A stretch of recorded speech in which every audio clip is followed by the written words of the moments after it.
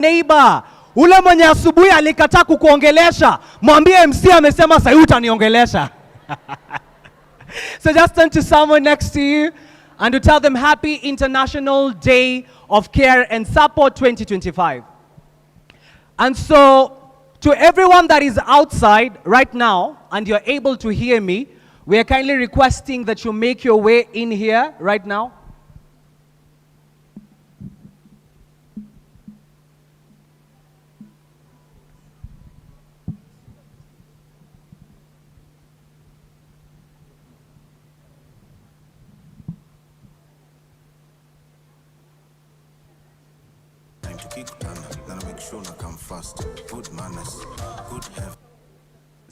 Yes. So before we even start, because the first moment or the first morning session, we are supposed to have fun kidogo. And as you can see, I'm a very young person. That means that I am energetic. So I don't know what sort of energy you've come with today, but I don't care because nakupatia yangu. Are we together? So I want to pass this microphone to at least 2 or 3 people. Kwanza nataka volunteer. Acha nione nani wanajua kuvolunteer. Hivyo ndo nilipata hii kazi. Mwenye atashikilia hii microphone. Kuja, ungekuwa ushafika. Tumpigie makofi akikam tafadhali. Hadi afike until she gets here. Bado. We can do better than that. We can do better than that. Perfect. So, I'd love to hear from at least 3 people. What comes to your mind when you hear about care and support? Ama ni nini unajua kuhusu mambo na International Day of Care? Not just International Day of Care. Ama care work ni nini kwako? Acha nione mkono mahali popote. Let me see a hand. Let me see a hand. She'll bring the microphone to you. There's someone there. Perfect. Ungekuwa ushafika. So DJ kikimbia unacheza kaa wewe. Yeah, there was a hand somewhere there. Ndo huyo. Perfect. Kulikuwa na mwingine hapa? Nakuja kwako tu saa hii usijali. So what comes to your mind ukisikia care work? Care work ni nini and all that? Yes, go ahead. Okay, morning. When I hear about care work, always I usually think about love and sharing. Yeah, sharing when you're doing work in workplaces. Yeah. So caring and sharing in workplaces, that is very beautiful. Mse mwingine, ukisikia hiyo jina care work, ni nini inakuja kwa akili yako? What comes to your mind when you hear the word care work? Let me see another response. Hakuna mwingine? Yes, there is a gentleman there. And I think anafanya kwa organization ya agriculture, if I'm not wrong. Exactly. Julius Mundia, Association of Women in Agriculture Kenya. Care work ni kama battery ya gari. Hakuna kitu kinaanza bila care work. Naona umenyoroka, umekuwa msafi, kiatu inang'ara, hiyo ni care work. Bila hiyo hamna kitu. Perfect. So amesema care work ni kama battery ya nini? Battery ya gari. Such a very great analogy. Hiyo pande, what is care work? I want to hear from this side. Maybe someone this side. There's a hand. There's a hand. Oh, there's a hand here, by the way. Asante. And for those coming in, just feel free to take a seat anywhere. Karibuni sana. Good morning, Monica Kinyanjui from Women for Dementia Africa. Care work, nikifikiria juu ya care work, nafikiria stress, hard work, na sleepless nights. That's a very beautiful take. Akisikia care work, anasikia mambo na stress, na sleepless night and all that. It's beautiful because that is the work of caregivers. So anyone, at least 2 more people, and then we call it and then we begin our program. Anyone else? What comes to your mind when you hear the word care work? Care work. There is a hand there. I see a hand there. Pale tu hapo katikati. Aya, asante.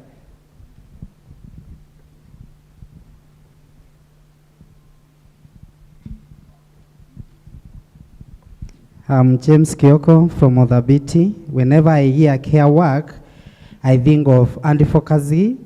I also think of support. I also think of giving service, and more so to the less fortunate or the ones with functional limitation. Thank you. Wow, that's very wonderful. When he hears the word care work, he goes direct to issues of advocacy, especially to those who are less fortunate and also those who are able differently. That's very beautiful. So the last person who is closing us up for this morning session. Yes, I see a hand here. There's someone there, very beautiful. Atupatie her take. Good morning, everyone. Good morning. My name is Linda Arua from Restoring Dignity Foundation in Korogosho. So as for me, when I think of care work or I hear care work, it kind of relates to taking care, let me not use the same word, but offering support, either paid or unpaid, to persons in need. Okay. So offering support, paid or unpaid, to someone in need. Sindio, I think the keynote or the highlight of what she has said is someone in need. And I love, ni nani ule alisema that akisikia care anasikia tu stress. Eh? Ako wapi? Akisikia care anasikia sleepless nights. Eh? See, that is the reality of care work sometimes. Ukweli ama uongo? Because there are some nights that are sleepless. But for you as a care worker, you ensure that you give someone dignity, to the work that you give. And because of that, I want to give you a care package. Tell your neighbor, the MC is giving you a care package. And so I want you, all of us, if you're able to stand, let us stand up for a minute. Tusimame tu mahali popote ambapo ulipo. So DJ, this is now your time, utakuwa unacheza kama wewe. Simama mahali popote ambapo ulipo. And then, I want everyone, if you're able to stand, let us stand. And now, this is what I want us to do. Please come in front. So I want you to face the back of your neighbor. Sawa sawa? Angalia tu mgongo yake. So geuka, perfect. Nimeona una get. Na ni kama already mlikuwa na Mwakenya, naona kuna wenye wameanza kufanya hivi. Hapana, tulia. Omba consent wewe. Chukua consent. Sasa. So we are going to do a care package before we begin our day. I know that care work is very stressful sometimes, but that is the main reason why we are here this morning. So one line, mama, line moja hivi straight, mkiangaliana. Yes, mom, face that other side. So as the DJ plays music, I want you to give that person a care package. And by that I mean, you put your, perfect. Put your hands up. Aya, sijui siku ya mwisho alipatiwa massage lini ya kuambiwa, I see you, I recognize you, I value your work. Sasa DJ, ukicheza mambo yako, mpatie a care package. Tuende kazi DJ. Aya, vizuri, mpatie massage mzuri. I want to see you guys. Give them a perfect care package. Hawajawahi pata. Bado. We can do better than that. Twende. Unaweza muuliza, how are you feeling? Una feel aje jameni? Aya. Kuna hii hapa, twende hivi. Twende. Aya. That is nice. Siwaoni. We can do better than that. Twende. Kuna ile inaitwa knuckles. Mfanyie vizuri, twende. Aya. DJ kidogo. DJ, a minute. Aya, na wase wa sound pia mnaweza niongezea hapa sound kidogo. Naona mzee fulani hapa, since niingia hapa hakukuwa na smile. Sasa naona meno yadi huku mwisho. Baba! Aya DJ, twende kazi, tuendele. Care package. Big Baba. We can do better, tuendele. Bado. Gonga.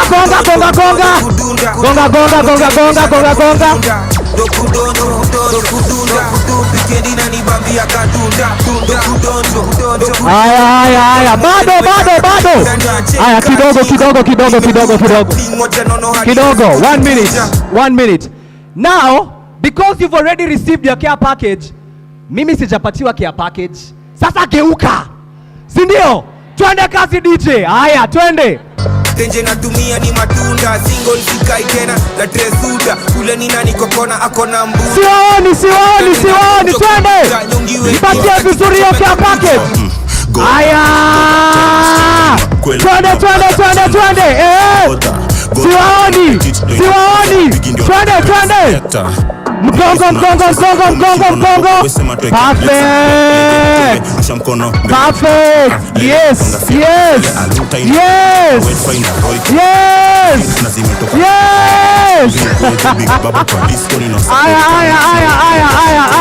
Aya. DJ. Now. I see the smiles on your faces, and that is what I wanted all of us to have before we start our program today. Now, this is what we're going to do.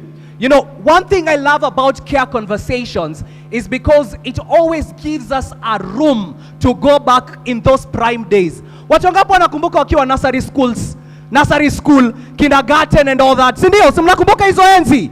And we miss those moments. So I want us to go and have a nostalgic moment for a minute. So kuna ile game yenye watu walikuwa nasemaga mingo mingo mingo. But now there is a twist to this.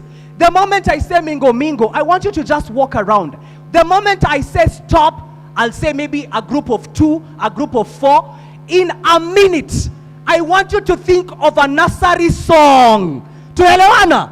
A nursery school song. And what I'm expecting you to do is to sing afterwards. Are we together? Now, tutayarishe miguu dakika moja. Aya, perfect. Mingo, mingo, mingo, mingo. Aha, siwaoni. Mingle, mingle, mingle, mingle. Tembea. Mingo, mingo, mingo, mingo. Bado. Mingo, mingo, mingo, mingo. A group of 4. Aya. In 3, 2, 1, decide on a music from nursery school, and I want you to sing. Are we together? Sawa. In 3, 2, 1, let us sing that music.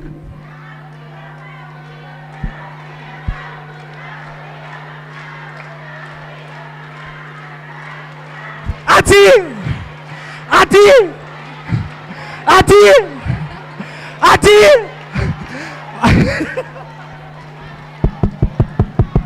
Sound guy. Ongoja. Kidogo. Wewe Kalondu. Naona ni kama wewe ndio choir master wewe. Kila mtu alikuwa na wimbo yake, lakini all of a sudden ni nasikia sauti.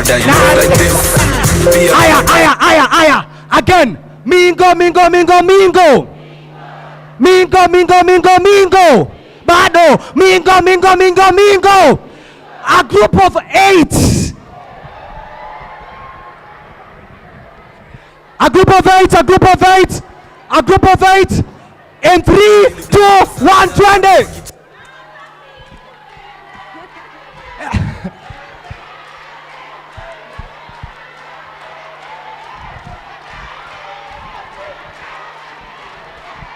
Ati.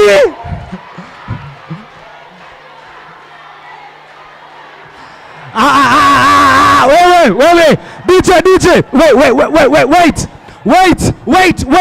Wait. Now, this is how we are going to do it.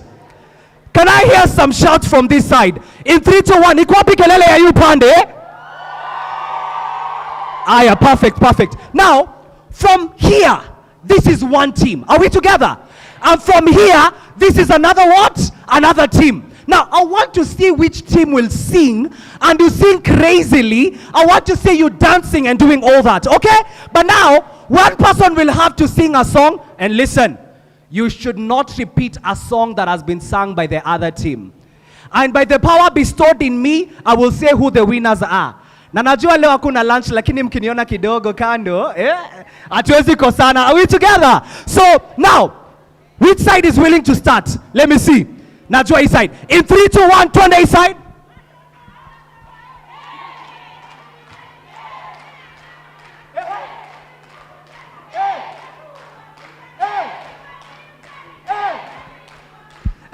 Sawa, hii side twende.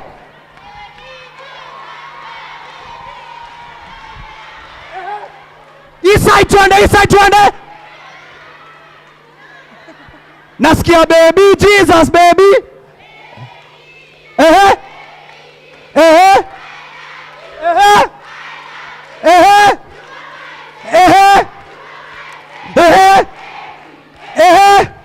Aya paf, ongoja. Wewe. Kalondu wewe ndo mimi sijawapatia. No. Usiniekele. Acha uongo. Nilisikia wameanza. So in 3, 2, 1, twende.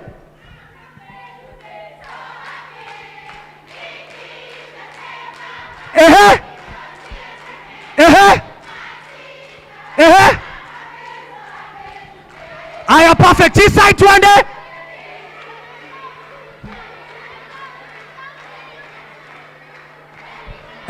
Mamisha. Mamisha. Aya, east side. Wimbo ingine, twende. 1, 2. 1, 2. Ehe. Ongoja. Mnanipatia kazi ngumu sana. Sasa nani ameshinda katikati ya hii team na hii team? Awe acha. Hii team ama hii team, nani ameshinda?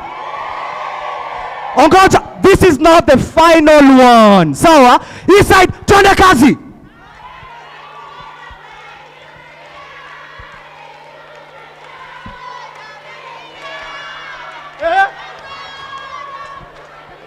Wewe. Naona huku ni kama kuna group mbili. East side, twende pamoja.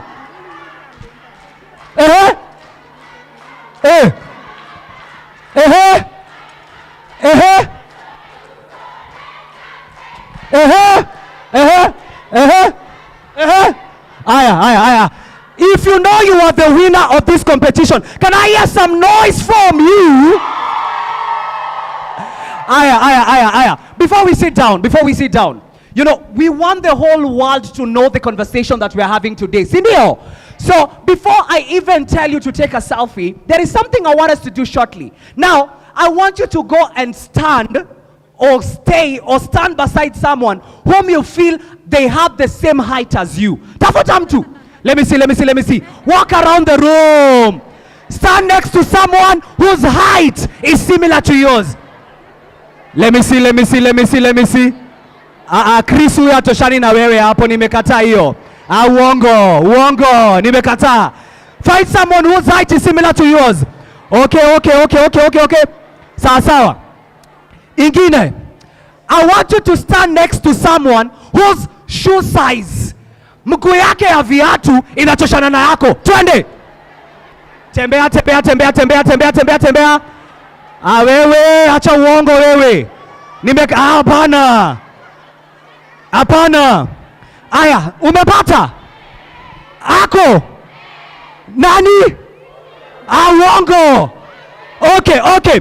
Simama na mtu ambaye mwenye urefu wake wa nywele, hair length, is similar to yours.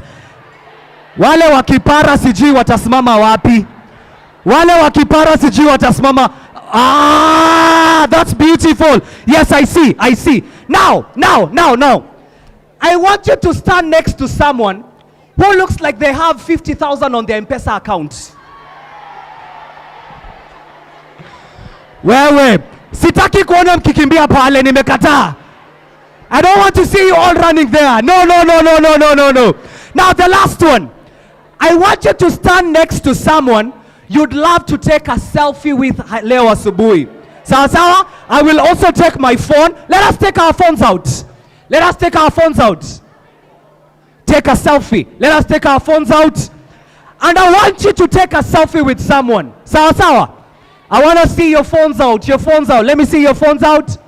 I can't see. Let's take our phones out. Perfect. So let us take our phones out. Beautiful. Take as many selfies as you want. I've given you that opportunity this morning. And as we post them, let us not forget the hashtag that we are using is hashtag IDCS 2025. That is our primary hashtag for the day. Sawa? Wewe, unachukua selfie na watu umekana wao peke yako. Go around. Find someone who looks beautiful. Wewe ujui hapa ndio labda ile maneno itafanyika. Uende leo home ukiwa na mtu. Hallelujah. Take a selfie. Beautiful. Oh, you want with me? Perfect. Indo inaitwa kujiaminia. That is very beautiful. So to all our distinguished guests who are coming in, karibuni sana. Aya, now DJ, nataka ufanye kama wewe. In the morning as I came in, there are some people whom I saw were really dancing. And I will go and pick them one by one. They will be giving us styles. Let me say hi to her. Good morning. I saw you in the morning. Yes, please come in front. Aya, asante. So, also I want Nirvana here. Ako wapi Nirvana? Kuja hapa mbele. Just stand here. So, as we start, we are going to do something very simple, okay? We are going to dance And as we dance, we are going to get music and different styles from the people who are here in front. Are we together? So, nataka we stretch a little bit. Ama hata niseme hivi, kama unajiaminia wewe ni dancer, ungekuwa ushafika hapa mbele. Sijui uko wapi. Come on, now that's what I love. That's what I love. Kama unajiaminia wewe ni dancer, unafaa kuwa ushafika hapa mbele. Watu watano afadhali. Hata wewe ni dancer, si ndio? Oh, aya, good. Bado. Kuna wale ambao bado I cannot see them. Now, perfect. So this is how we are going to do. Each and every one of us is going to give us a style, and the rest of us, what I'm expecting you to do is we dance the styles we are being given. DJ, back to you. Na uongeze sauti pia. Move here a little bit. Songe hapa kidogo. DJ tuweke energy. DJ. Illuminati ni blessings za saja. Wanaomba kichele land ndo zinajaja. Wakudumu tushadumu. Mwecheche. Aya, tuanze na hii hapa. Kuta mbele. Mina die love like this. Ni Romeo na Juliet. Moja, tupe hapo. Aya, kila mtu tuone hapo. Siwaoni. Love like this, I die love like this. Twende. Niko club na mapengo wanataka kunidress. Tells me na kamsize. Data ina dai, na tenje ina dai, lakini stoke mta kamsize. Aya. Next one. Huyo ametoka. Twende, tupe hapo. Kila mtu twende hapo. Twende. Na mapengo wanataka kunidress. Siwaoni. Na kamsize. Perfect. Fika unajua masaa niki rusha unapapa sana niki Kila mtu twende hapo. Kisha na niki Twende. na niki fika unajua masaa niki rusha Hizi ni style mnapatia TMC. Haya, twende. Kuita utaitika, tusisumbuane juu hujafika. Siwani. Waita shot na imanja. Next one. Becky with the good hair, okay. Kabaya, big bam bam, oh hey. Tuko jingu na Aya. Next one. Baby my lover, mapenzi undercover. Na ye kuwanda kama kuna Next one, twende. Jana sitemi sitawa. Siwani. Budget ndio blanda, so dishi kwa kibanda. Next one, nifanye ingia hapo. Twende. Niki rusha unapapa sana niki tisha we harakisha na niki twende, perfect. Na niki fika unajua masaa niki rusha unapapa sana. Siwaoni. Na niki You're in the mix with DJ Scratcher. Twende kazi, mwingine. Pamela. Shika unazungusha. Right to the left unazungushia. Kanungo. DJ wanasema kanungo. DJ aya. Dance kishika unazungusha mguu. Twende tu. Ndivyo na tupengine. Dance kudonjo ni dance majuu. Dance Twende. Ingia. Tuko juu ya kana. Aya. Fala pauta kula mavitu. DJ. Wanasema ongoja. Nasikia public request wanasema wanataka kanungo eteko. Nimesikia mko tayari kupeleka kiuno, si ndio? DJ. Aya, kanungo. Ongoja. After kanungo ni gani ingine? Kanungo gani ingine? Ati? Siwasikii ati nini? Ongoja. Mnasema ati nini? Jengo mabe. Wewe. Naona wale watu malava girls na malava boys in the building. I can see you. DJ, tuanze na hiyo kanungo. Alafu watu wa Murima wako wapi? Nasikia Murima mnasemaga mwana kego kwera teweto neweto.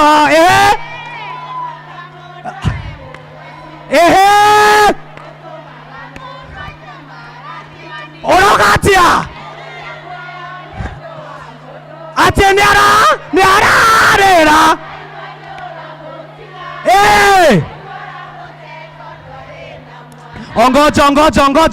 Ongoja. Na kuna wale wengine nasikiaga mwiya hiyo sangoma weke vela nikesumbe. Sa setani wemo. DJ.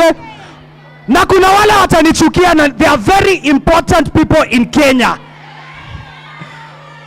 They are very important people in Kenya. Okulo, Jehovah, Okulo. DJ ni wewe tunakuongoja. By the way, mnafaa kujua, this is just the DJ for the day. Asubuhi aliniambia, yeye hata si DJ, lakini she's willing to do that. Wa. Kuna wale watu kutoka Pwani. Watu wa Pwani mwombaje. Wewe si ni wa pale Western. Mbona unasema mwomba vizuri wewe? Wewe nakuona. Acha uongo. Aya DJ, tuende kazi.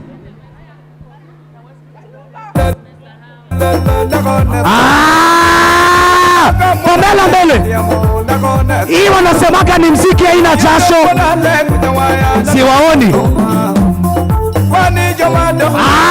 Perfect. Twende.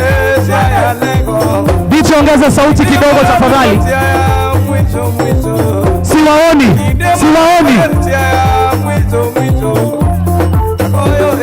Kidogo. Twende. Ukiweza kuja hapa chini usiogope. Leo ni siku yetu sisi wote. Twende. Mwizo dio asira sana baba. Mwizo dinyime asira sana. Miti motorwa bako sana. Miti motorwa bako sana. Odia mongwada lego jangoma tuna tuma. Odia mongwada lego jawaya gona tuma. Akwani joma dongo buda ya katungo siaya. Odia mongwada lego jangoma kwana baba. Janabi nene buda ya katungo siaya. Janabi nene buda waga katungo siaya. Siapa nene miela jangoma. Siwaoni. Siapa nene miela jawaya de miendo chendo jangoma. Obia longe bomari jara naga wako kopa. Chego nago. Wea buda. Chego nago. Wea buda. Chego kaino. Kuna ngoma. Kuna ngoma. Chego kaino. Kende baba. Sagrado siapa. Nebuda loka. Baere. Kago yotuma. Eyo wea.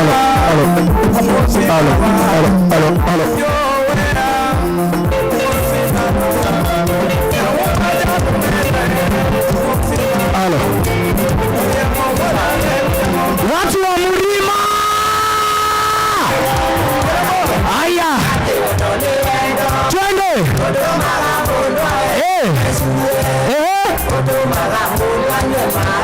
Atiruni.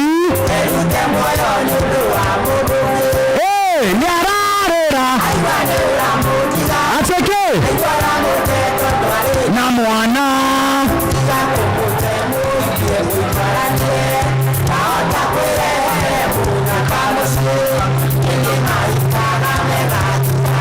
Siwaoni. Ateke.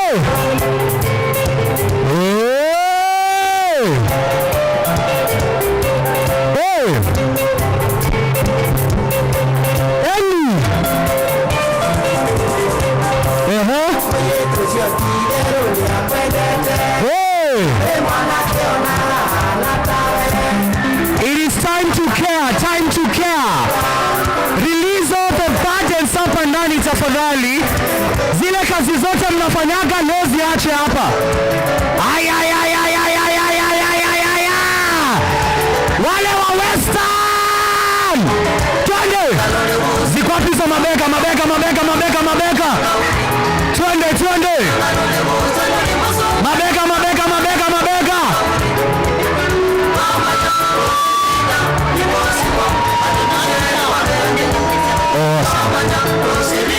Hizo mabeka.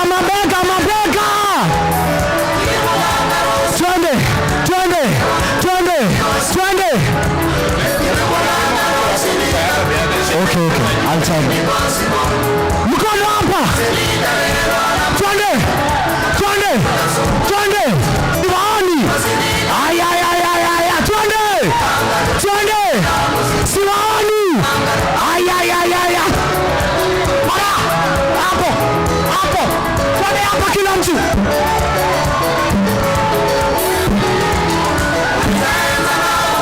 Siwaoni. Hapo tu. Twende. Aya. DJ kata kwa waya.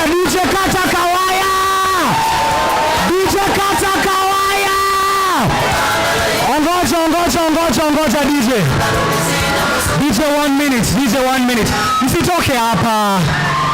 Leo ni siku yenu, tumeelewana? Leo ni siku ya madome. Iko wapi kelele ya madome?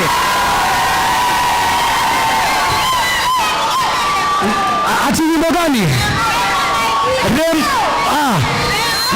Rembo ama weko mahindi atodhie sherehe. Weko mahindi ateke. No maya. Ateke. Aya.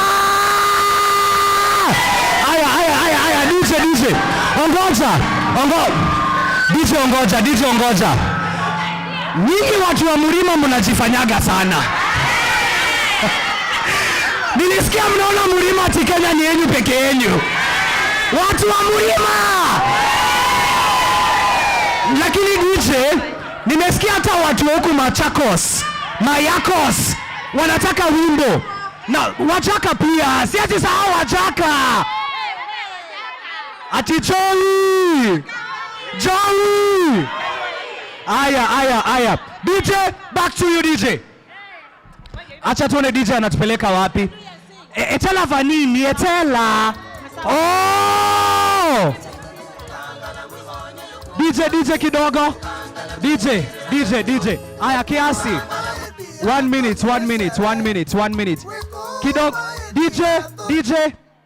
Now, before we continue, sijasahau kidogo. Before we continue, for those people who are coming in, we also have space upstairs. Sawa. Do not be stranded. If you don't have a place to sit, you can just proceed upstairs. We are supposed to use the whole auditorium. But now, my request would be, the moment you go up, ensure that you still participate with us. Sawa? Aya DJ, na pia wakiisi. Watu wa Mbarambamba. Aya DJ tuko kwako, tuwekee DJ yoyote tukiendelea. Acha niende hapo kwa DJ. DJ tuko kwako DJ. Aya. Hapa tunaenda hivi, inakuja next. Kila mtu hapa. Twende. Tuyaseyo fio. Sauti DJ. Aya. Siwaoni. Sauti DJ. Sauti. Aya. Kombe. Wataka waya. Kila mtu shikilia kita. Twende. Bado atiriri. Kila mtu hapa. Aya.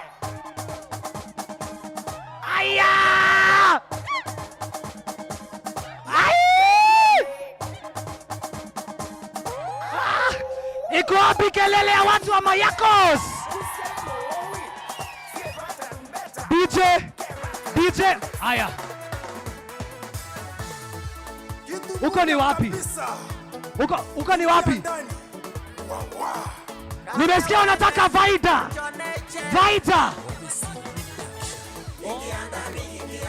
Aya, twende.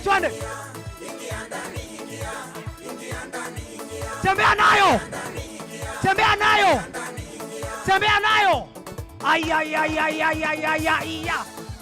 Nyuma. Nyuma. Nyuma. Kila mtu huko twende.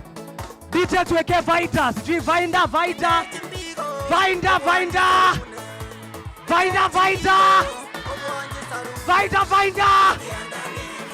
Ati nini siwasikii? Vainda. DJ. Kucha hapa basi, tupatie. Twende, aya. Kila mtu twende hapa. Huko juu si waoni, huko juu hawa. Hapo juu si waoni. Twende.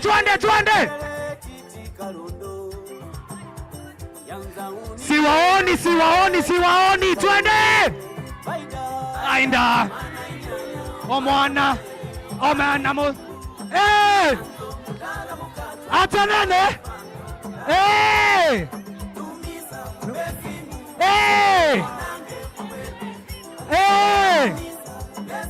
Ati nini? Aya. DJ tupeleke Mombasani kidogo. Mombasani. Nasikia ni Madera tu. DJ tupeleke Mombasani DJ. Wapi? Ndio hiyo inakuja sasa hivi. Rembo. Hiyo ni wimbo ya wapi?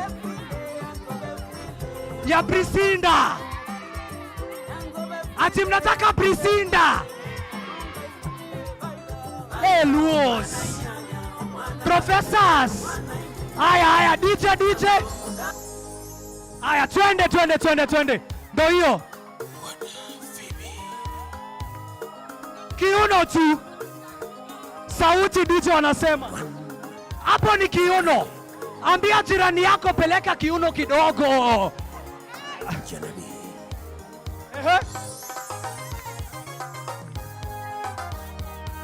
Kula muziki, haitaki jasho. Inua mkono pole. Kila mtu mkono juu. Kila mtu mkono juu.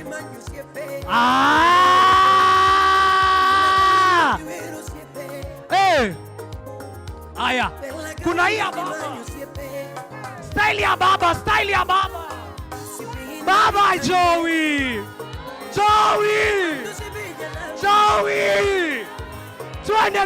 Twende. Aya. Toa machozi kama yeye. Ai.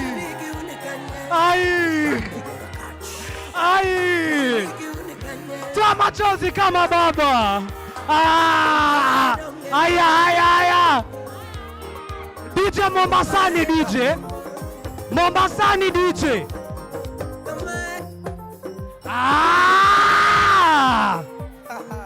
DJ tupeleke Mombasa kidogo. Ata amtaki.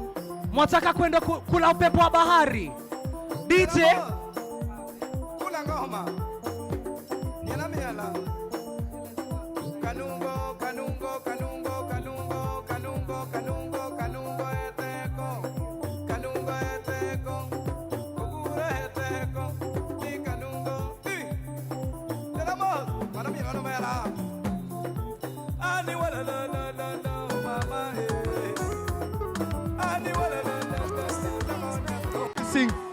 Aya! Acha nione wasanii ndani ya nyumba. Wale wanapiga wasanii wenye competition. Ndio hiyo yako basi. Aha, wanasemaje? Sinamaliza kurasa kukusifia. Matusi naiona basata wakinifungia. Therufi zirana zopata mia filmia. Mjusi ukuta wa parasta na uparamia. Na kama penzi ni chupa la bia ni pesada. Niwe mlevi. Ati nini? Na kama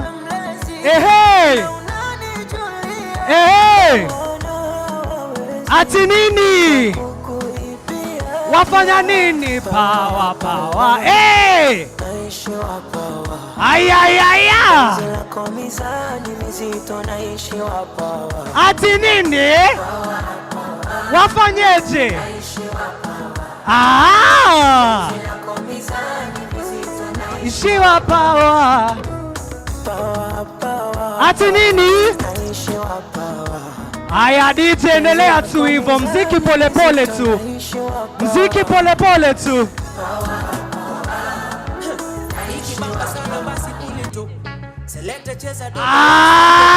Ah! No! Don't you my bed. Aya. Ehe.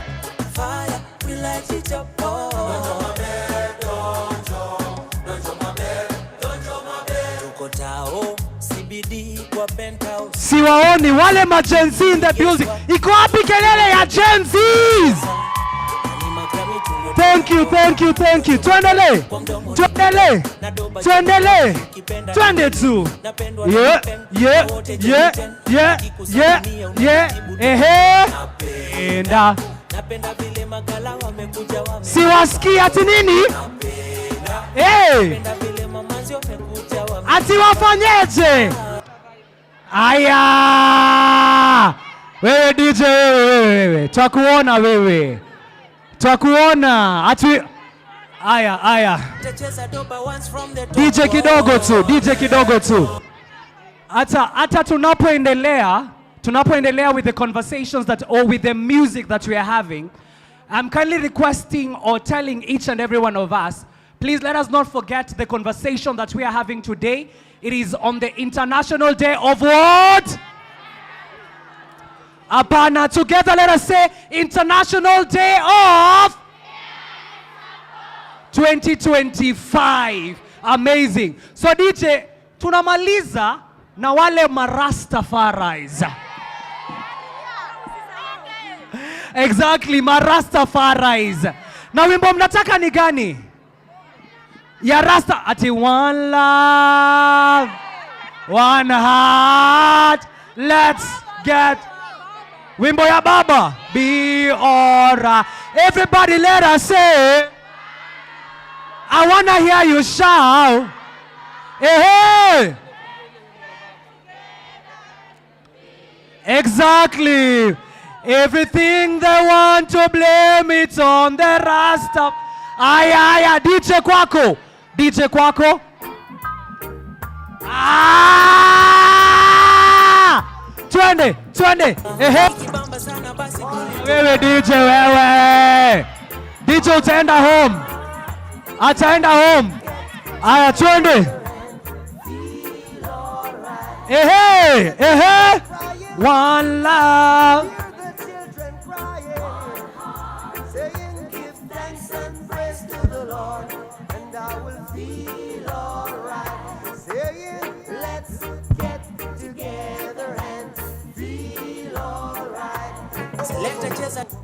Let them all pass all their dirty remarks. There is one question I'd really love to ask. One heart. Is there a place for Hey. hopeless Ehe. who has hurt all mankind? Kila mtu mkono moja juu ya hewa, sote tunasemaje ati?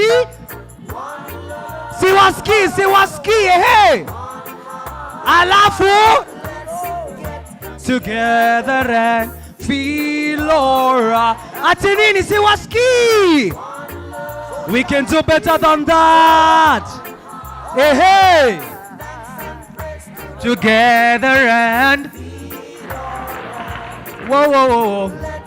Aye, DJ. Sasa, I think I'll request each and every one of us, we go and just sit down from whatever place we're supposed to be seated.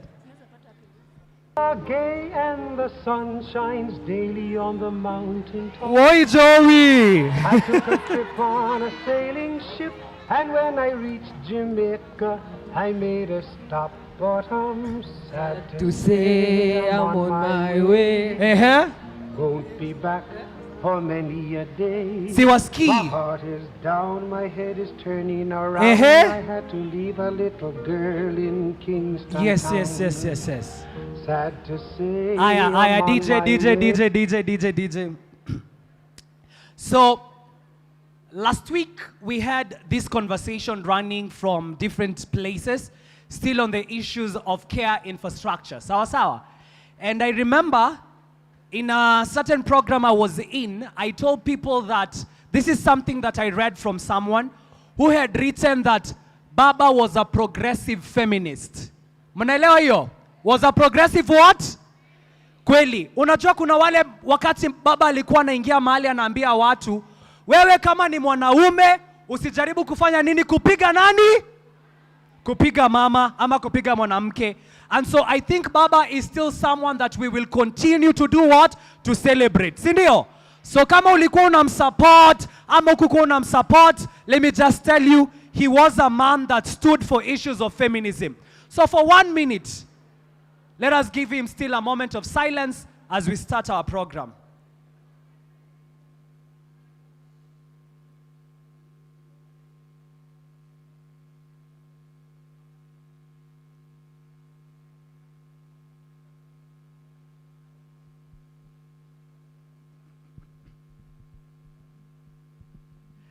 Thank you very much. If you know you are here for International Day of Care and Support, can I hear some noise?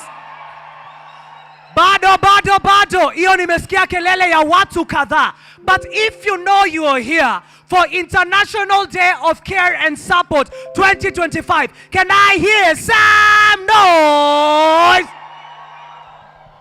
So, before we officially start our program, nataka kuwapatia background kiasi kuhusu this day of International Day of Care and Support. And I want us to be honest with ourselves. Nani alikuwa anajua kuna siku ambayo inaitwa International Day of Care and Support before you receive the invitation? Nani alikuwa anajua? Inua mkono. Perfect. Acha niulize swali lingine. Nani hakuwa anajua kuna siku hata inaitwa International Day of Care and Support? Let us be honest. Wow. I love the honesty in the house. And I think hizo mkono ambazo tumeweza kuinua, it is actually telling us something. Si ndio? That for the longest time ever, care work has not been work that has been seen as work.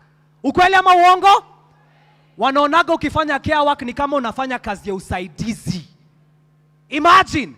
Na kazi ya care work ni kazi kama kazi ile ingine. So when I say care is work, I want you to say, and it deserves dignity. And it deserves what? Dignity. Care is work. We can do better. Care is work. Exactly. So, nani anajua tuna celebrate mwaka ya ngapi kutoka the International Day of Care isemwe people to celebrate in all countries by the United Nations? Usitumie ChatGPT. Usiingie Google. Usiingie Google, nimekataa. This is which year that we're celebrating the International Day of Care and Support. Hata unaweza shout, wale wako huko juu. Hii ni mwaka ya ngapi? Ya ngapi? Nataka ukuwe sure na answer yako. This is year number? Mko sure? Aya, sawa.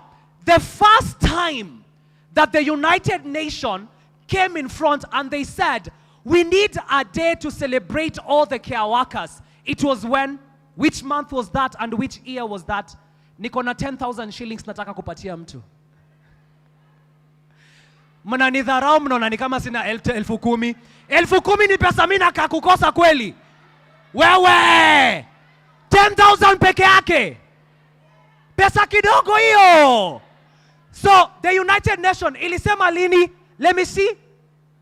When was the first time that the United Nations came in front and they said that we need a day to celebrate the International Day of Care and Support? Ati? You can try. Simama ushout tuambie. 2023. Amepata ama hajapata? Oh, mko blank kama mimi. Mko blank kama mimi.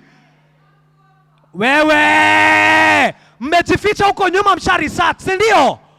So, actually it is 2023. 10,000. Wow. Acheni niteremke ndarudi baadaye. Yani, salari yangu ya siku moja unataka kuchukua. Kijana mdogo kama mimi, si unihurumie. Nihurumie tafadhali. Ongoja, kuna kitu hujapata. Ni 2023 which month? 2023 which month? October? October? Uongo, si October. Ati hawakusema mwezi. Niliuliza, I asked the month and the year. I asked the month and the year. I didn't ask about the date because hata mimi honestly sijui the date, sitaki kuwadanganya. Wewe ule mwenye ameinua mkono pale, yani haunihurumii. Haunihurumii kabisa, honestly. Yes, ni lini? Mwezi wa sita. Mwezi wa sita ni January, February, March, April, May, June. January, February, March, April, June. Yes, actually the correct answer, it is June 2023. Please jipigeni makofi tafadhali. So, in June 2023, that is the first time that the United Nations saw that it is wise that we have a date that we commemorate and celebrate all the care workers. And I don't want you ufikirie language kubwa sana. Ukisikia care workers tunaongelelea kina nani? Madome, nani wengine? Shout to popcorn answer. Madome, nani wengine? Mama Fua, nani mwingine? Nurses, nani mwingine? Ati nani? Ati nani? Yes, daycare owners, nani wengine? Social workers, nani wengine? Caregivers, nani Eastside, nani wengine? House managers.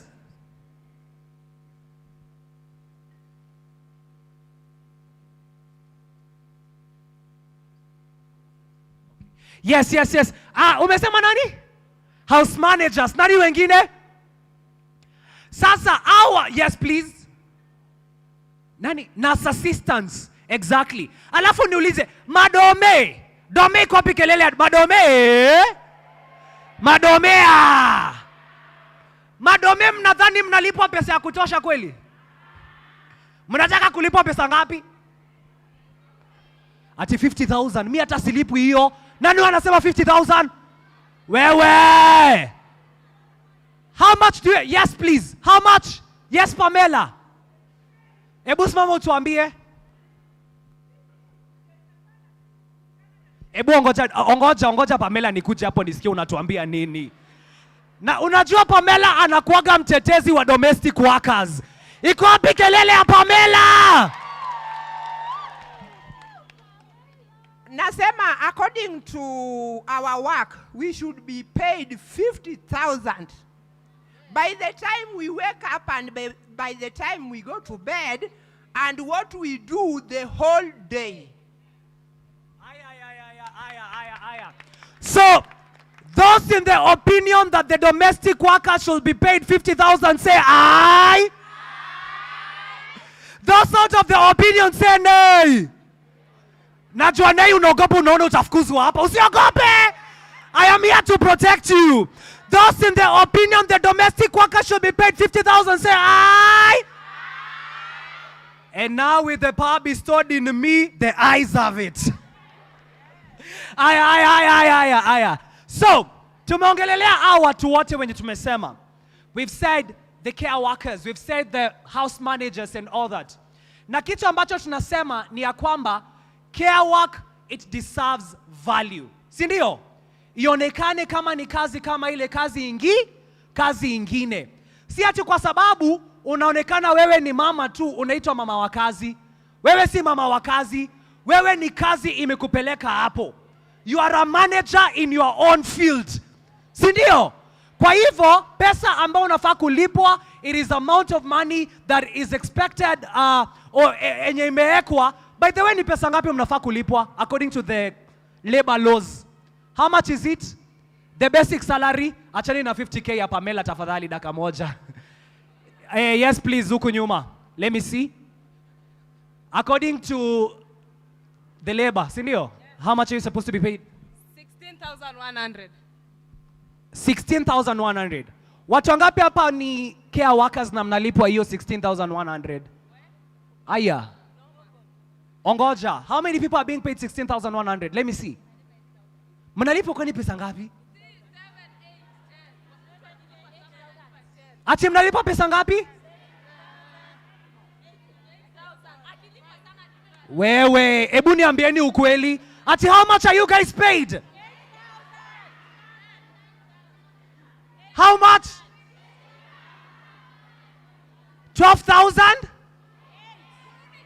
8,000? 6,000? 5,000? Wewe buongoja. Ati umepatiwa mali pa kulala na hiyo ni enough? Ati chakula na hii ekonomi ya Kenya. But that is the main reason tuko hapa, because we want to continue having that conversation ambayo inasema ya kwamba care is work and care deserves value. So to all our guests that are coming in, you're welcome. Please let us appreciate them even as they go and have their seats. We can do better than that. Let us appreciate them kindly. We can do better than that. Let us appreciate them. Makofi tafadhali. Karibuni sana, karibuni sana. Bado, hadi wakae. You're welcome. Because we understand these are the people who are pushing that conversation out here. The conversation to tell the world that care work is work just like any other. Karibuni sana. Thank you so much. So we were having that conversation, and then I think in a few we are going to start with our opening prayer, and then we officially start our program. So there is something small I want us to do. I will be saying something or humming something, and then I want you to know what song I am singing, and I want you to sing loudly. Are we together? Aya.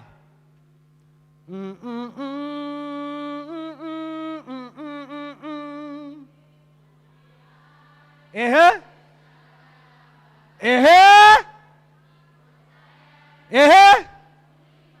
Siwaski. We can do better than that. Eti nini? Aya. Ingine.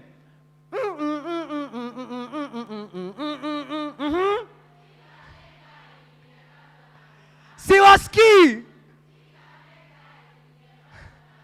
Ateke tufanye nini? Ehe. Aya. Kuna hii yenye nimesikia mnaimba vizuri sana. Aya.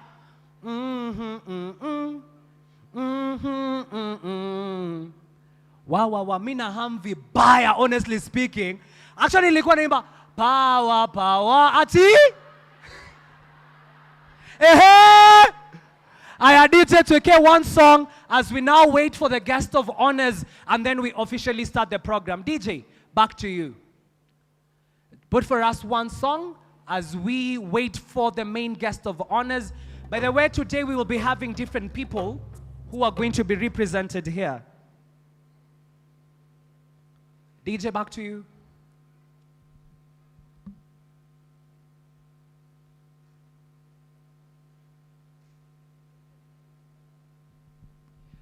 So, this morning we will be having different people from different departments, and we'll be having representative from the Ministry of Gender, Culture and Children's Services. Please let us put our hands together for the ministry. They've decided that this is a very special day, and they've chosen and made a commitment to be here this morning. Also, we will be having our different development partners. As you can see, the program today, it is happening in partnership with different institutions. Wewe mwenye umekuja hapo unajua institution gani ama organization gani? Hebu sema nisikie gani hiyo? Kudheiha gani ingine? Siwaski gani ingine? Oxfam Kenya gani ingine? CDTD gani ingine? Ati gani? Gani? ILO, International Labor Law, gani ingine? unajua hii ni time ya kumarket organization yenyu. So kama ufanyi vizuri, wewe jua dosi wako ako pale nyuma na kuangalia. Sawa sawa. So which other organization is here? Forum CV, Forum CAV. Which other organization? Cover. Wewe, iko wapi? Hebu nionyesheni vizuri. Oh, Cover. Aya, CCGD pia. Gani ingine iko hapa? Gani? Ati gani? Iko wapi kelele ya Action Foundation? Aya. Organization gani nimeacha? Ati gani? Oh, United Nations Women. Iko wapi kelele ya UN Women? Aya, perfect. Gani ingine? Ati gani? Kudheiha tumewasema.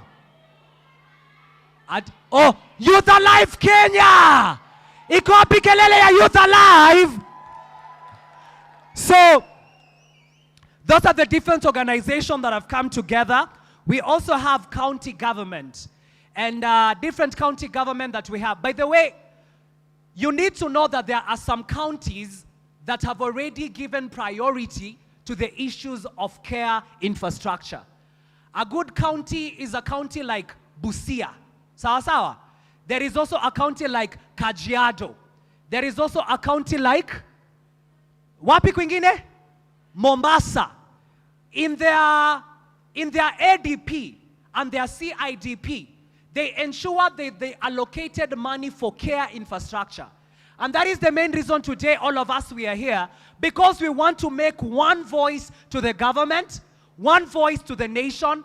We tell them, ata Nairobi, waeke pesa kwa issues of care work. Ama namna gani? Kwa daycares hata ziekwe bure. Uongo ama ukweli? Lakini zikiekwa bure, ni wewe unafaa kupatiwa hiyo kazi. Si ndio? To run those daycares. So that is the conversation that we are having here. Also, we are having people from the academia. Academia, those are people like the University of Nairobi. We have people working with the Women Economic Empowerment Hub, wanajiita WeHub. So these people are amazing people. They are ensuring that they are doing research on issues of social norms. What are those social norms that influence the care work? What are those social norms that influence people to know how they handle or they value care work? So people like the University of Nairobi are doing that. Also, we have community champions. If you're a community champion, can I hear hey? If you're a community champion, can I hear hey? Okay. Sawa sawa. So right now, I'd love us to be upstanding for a minute. Let us be upstanding, all of us, if you're able to stand. As people coming from the ministry are now joining us, and then officially we will be able to start with the national anthem, and also we will have an opening prayer. So the opening prayer, we'll be having it from someone, I think from Kutehia, which I'll mention the name in a few. And also there is a very important delegate I'm forgetting, which it is you yourselves as the care workers. Can you celebrate yourselves as we also celebrate our VIPs? Can I hear some noise? DJ, tuweke wimbo. We can do better. We see our CS coming in. Let us appreciate her tafadhali as they have our seats. We can do better. Let us celebrate the ministry, tafadhali. DJ, let us celebrate our CS as she has her stand, and we will be officially starting our program. DJ.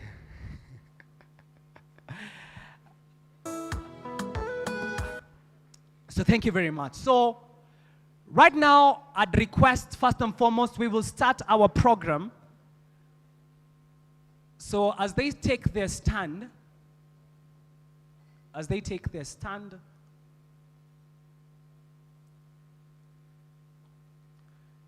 so our distinguished guests, we're welcoming you here this morning, and we really appreciate and thank you for taking time. You know, most of the time when we have such kind of conversation, we always tell ourselves that ni kazi yao kukuja hapa. But most of the time, we should never forget that at times it also takes the personal commitment of someone to ensure that they give such an event a priority. Cindy, please let us appreciate our CS once again and also our distinguished guests for making time and being here this morning. And so right now, I think we will be able to begin with the national anthem, followed by the East African anthem, and then later on, we will have a representative beginning for us with the word of prayer. DJ, the national anthem.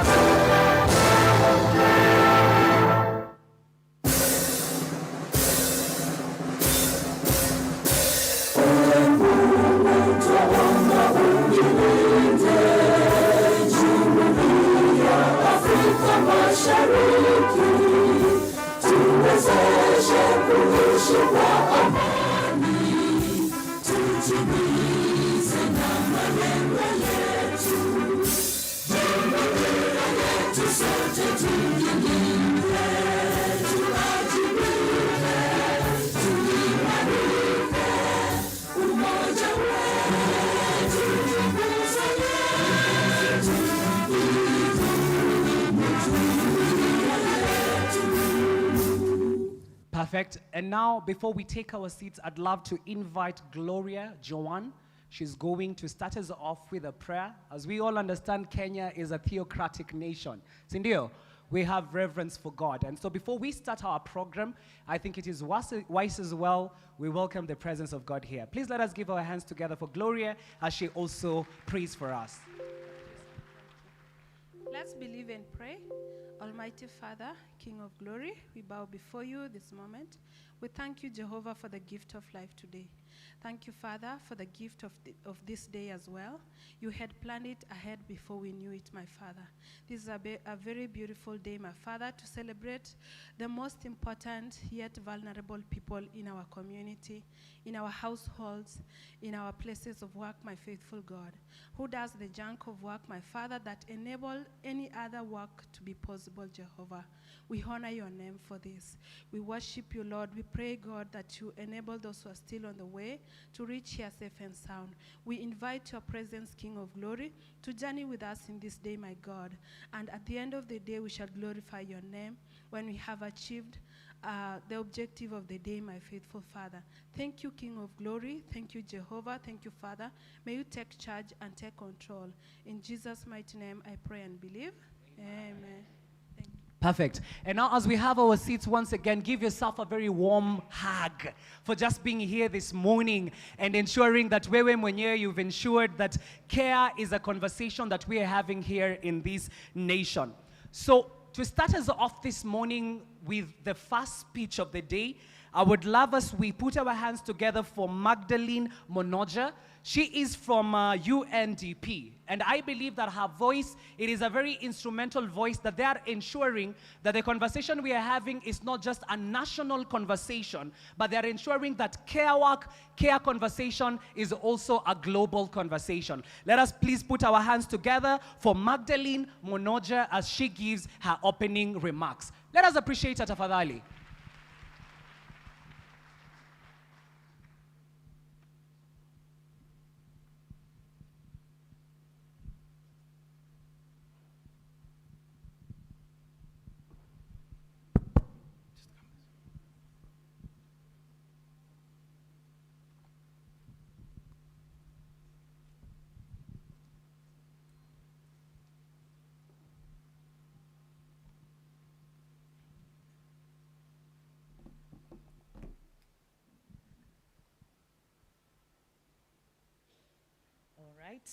Let me start by saying good morning.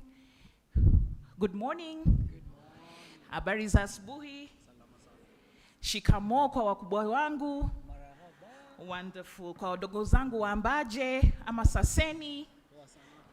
Asanteni. Good morning. My name is Jane Serwanga, and I've been requested by UNDP Deputy Resident Representative Madalena Monoja to represent her this morning. She was scheduled to give her remarks, but unfortunately, she is not able to join us. She is with us in spirit, as indeed the entire United Nations Development Program. So I'll read her remarks, and I look forward to the interactions with all of you. So the Honorable Cabinet Secretary, Ministry of Gender, Culture, and Children's Services, Principal Secretaries, representatives from development partners, the United Nations partners who are here this morning, UNDP, as well as UN Women, civil society organizations represented here, the members of the private sector, organizations of persons with disability, caregivers, champions of care, all protocols observed. Good morning. UNDP in Kenya is deeply privileged to stand among you this morning and with the government and the people of Kenya in commemorating the International Day of Care and Support 2025. The theme of this year, Care and Support for All, realizing human rights for all those providing and requiring care and support, eloquently embodies the care principles of the United Nations. It underscores care as an inherent human right and serves as an essential pillar for advancing social justice, equity, and sustainable development. In Kenya, care support and is integral to our daily lives, to all our daily lives. And we notice that women and persons with disability are actually playing a very central role in both paid care as well as unpaid care. Indeed, according to a 2023 Kenya Time Use Survey, and I believe this is the first survey of its kind in Kenya, and this was done by the Kenya National Bureau of Statistics in partnership with the ministry and in support of by UN Women. We noted that for every 5 hours that a woman spends on unpaid care, a man spends 1 hour. Every 5 hours by a woman, a man spends 1 hour. What does that mean? It means that this is a demonstration that this is a disproportionate burden that limits women's participation, and especially limits women's participation as far as economic rights is concerned. And all of this, ladies and gentlemen, contributes to gender inequality, especially as far as economic opportunities are concerned. We also notice that despite the importance of care work, it is also insufficiently acknowledged, and it is also insufficiently undervalued. And this limits opportunities for those meant and those engaged in these responsibilities. And I know we'll hear from speaker after speaker how little of paid care work and unpaid care work is represented across the GDPs, not just of Kenya, but across the world. Looking at Kenya, we have made some strides as far as the policy framework is concerned. And we celebrate and appreciate the Kenya National Care Policy 2025. This is a landmark framework because it recognizes care work. And we just want to appreciate the partners in the room who have made this a priority and ensuring that we have care and unpaid care work recognized as a national development priority. UNDP, therefore, is greatly honored to support the development of Kenya's care sector. And currently, this is ongoing through a joint program that UNDP is undertaking in partnership with UN Women, UNICEF, and the ILO, and with funding from the Global Disability Fund. What this project works towards is to support integration of care and support into the national planning. Research and studies have been conducted under this project, and even now, pilot projects are further advancing the professionalization of caregiving, right? And therefore, in closing or in coming towards a close, UNDP remains committed to building inclusive care and support systems through strong partnerships, such as we're witnessing this morning, with government, with civil society, with the private sector, with UN agencies, and all organizations that are working towards care, whether paid and unpaid. So for us, partnership is a huge piece in taking forward or in advancing this cause. These principles, therefore, aim to build societies where care is valued, where care is respected, and where care is shared. And it's empowering so as to contribute to national development. And as we approach the home stretch, the last 5 years of the Sustainable Development Goals, and as we celebrate the International Day of Care and Support, we look forward to discussions this morning that will highlight all the collective efforts that bring us together. Madam CS, investing in care enhances quality. It enhances productivity, it enhances dignity, and it enhances inclusion. On this day of care and support, we recognize and share care work, for it is a more developed society and it's a more sustainable society where care work is shared. We end it there, and I thank you. Thank you very much. Please let us put our hands together once again. We can do better than that. Let us appreciate her for that beautiful opening remarks. And I think it's very important that she has given us a very beautiful reminder that we need a community whereby care is shared. Sindio, that care work is not just work for women. Sindio, turn to your neighbor and tell your neighbor, care work is not just work for women. It is work for everyone. Sawa sawa. So right now, I'd love us to go to the next speaker.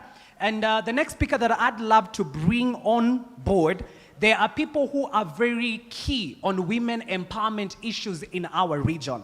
And so, ladies and gentlemen, once again, please let us give it up for Antonia Gambala. She is from the United Nations Women as well. She's going to give us her opening remarks as we continue with this conversation. Let us put our hands together and show some love to her as she makes her opening speech. Thank you. Thank you so much. Honorable Cabinet Secretary, Minister of Gender, Culture and Children's Services, Principal Secretary, State Department for Gender Affairs and Affirmative Action, Principal Secretary, State Department for Social Protection and Senior Citizens Affairs, State Department, Representative of the State Department for Labor and Skill Development, and I have just met her, Principal Secretary, State Department for Children's Services, representative of development partners, civil society organization, dear caregiver, ladies and gentlemen, good morning. It is a great honor for me to join you today as we commemorate the International Day of Care and Support under the inspiring theme, Care and Support for All, realizing the human right of all those providing and requiring care and support. This day, established by the United Nations in 2023, reminds us that care work, whether paid or unpaid, is the invisible foundation upon which our families, our communities, and our economies stand. Yet, despite its immeasurable value, care work remains undervalued, underpaid, and unequally shared. Across the world, women and girls shoulder nearly 85% of unpaid care work, an invisible labor force that, if properly valued, could account for up to 9% of global GDP. This imbalance, my friends, limits women's participation in the economy and reinforces gender inequality generation after generation. Distinguished guests, colleagues, and friends, at UN Women, our mission is very clear: to advance gender equality and empower women and girls everywhere.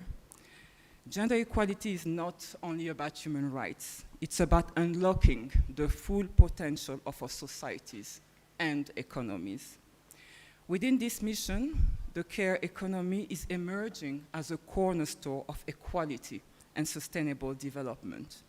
By recognizing, reducing, and redistributing unpaid and underpaid care work, we unlock women's potential and build more resilient, inclusive economies. Through our partnerships, UN Women works with governments, civil society to make visible the invisible labor that sustains homes and nations, turning recognition into policy, investment, and decent work opportunity. Friends, Kenya stands at a pivotal moment. The demand for care is rising, driven by urbanization and an aging population and evolving family structures. Yet, care provision remains fragmented, lacking a strong policy and institutional framework to transform this vital sector into a source of decent work and inclusive growth. As mentioned by my colleague from UNDP, according to the Kenya Time Use Survey, women in Kenya spend an average of 5 hours each day on unpaid care work, compared to just 1 hour for men. This time poverty prevents women from pursuing education, entrepreneurship, and employment opportunity. The Kenya National Care Needs Assessment undertaken by UN Women in 2022 shows that the care sector already contributes to 6.8% of the GDP of Kenya, employing thousands of women across education, domestic work, and healthcare. This highlights both a gap and a great opportunity, a sector rich with potential if supported by the right policies and investment. With the national care policy, Kenya has the chance to turn that potential into progress, unlocking jobs, entrepreneurship, and social transformation. The International Labour Organization estimates that its adoption, since the national care policy is currently at Parliament, could boost women's employment up to 60%, strengthening both the economy and equality. Allow me, therefore, to commend the Ministry of Gender, Culture and Children's Services for its leadership and vision in developing Kenya's first national care policy. As the policy awaits cabinet approval, we stand at the threshold of a transformative milestone, one that will redefine how care is being valued, supported, and integrated into our national development priorities. Special recognition also goes to the State Department for Gender and Affirmative Action, whose coordination and persistence have rallied partners and stakeholders across all levels. Dear friends, today's commemoration could not be more timely. The national care policy will provide a comprehensive framework to recognize, reduce, redistribute, reward, and represent both unpaid and paid care work, ensuring that no caregiver is left invisible or unsupported. To the evidence to policy for the Kenya Care Economy project, supported by the Bill and Melinda Gates Foundation, UN Women has worked closely with government and county partners to move from research to tangible actions. Together, we have turned research into action. We have finalized and validated the national care policy with the participation of over 237 stakeholders. And in August 2025, we submitted it to the cabinet for approval. With the International Center for Research on Women, we led national dialogues and media campaigns that reached over half of Kenya's population, amplifying public awareness on care and equality. At the county level, impact is tangible. Kitui County was allocated 1.1 billion for care infrastructure in 2025 for the year the project is taking place during the year 2025 and 2026. Laikipia County committed Kenyan shilling 853 million, driving at 56% rise in women economic participation. West Pokot County allocated Kenyan shilling 5 million to expand local care facility. Beyond government action, friends, we have mobilized the private sector and civil society through the women empowerment principles. 157 businesses have adopted gender-responsive workplace policies, creating an environment that supports working parents, working women, and caregivers alike. Looking ahead, our work will continue. In November 2025, the government of Kenya, through the Kenya National Bureau of Statistics, with technical and financial support from UN Women and Statistics Sweden, we launched the first ever report on the economic value of unpaid domestic and care work. This groundbreaking report, informed by the 2021 Kenya Time Use Survey, will quantify the invisible economy that sustains us, all and align national policy with SDG Target 5.4, which called for recognizing and valuing unpaid care through public services, social protection, and shared responsibilities. As I conclude, allow me to underscore that investing in care is not an act of charity. It is a wise and sustainable investment in our shared future. When we invest in care, we advance equality, we create jobs, we reduce poverty, and we strengthen the bond that holds our families and communities together. The National Care Policy offers a clear roadmap, a blueprint to make care a true driver of dignity, inclusion, and prosperity. Let us reimagine care as the heartbeat of our society, a shared responsibility that sustains equality, dignity, and sustainable development for all. Asanteni sana. Karibu sana. Let us appreciate her even better than that. We can all see the work that the United Nations or the UN women, the work that they are doing. Ni kazi mzuri ama si kazi mzuri? Ni kazi mzuri ama si kazi mzuri? And so to Antonia, there is something that we do in Kenya, and we are saying, UN women msilale, lale lale, UN women msilale. Ati nini? Mapamba no mapamba. Ati nini? Bado mapamba. So, Antonia, that is loosely translated to, by the end of the year, please take all the care workers to Mombasa. They deserve care work. Sindio? They deserve leisure. Ama namna gani? Sawa sawa. So, right now, I'd love once again to bring on stage someone from IDRC. There is something that I always tell, that this is an organization that they are bridging research to the real reality. In the nation and the country that we're living, there are different social norms that govern the conversations around care work. Whereas kama mwanamke anafanya kazi anaitwa mama mboga. Lakini kama ni baba anaenda kukata mboga ataitwa aje? Ataitwa baba mboga, ataitwa gentleman. Si ndio? Kwa sababu anasema hiyo si kazi ya nani, kazi ya wanaume. So these social norms that we have in our country, they always tell us how we value care work. And so right now, ladies and gentlemen, I would love us to invite Catherine from IDRC. They work tirelessly to bridge the reality of research and what is happening in our grounds. Please let us open our hands once again as she makes her remarks. Makofi tafadhali. Asante sana. Good morning. Bonjour. Habari ya asubuhi. My name is Catherine Touré. I work with Canada's International Development Research Centre here in Nairobi in our regional office. And I am absolutely honored and pleased to represent IDRC today and to be with Government of Kenya, especially the Cabinet Secretary for State Department for Gender and Affirmative Action, all of her team, all of her collaborators, and all the amazing partners that are in the amphitheater. Let me say a word about the International Development Research Center for those who have not heard of it. Nairobi for us is home because we have had a regional office here for over 50 years. And we are a Canadian Crown Corporation. We are part of Canada's foreign affairs and development efforts. We champion and fund research alongside Global South partners for a more inclusive and sustainable world. And we have a team of 35 people in Nairobi, and I'm here today with some of my colleagues. If they could just please raise their hand. Thank you so much.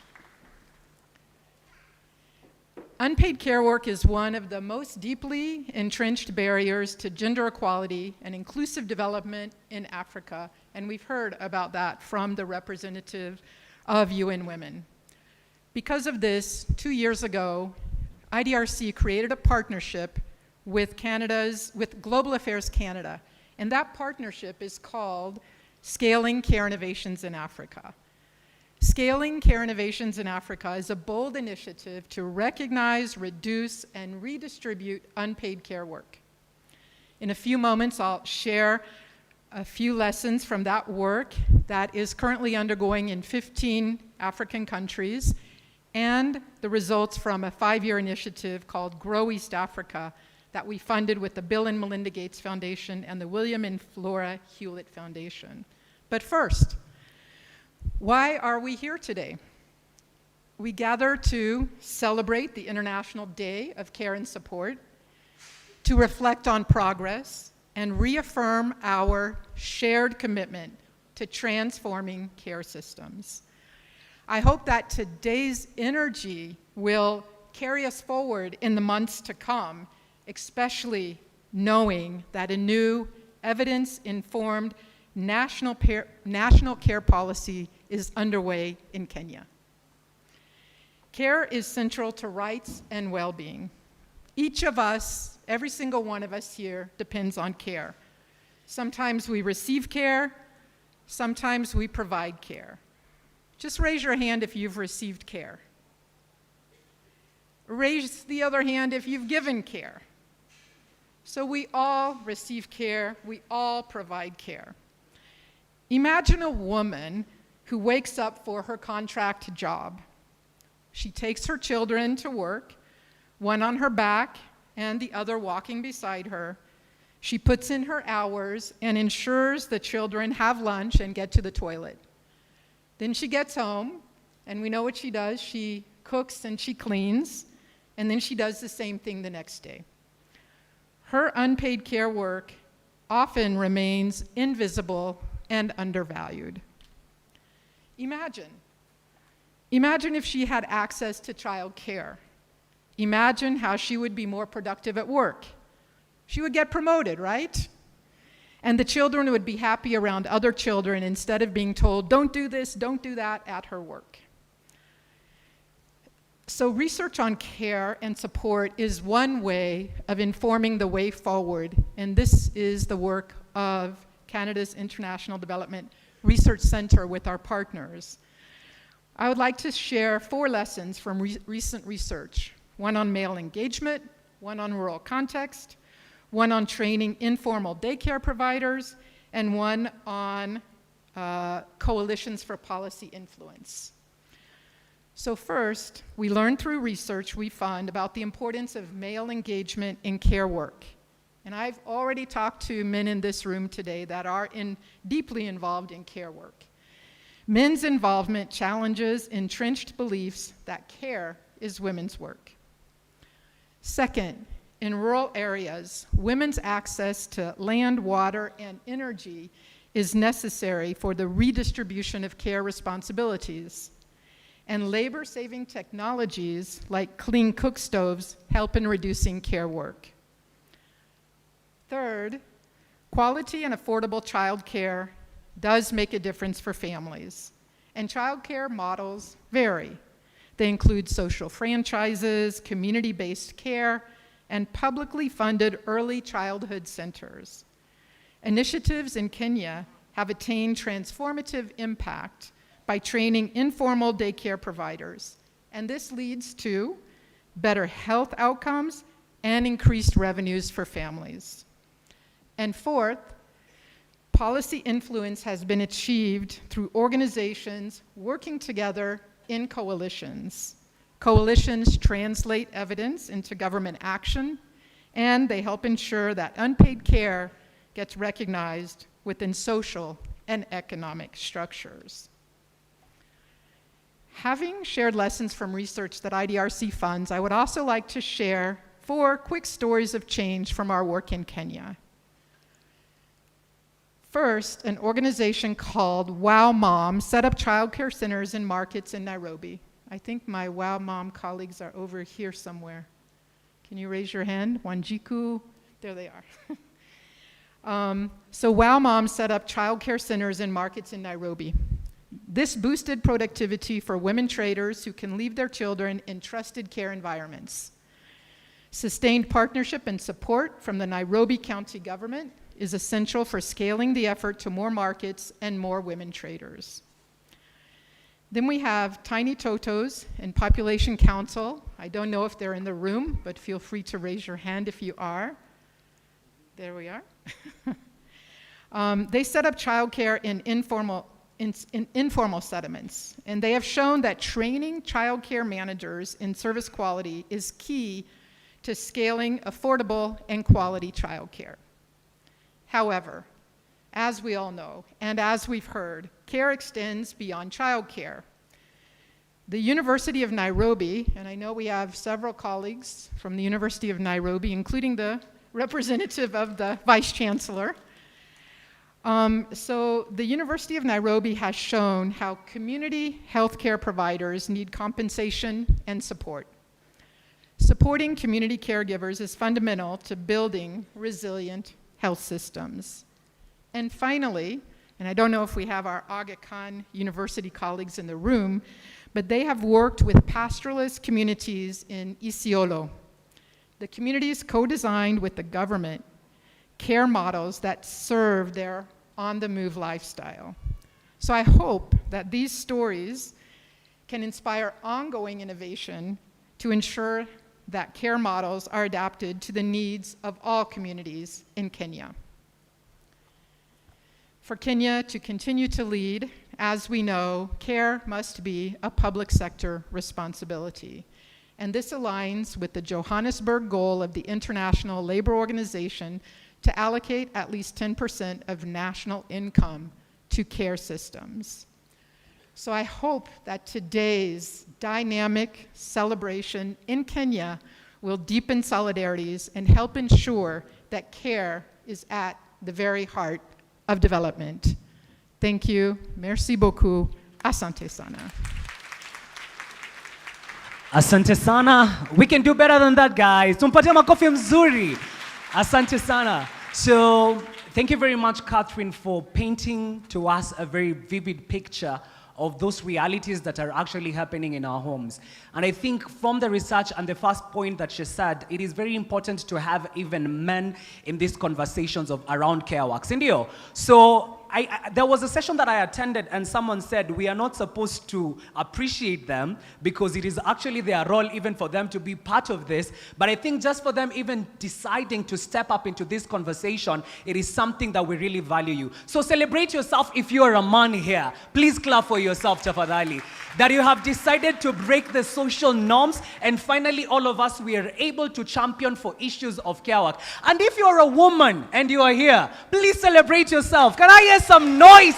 Because all of you are the drivers of Kenya, are the drivers of our society on issues of care work. So right now, I'd love to invite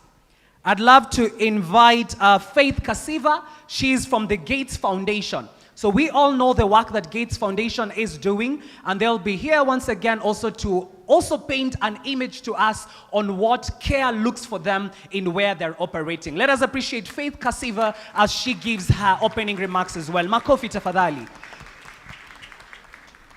Thank you, Bwana MC, the Honorable Cabinet Secretary, Ministry of Gender, Arts, Culture and Arts actually, the Principal Secretary, State Department for Gender, the Principal Secretary, State Department for Children Affairs Services, I think.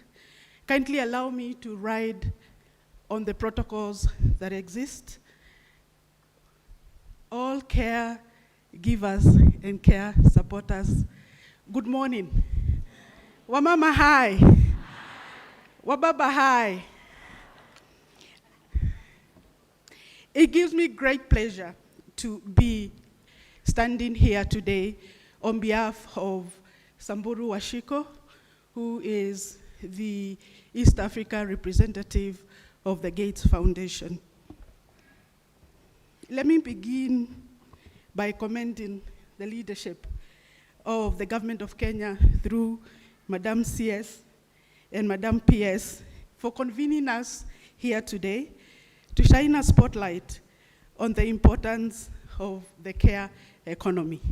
Jamani, tuwapigia ni makofi. Overwhelming data and evidence show that care work is essential for communities and economies to thrive and to increase the country prosperity. This is why the Gates Foundation continues to align with the Government of Kenya priorities on women's economic empowerment, including care. Since 2023, the foundation has provided substantial technical assistance, and I know the UN Women representative did allude to that, and also the IDRC representative. This support has been in various aspects to enable comprehensive research, stakeholders engagement, and advocacy efforts to help build evidence base and inform public policy. Key investments by the foundation have included the National Time Use Survey, which was done in collaboration with UN Women and the KNBS, What Works for the Women Economic Empowerment Hub, and we have provided further partnership through UN Women Kenya Country Office, the State Department for Gender, which has facilitated the draft National Care Policy. Distinguished guests, further at the county level, and I know UN Women did touch on this, the foundation has been implementing, in collaboration with other partners, the evidence to policy for care, Kenya care economy in 3 pilot counties, Kitui, West Pokot, and Laikipia, essentially to create awareness and cultivate key partnerships for a strong care economy at the county level. Let me not belabor the point. I do know UN Women has touched on this. Madam CS, the Gates Foundation will continue to support the efforts of the Government of Kenya and collaborate with relevant stakeholders on continued journey towards economic transformation and creating gender equitable and caring economies. It is our hope, and I stand here very aware that I previously wore a hat of the Secretary for Gender, so I am very invested in seeing the draft National Care Policy coming into life. So it is our hope that once the draft National Care Policy is approved, implementation will address policy issues including child care, measurement of unpaid care work, employment and labor policies, laws and regulations for care workers, care support infrastructure, care of the older persons and persons with disability. In closing, on behalf of the Gate Foundation, it is our hope that all stakeholders will pull together. We will remain steadfast and committed. Collectively, we have an enormous task ahead to address persistent challenges relating to care, more so in challenging global development landscape and advance gender equality. Once again, allow me to applaud the leadership of the Government of Kenya, Waziri, Principal Secretaries present, on recognizing care as a critical development issue and committing to building an inclusive economy. On behalf of the Foundation, we pledge to offer our support to the extent possible. I look forward to another gathering to celebrate the adoption and implementation of the draft National Care Policy. Wishing you all happy Day of Care and Support. Asanteni sana. Amazing, perfect. And so she has also finished her closing remarks with reminding us that today it is International Day of... I haven't heard you. Today is International Day of... So today is International Day of Care and Support. And so I would love to remind you that even here in the room that we are in, There are different messages that we are having. We have the message for recognize, reduce, redistribute, reward, and represent care work. Not only that, we have decent work for domestic and care works. And as well, if you make your way out, there are different placards that you can use to take pictures, and we continue having these conversations in the online platform. In the morning, I told us that we take selfies. Did we take selfies, kweli? Tulichukua selfies? Have you posted them on your X accounts? On WhatsApp? Umeziweka wapi? Wapi uko? Facebook and all that. Please let us post them on our Facebook. Let us post them on our X account. By the way, I have a news that I want to tell you.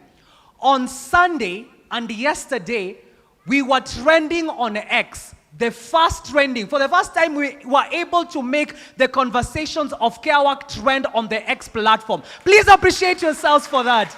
So that was courtesy of different organizations, including Oxfam Kenya, Youth Alive Kenya. They had yesterday an X space, and we continued having that conversation. So right now, as we are changing gears to the CSOs and the NGOs who do the work in the ground, there is something simple that I want us to do. So I want you to face your neighbor right now. Face your neighbor, just find a neighbor for a minute, face your neighbor.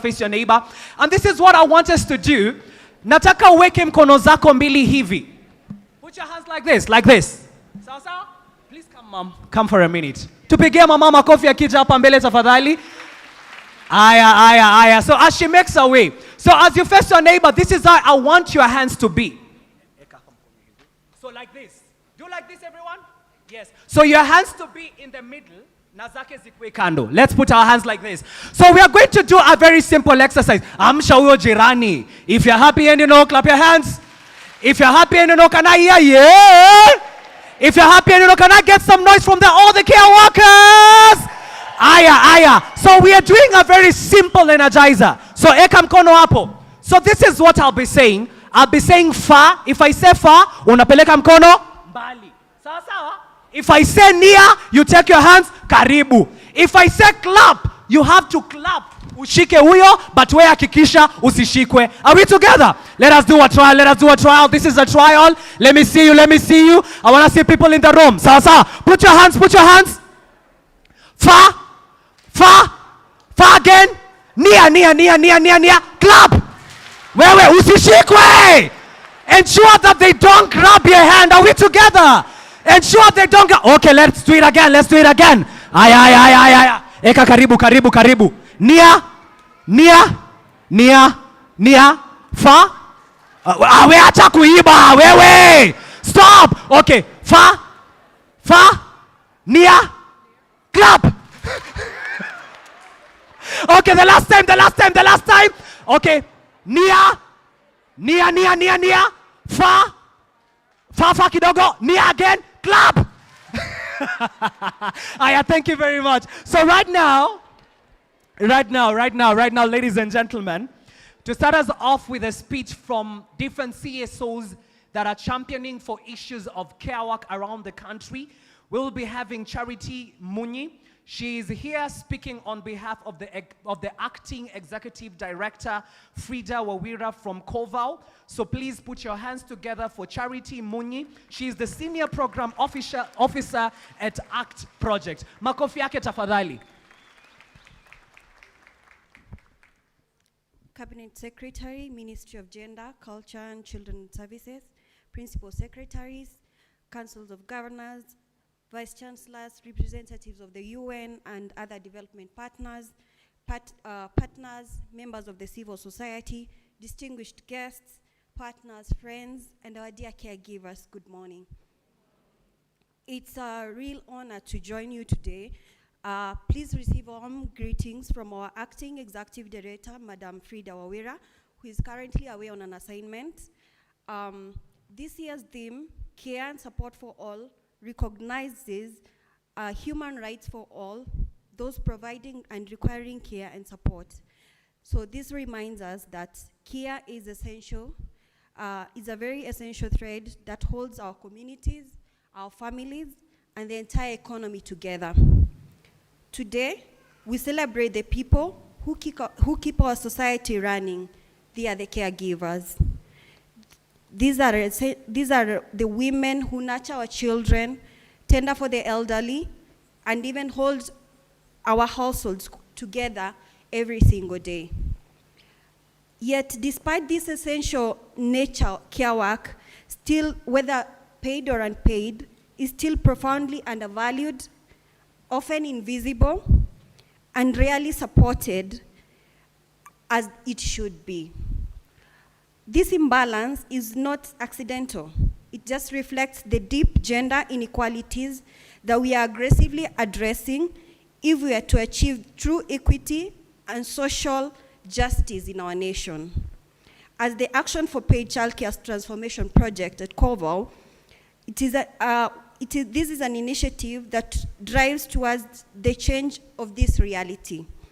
The project is funded by Global Affairs Canada and is currently being implemented in Kenya, in Nairobi, Kisumu, and Kakamega counties, and in the country of Malawi.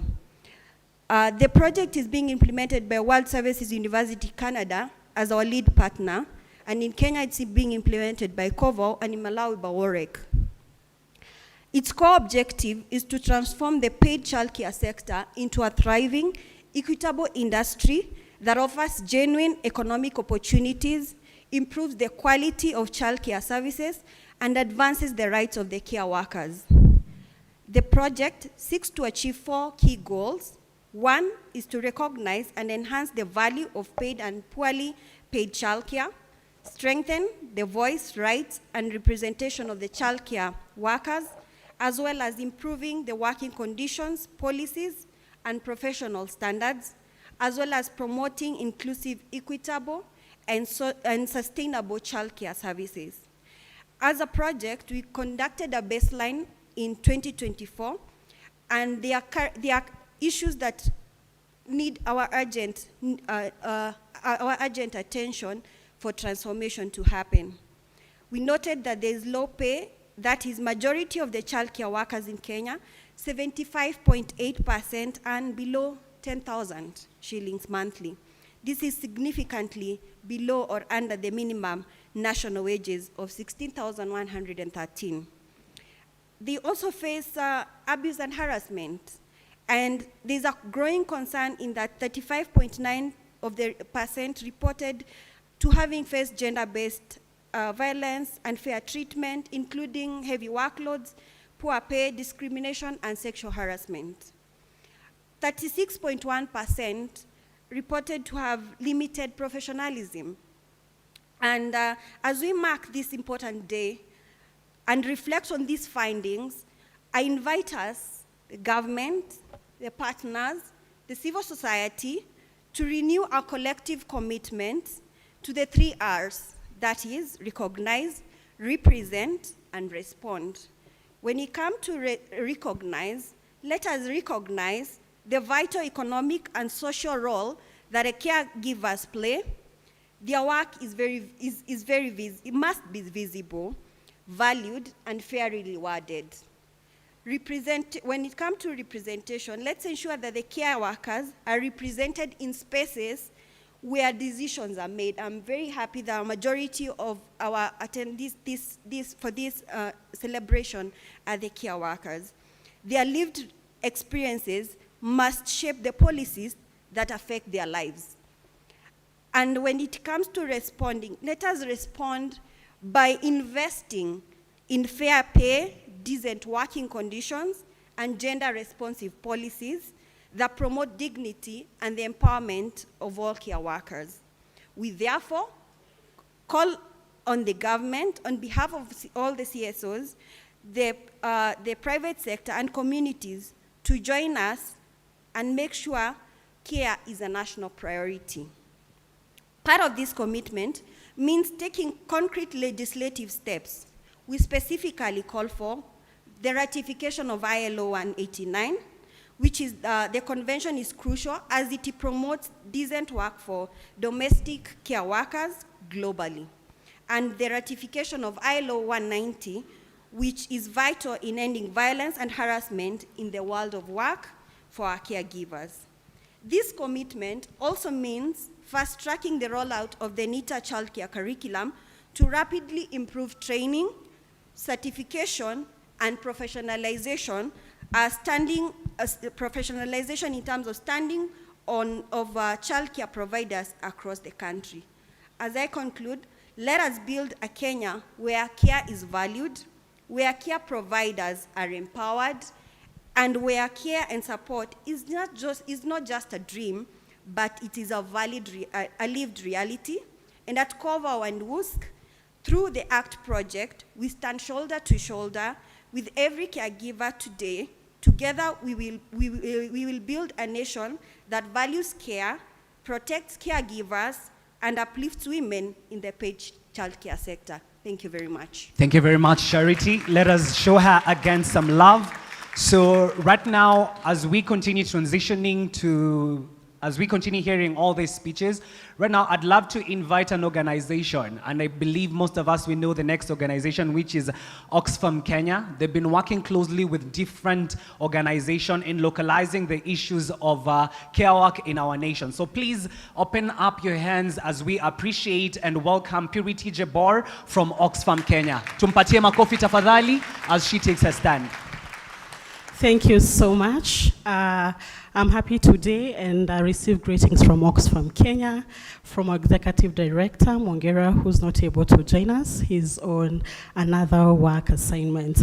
Riding on already established protocol, the Cabinet Secretary, Ministry of Gender, Culture and Children's Services, Ms. Hannah Windot Chipto, the Principal Secretary here with us today, the Council of Governor representative, the Vice Chancellor representative from University of Nairobi, representative from the UN and other development partners, colleagues, partners, and care workers who are our VVIP. Happy International Day for Care and Supports. It is a great honor for Oxfam Kenya to join you today in commemorating the International Day of Care and Support 2025. Oxfam Kenya is inspired to see the event grow from 100 participants in 2023 to 187 participants in 2024, and now to cover over 1,000 participants in 2025. A round of applause. Thank you. We have proudly been part of this journey since the UN declaration of the day in 2023. Indeed, we achieve great things when we come together, consolidating our efforts to make care count in Kenya. We commend the Ministry of Gender deliberate efforts to bring stakeholders together and institutionalize this day. I think for the very first time, the ministry has taken charge, and a confirmation that this will be the norm in the coming years. Thank you very much. This reflects a strong recognition of the vital role played by non-state actors in advancing the care economy. As we mark this day, Oxfam Kenya celebrates the collective contributions made to dignify the care sector, from research on gender-based violence prevalence in domestic work, to formative feminist study on social norms on care infrastructure in Kenya, and case studies exploring care as essential infrastructure and political care economics. These are not just data points for Oxfam Kenya. They are tools informing and strengthening our care programming in the country. We are also proud to have developed one of the key knowledge innovation, a couples card game that simplifies social norm conversation, where couples are able to play this game while engaging in unpaid care work discussion. A care budget knowledge product that has simplified our budgeting processes, but looking at the key care sectors and how we can engage in shaping the budgetary allocation on care in the country. We have consistently invested in care intervention as Oxfam Kenya at both national level, engaging in care-related bills and policies. One of it is the Migrant Workers Bill, where we recognize the effort and the contribution of migrant domestic work and and CDTD is here, our partner who's helping us to shape this discussion. Breastfeeding Mothers Bill, another key care bill in the country that we are looking forward to seeing it being adopted, that will ensure. I've seen a lot of babies here. If this bill is in place, then I think we'll have made it more responsive to take care of our babies who are joining us today. In the counties that again we work in, we have supported quite a number of care interventions, from engaging with the County Assembly of Nairobi County, developing participatory budgetary tool for care workers through the Finance and Budget Committee. We have also engaged the Women Caucus of Mombasa County Assembly, and right now Mombasa County has a bill on Child Care Infrastructure Bill of 2025. This is just some of the policy interventions that we take pride even as we mark the day today. In the counties as well, in terms of shaping the conversation and ensuring the people at the ground, what who are ground, are engaging directly with their counties. We have established the employers' community of practice, who are now championing the place and the rights of domestic workers in our counties of operation. We have further gone beyond to support the establishment of solidarity networks, and I've seen them seated at the back here, who are now taking over the advocacy initiative at the ground. In terms of the community engagement for us remains the backbone of our efforts as Oxfam to shifting restrictive social norms. We are proud to work alongside partners who are helping us to shape the conversation in the country. A round of applause to Youth Alive Kenya. Where are they? Yes, we are taking a bold step to invest in a youth organization, because they are the current labor force and they have to make care economy work in the country. We are also happy to work with the Center for Domestic Training and Development, CDTD. Where are they? Thank you very much. They are helping us to shape the conversation around domestic work in the country. We are also happy to work with the Association of Women in Agriculture Kenya. Where are they?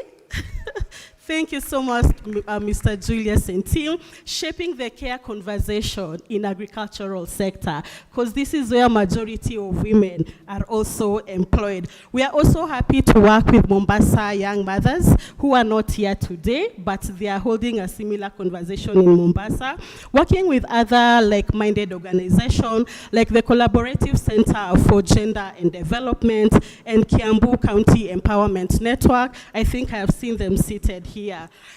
To complement our work on unpaid care work, and with support for the Global Affairs Canada, who have invested in our care economy project in Kenya.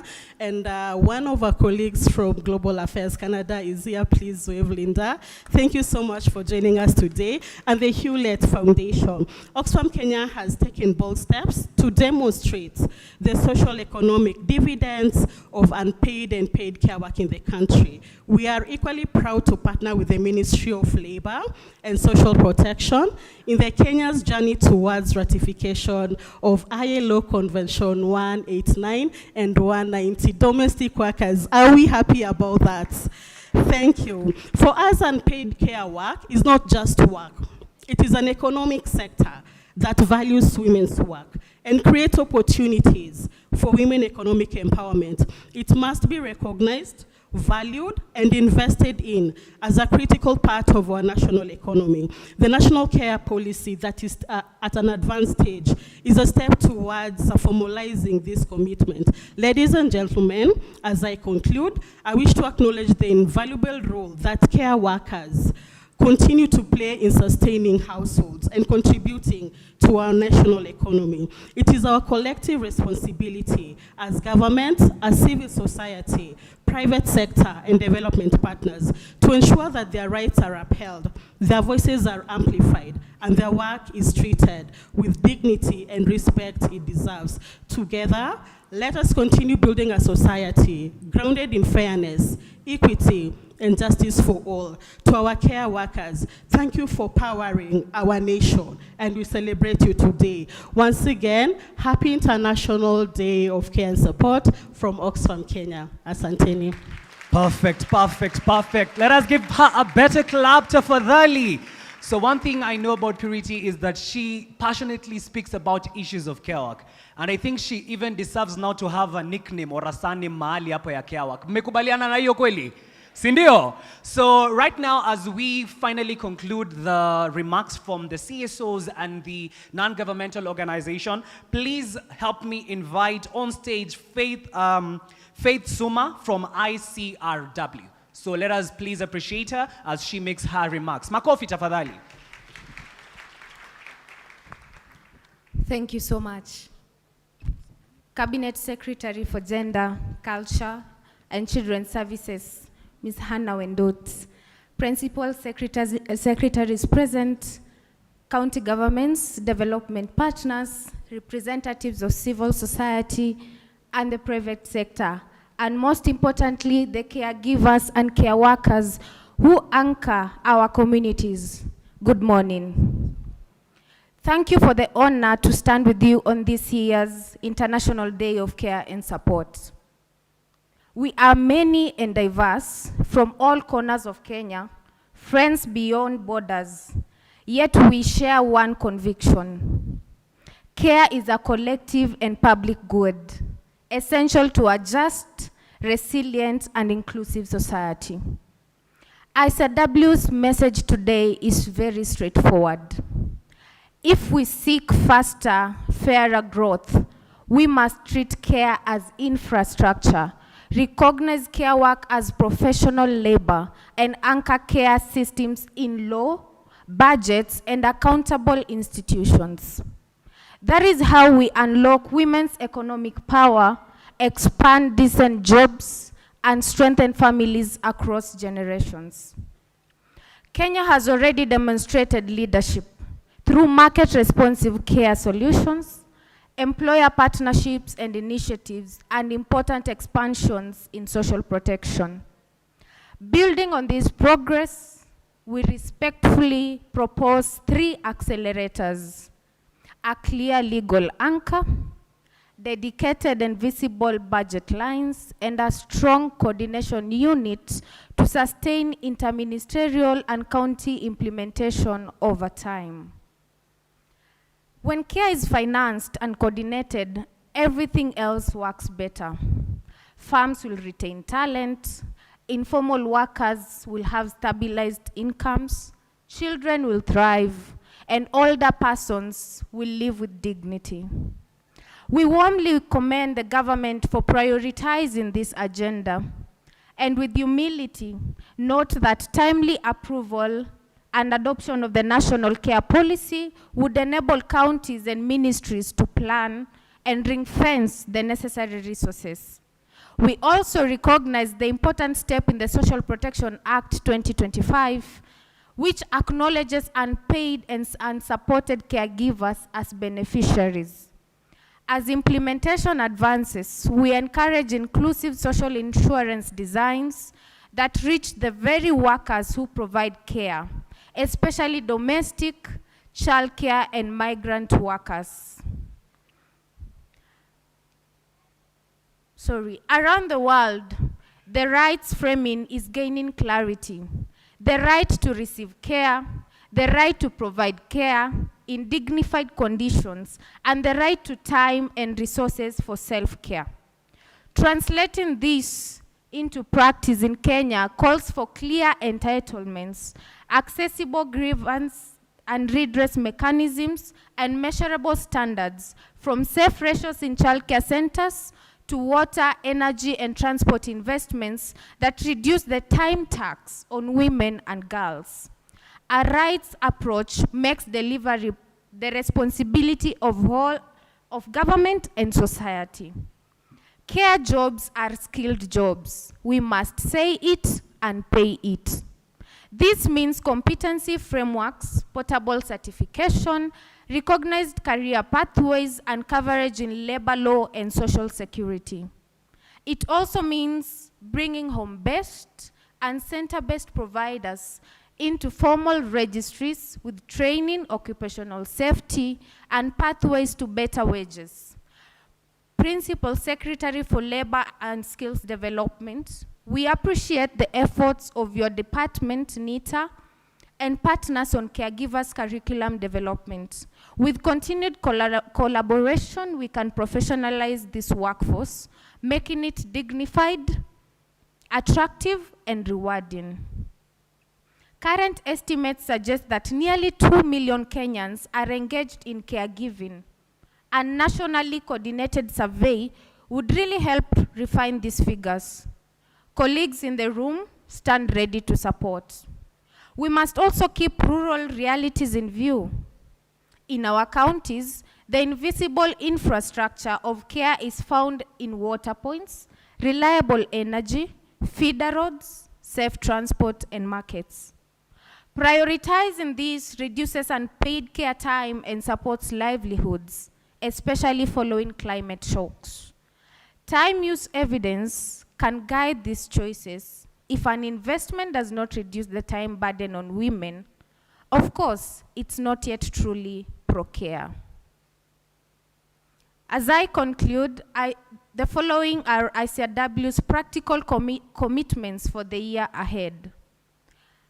The first one, in partnership with the State Department for Gender and Affirmative Action, NTEP, Kenya National Bureau of Statistics, KIPRA, and other stakeholders, we will help the national care policy. We will help translate the national care policy once it's adopted into operational delivery models, costed service packages, accountability tools, and interministerial playbooks. Secondly, with Treasury, counties, and the private sector, we will support testing of co-financing models, employer-supported childcare, county grant windows for licensed providers, and other instruments that explicitly reduce unpaid care time. Number 3, together with other key actors, including NITA and sector stakeholders, we are happy to participate in the co-development of a competency and credentialing ladder for care providers, aligned with decent work standards and social protection investments, or rather enrollment, sorry. With statisticians and planning teams, we will also help establish a prototype care dashboard linking time use data, service access, and budget execution to performance discussions at national and county levels. If we advance these 4 actions together, the next International Day of Care and Support will be more than a commemoration. It will mark a turning point. Let us live with one shared conviction. Care is not a soft sector. It is the hard edge of inclusive growth. When Kenya finances care, professionalizes care, and safeguards care as a right, we build a stronger and fairer economy for everyone. Asanteni sana. Thank you very much, Faith. And now closing up with the people who are making remarks from the non-governmental organization. Please, I'd love also to invite the last speaker, who is Ms. Edith Murogo. She is the Executive Director and the founder for Center for Domestic Training and Development. So as she takes her stage, by the way, need I say this, that in 2024, she also won an award by the US State Department as the Trafficking in Persons Report Hero. So let us appreciate Ms. Murogo as she makes her final remarks in this part for CSOs. Good morning, everyone.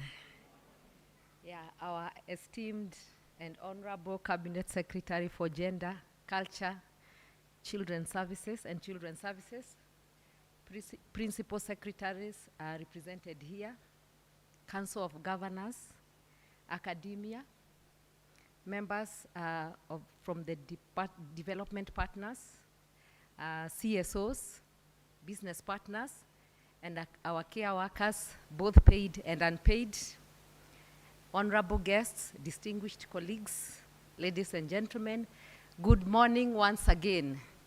I was in a forum the other day where we were told to be saying good morning twice because the first one doesn't come out very well. So good morning. Yes. I am delighted and honored to join you today in this national commemoration of the International Day of Care and Support under the theme Care and Support for All, Realizing Human Rights for of all those providing and requiring care and support. At the Center for Domestic Training and Development, we believe deeply that this theme is both urgent and unavoidable because care work is work, and without it, our society cannot function. Why does care work matter, and why is the time right? Every day in Kenya and around the world, women and men, girls and boys provide care for children, for the elderly, for persons with disabilities, for the sick, in our homes, in our communities, and in our workplaces. Yet too often, this essential work is invisible, undervalued, underpaid, and under-recognized. Globally, it is estimated that women and girls perform more than 3/4 of unpaid care work. In Kenya, for example, women spend an average of 5 hours a day on unpaid care activities compared to about 1 hour for men. Meanwhile, the demand for paid care work is growing, both locally and in the global economy. In Kenya, our workforce is increasingly being drawn into the global care economy, for example, in the Gulf states. And we must ensure our country is ready for this reality with decent work, protections, skills, and recognition. Care work is truly the backbone of all other work. While our economy counts jobs in factories and offices, we often ignore the fact that those jobs themselves are sustained because someone cares, someone supports, someone enables.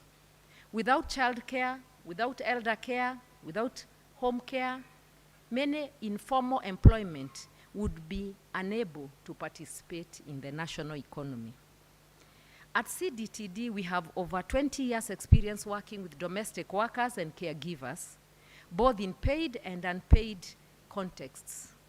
We have championed curriculum development, skilling in home care management, child care, and caregiver courses, and we have prepared many women and men for both the local Kenyan market and abroad as part of the care economy. In this work, we have partnered with organizations across sectors, and I am proud to note our partnership with Oxfam in Kenya and Youth Alive Kenya under the Time to Care project, funded by Global Affairs Canada, which addresses both paid and unpaid care work by strengthening recognition, reduction, redistribution, and reward of care and domestic work. This project is timely and transformational. Among other things, it seeks to shift gender equitable social norms in support of care work, promote equitable sharing of care at household level, strengthen labor rights of paid care workers, and push for gender transformative legislation and policies.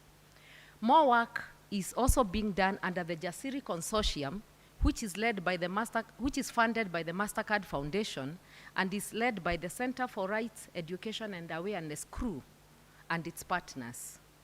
The Jasiri project also has extensive programming around the care economy, including activities such as promoting the skilling of care workers and the establishment of care centers in marketplaces in 16 counties in Kenya. Our organization has also worked extensively with the Ministry of Labor to ensure dignity for domestic workers, recognizing and celebrating the International Domestic Workers Day.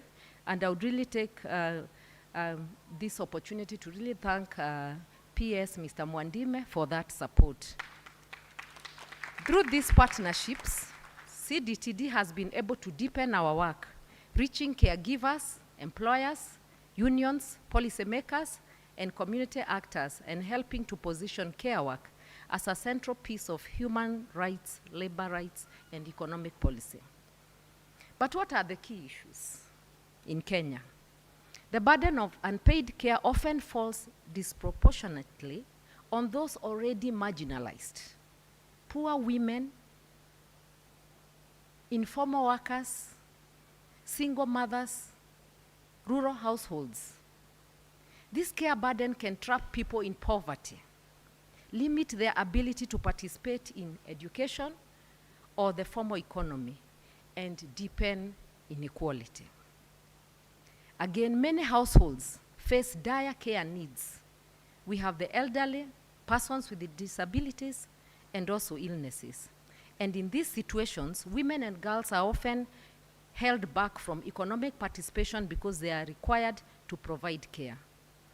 In Kenya, though progress has been made in labor rights, the sector of domestic work and paid care work remains poorly regulated.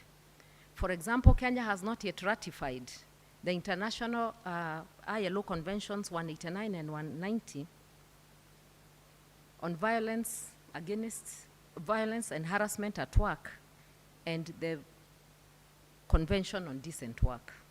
These are twin conventions that can be a game changer for Kenya as we seek to dignify care and domestic work. Without sufficient investment in care infrastructure, we are talking about child care centers, elder care services, community support systems. The burden remains heavy on families and particularly on women and girls. In terms of a call to action, I wish to invite all of us, government, private sector, civil society, development partners, communities, to act together.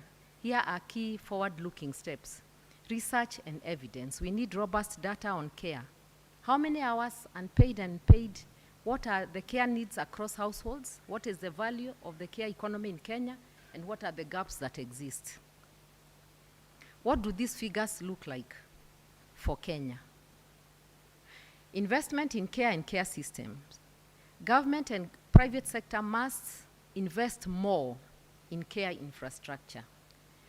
Subsidized and quality child care services, elder care, care for persons with disabilities, so that caregivers can engage in economic activity. This is not charity, it is smart economics. Subsidized care facilities. Just as many developed countries offer public or subsidized care services, we too should explore models of temporary or part-time care facilities that allow caregivers to participate in the economy while their dependents receive quality care. Of course, we should ratify conventions, ILO conventions C-189 and 190. And I think we already have political goodwill from the highest office to ratify these conventions. And I know already a lot of work is going on. Ladies and gentlemen, care and support are fundamental human rights.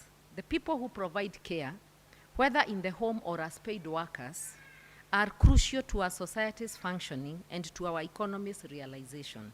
The people who require care must receive it with dignity and equality. Let us build a Kenya where every caregiver is respected, every care need is met, and where the rights of all those providing and requiring care are realized. Asanteni sana kwa kunisikiliza. Karibu sana. Let us give a round of applause for Edith Murogo from CDTD. And now finally, tumalize ama tusikie pia few care workers. Mnaonaje? Are we going to finish this day without hearing from you? Inaweza kweli? Inawezekana kweli? So right now I'd love to introduce a gentleman by the name Crispin, who is going to invite some few care workers as well. Since the organizing of this day began, he's been that gentleman who's been running the engine to ensure that everything is moving. So let us appreciate him right now as he gives his remark and also gives us an opportunity to hear from some of you. Makofi mzuri tafadhali for him. Na wasalimia hamjambo. Hamjambo tena. Kina mama hai. Kina mama hai. Wazee vipi? Are you happy to be in the room? All protocols observed. Madam CS, we are glad that you have come together with the team of the PSS and development partners to meet with the caregivers and care workers and everyone else who's in this ecosystem. And so having heard from the rest of the actors in the room, it's time for us to listen to the voices of the caregivers themselves. And we have a number of them. So my caregivers, you're going to take a few minutes, about 4 minutes tops. Tell us what you're doing, the kind of care that you're providing in the society, in the community, and of course who you are serving.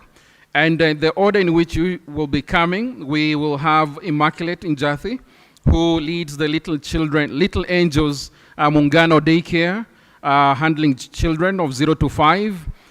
Immaculate will be followed by Nelson Ndelu. Nelson does a very good job down in Mathare with so many children, especially handling children with disabilities. And of course, he will be followed by Renalda Mbonje. Renalda brings together other caregivers, especially those who are providing care to, these are carers for those handling patients or non-communicable diseases.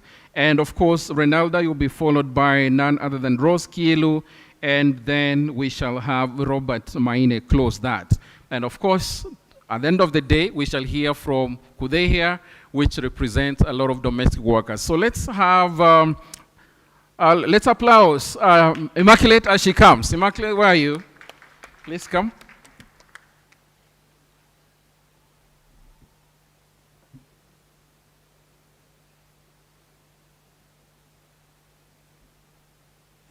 Our guests of honor from Ministry of Gender, parents, caregivers, my fellow comrades, human rights defenders, parents, and our beloved children. I've seen some children around. Good morning. So I'll start by giving a story of how we started our daycare back in Mathare. And my names are Immaculate Njati, a caregiver and a community health promoter. So I'm humbled to stand here as a caregiver and a community health promoter from our informal settlements. Our daycare began after a heartbreaking incident in our community. A young girl was badly burnt after the mom had gone to the other side of our community to do her casual jobs, which we all know the Isili part from our community. And when the incident occurred, we lost the child. So after that painful moment changed us. As community health promoters, we could not continue talking about child safety without offering a solution. So we came together and decided to start a safe space. And that's when we started our daycare back then in 2014. Since then, our journey has been filled with both love and struggles. Many parents in informal settlements cannot afford the small fee that we charge, because we normally charge 50 shillings and we provide porridge, but the parents have to cater for their kids' lunch. So doing that addition is not that much to ask, but from our side, it's not also affordable. So we received no government support so far, and most caregivers earn very little, but our commitment to children keeps us going. We believe every child, whether from high-end school or from informal settlements, deserves equal care, dignity, and opportunity. In our center, we treat every child with the same respect and love, because each one has equal value before God's eyes. We are grateful to organizations that have included us on ongoing discussions about developing policies to the children under 4 years. A special appreciation to ICRW for giving us that opportunity. As caregivers, we see every day how the early years shape children's entire life. Yes, there are still no clear government policies guiding early child care for children below 4 years. So my humble but firm request to the Ministry of Gender, yes, as the government and stakeholders work on developing policies for dignified and registered daycare centers, please let the process include voices from informal settlements, because that is where many children need protection the most. And how can caregivers also, like us, be involved in the process and later supported through trainings, recognition, and resources, so we can continue offering quality care in our communities. In closing, I thank God for the calling to serve children. I thank Ministry of Gender for recognizing caregivers, and thank every parent, partner, and colleagues who keeps showing love, even when it's hard. Asanteni.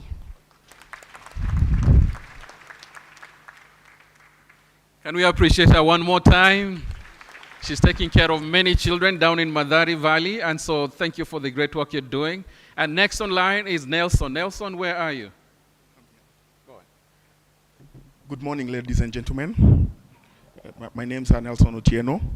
Your Excellency, the Cabinet Secretary for Gender, distinguished guests, fellow caregivers, partners, ladies and gentlemen, good morning. I run an organization called Madari Care Center back in Madari.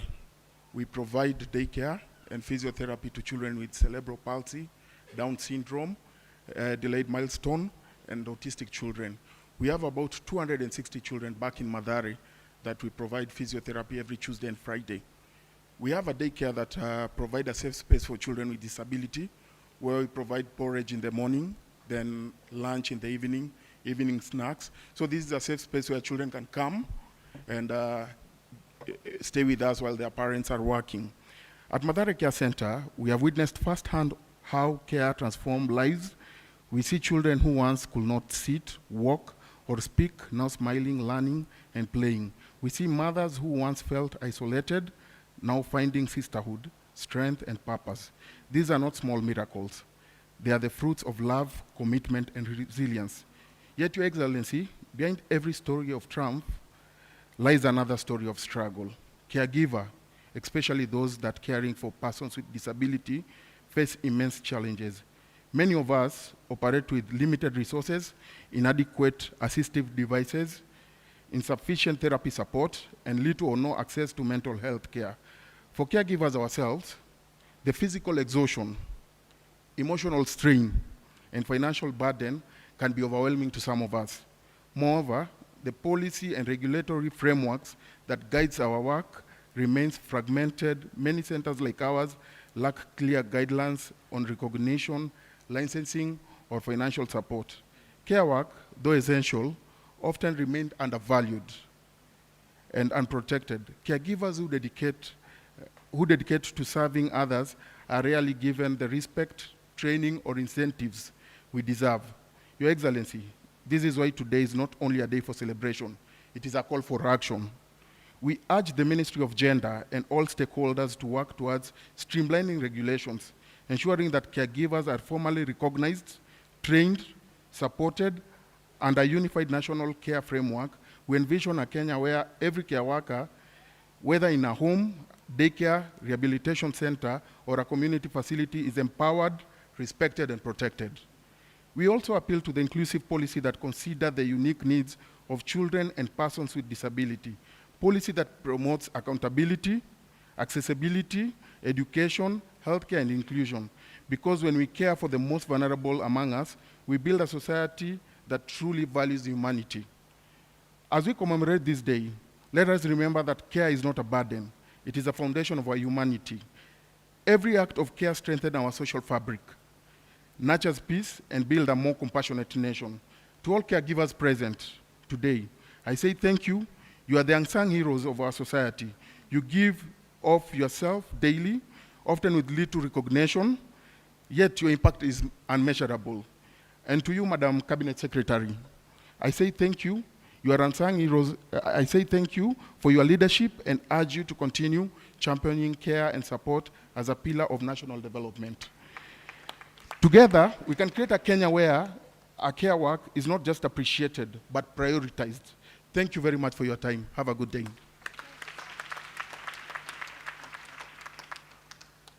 Thank you so much, Nelson. Madam CS, you've heard they're providing physiotherapy services to children with disabilities on Tuesdays and Fridays. And I have been there. It's not a mean work. They're doing a lot of work to stabilize the children.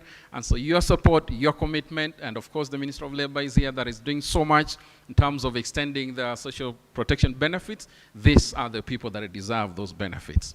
The next online is Renalda Mbonje. She represents care workers or caregivers of those who are taking care of those with what? Is it? Non-communicable diseases. And most of us have parents or relatives who are suffering. And of course, when we cannot afford respite care, they are with us at home. Renalda, where are you?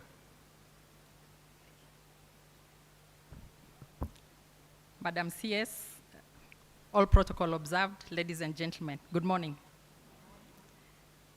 I am used to providing care, not to addressing such gatherings, so you can imagine I'm sweating, but I'm going to try. So my name is Renalda Mboje, and I'm a co-convener of Caregivers Empowerment Network Africa. It is a network that brings together organizations of those ailing from long-term conditions, about 21 of them, kidney failures, cancer, dementia, and many others, as well as persons with disability, those who need round-the-clock care, as well as older people or the elderly, sometimes we call them. This is an organization, a network that was started by a very, very, very diligent lady called Judy, who decided that persons who are providing care should not get depression because of care. And I'm here with some of my colleagues. Please put up your hands wherever you are. And thank you, Judy, for being there. I am a caregiver myself of my mother, who for the past 5 years has become a person with disability because of arthritis, and she lives with me. Allow me to start with an excerpt from one of our WhatsApp walls. Dear family, it is with a heavy heart that I share the news that my mother, who has been found to have stomach cancer, and she's close to 85 years old. Has been found to have stomach cancer, and she's close to 85 years old. Over the past few days, she has stopped eating and has been unwilling to take her medication. She was admitted into hospital, but has been discharged today, and now she's at home with us. We are feeling lost and uncertain about the next steps, especially now that she's not eating or talking. Has anyone else in this platform experienced something similar to this? So these are the kind of care givers that we work with. Madam CS, we say that we are part of the health system, only that it's happening at home. And so before I go to the 6-point agenda of our requests, which have been informed by a research that we conducted, a survey rather, and launched in July, and we'll be more than happy to share the full of it, as well as asking our colleagues, what is it that we wanted to share today with you, Madam CS, and the government? We want to say thank you very much for the many things that the government is doing, especially the safety nets.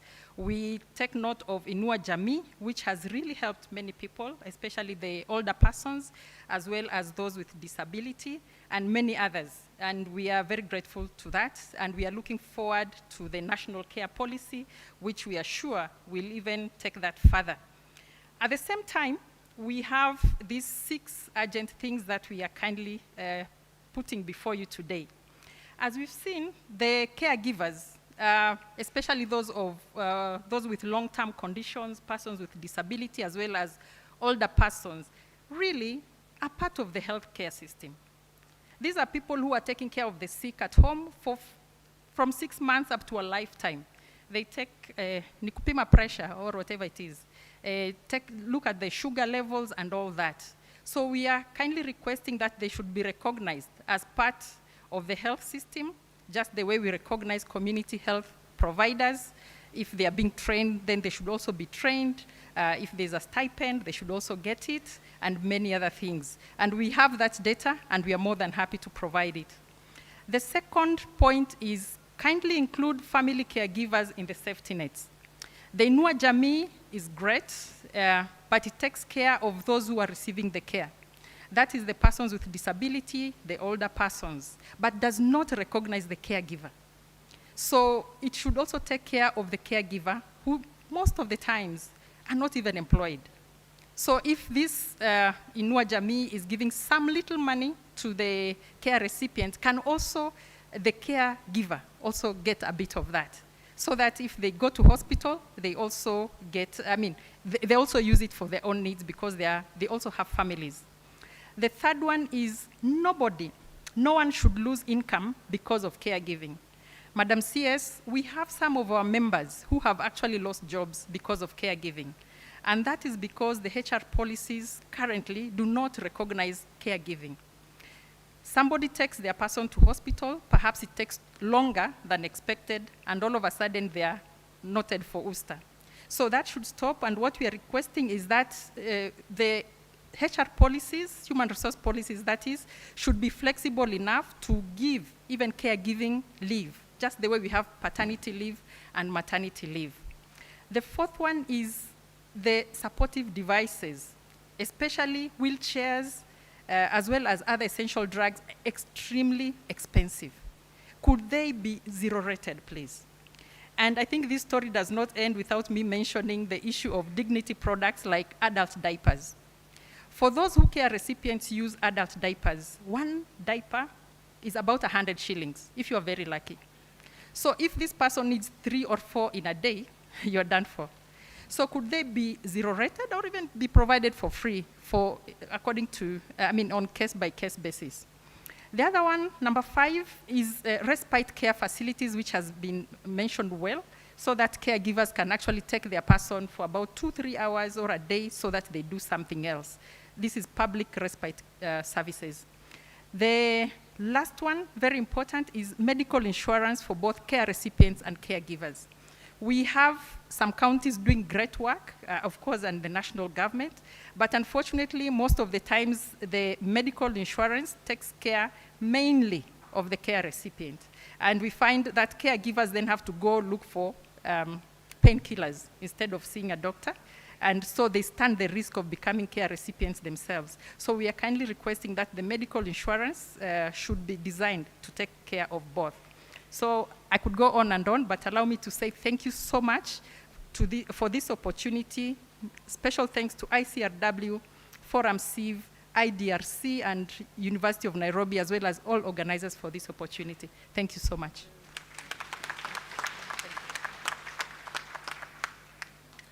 Thank you so much, Renalda. The next one, as we come to the close of this segment, is Rose Kiilu. Where is Rose? Rose, are you here? If Rose is not here, are you?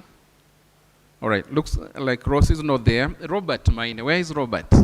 Robert is a champion and is definitely, this also tells you that we have men, just like Nelson, who are caregivers. Can you appreciate them?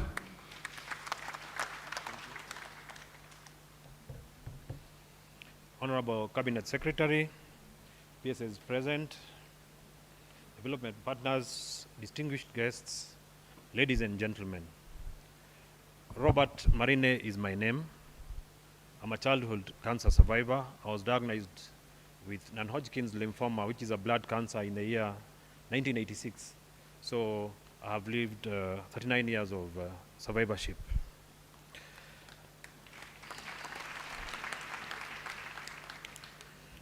Today, I'm not here just as a survivor.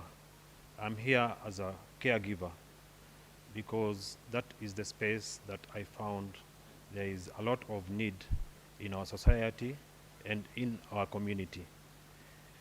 It is through my lived experience as a patient, because there are those who took care of me through my journey. I could observe what they were going through. I could observe later in life what other people are going through. The patients that we walked the journey towards recovery. The people who are taking care of them. The people now who now are taking care of the others. And I could see very few people through that experience were thinking of those caregivers, those loved ones, those spouses, those brothers and sisters who take care of the ones who are unwell or the ones who face life-threatening illnesses in our family. So today I'm here to speak on behalf of the caregivers, and especially the cancer caregivers. I have walked long journeys with cancer patients. For the last 7 years in my caregiving journey, I have worked with about close to 70 patients, hand in hand. I have observed, I have endured the challenges personally. I have seen what other patients go through, what other caregivers go through. At some instances, we end up with 2 patients. The caregiver also becomes the patient. The caregiver, with time, gets an NCD, an uncommunicable disease, or maybe pressure, blood pressure goes up. They're not able to eat well. Nobody is thinking about them. And if I was to be in a position to ask, I'm not asking you to stand, but if I was to ask every one of you to stand up, and then ask every one of you who has been affected directly or indirectly by cancer, whether a friend, a relative, a loved one, very few people will remain standing. And that will indicate that each one of us is either directly or indirectly affected by the disease. There are very, very many caregivers in the space, and most of these caregivers are our loved ones. In the spaces where, in our households, whenever one of us falls ill, the person who is called to be a caregiver is that person who is looked upon as not having a permanent job. That mama mboga, that lady who goes for those casual jobs. But what happens to that lady? What happens to that mama mboga? What happens to that person who doesn't have a permanent job as the illness advances? Most of the concentration is on the patient. So what happens to the caregiver? I have one very, very sad instance of a caregiver who passed on before the patient. And it was because the caregiver was actually relying on the patient when the patient was well. When the patient is the one who was providing for that caregiver. She was the breadwinner. She was the one who was supporting their family. That is very, very, very sad. Ladies and gentlemen, I'm the executive director of Champions of Hope, which I founded because of the need to see those caregivers and those patients being supported. We cannot support the patient without supporting the caregiver. And as I end up my speech, I would like to appeal to any partners, any friends who would like to support our cause as Champions of Hope, because most of us are volunteers in the organization. We are open to partnerships. We are open to any kind of support, either financial, in kind, or any other support. Thank you so much, and God bless you.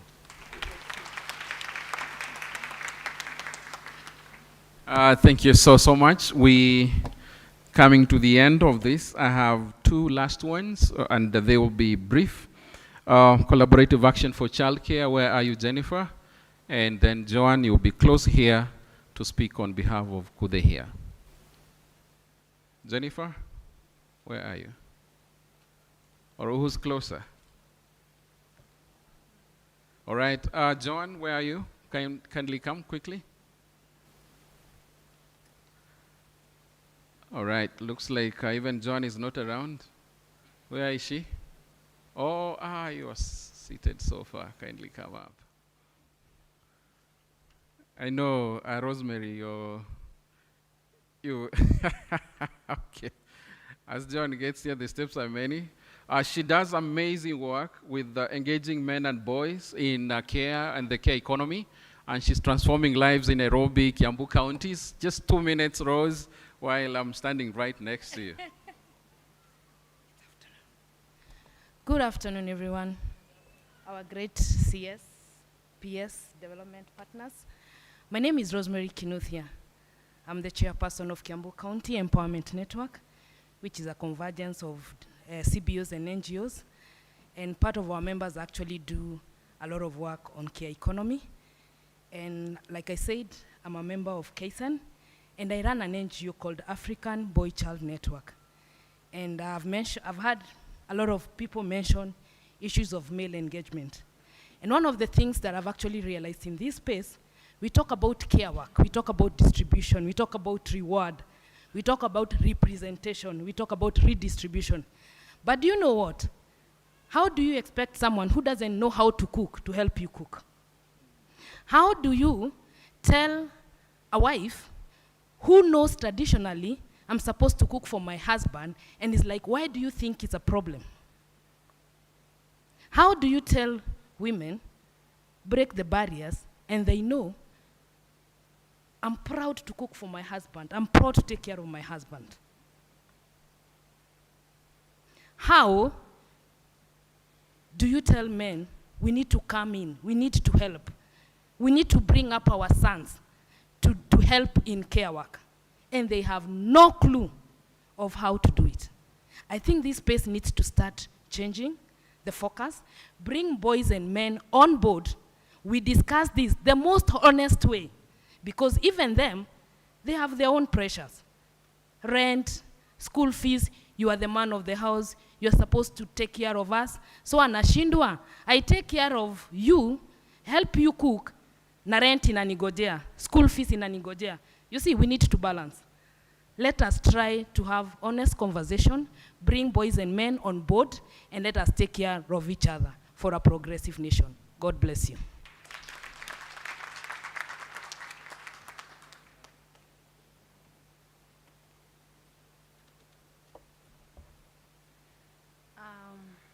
Allow me to write on protocols already established. Cabinet Secretary, Ministry of Gender, Principal Secretaries in the House, and development partners, care workers, providers.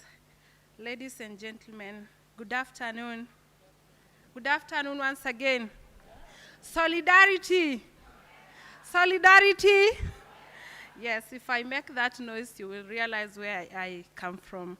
My name is Joanne Cherop Gloria. I work at Kudeiha. This is a trade union that represents workers in various sectors. But for the relevance of this meeting, is because we represent domestic workers.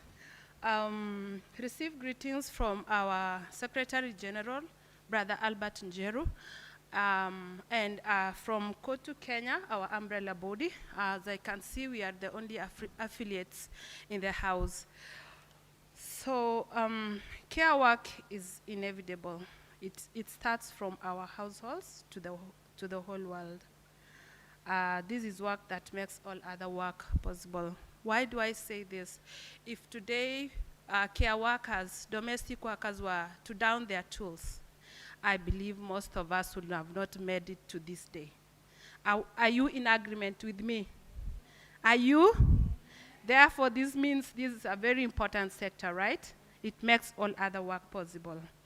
It is the oldest profession that has persisted, constantly existed, and it looks like it cannot be replaced by anything, even in this world of work that is constantly evolving.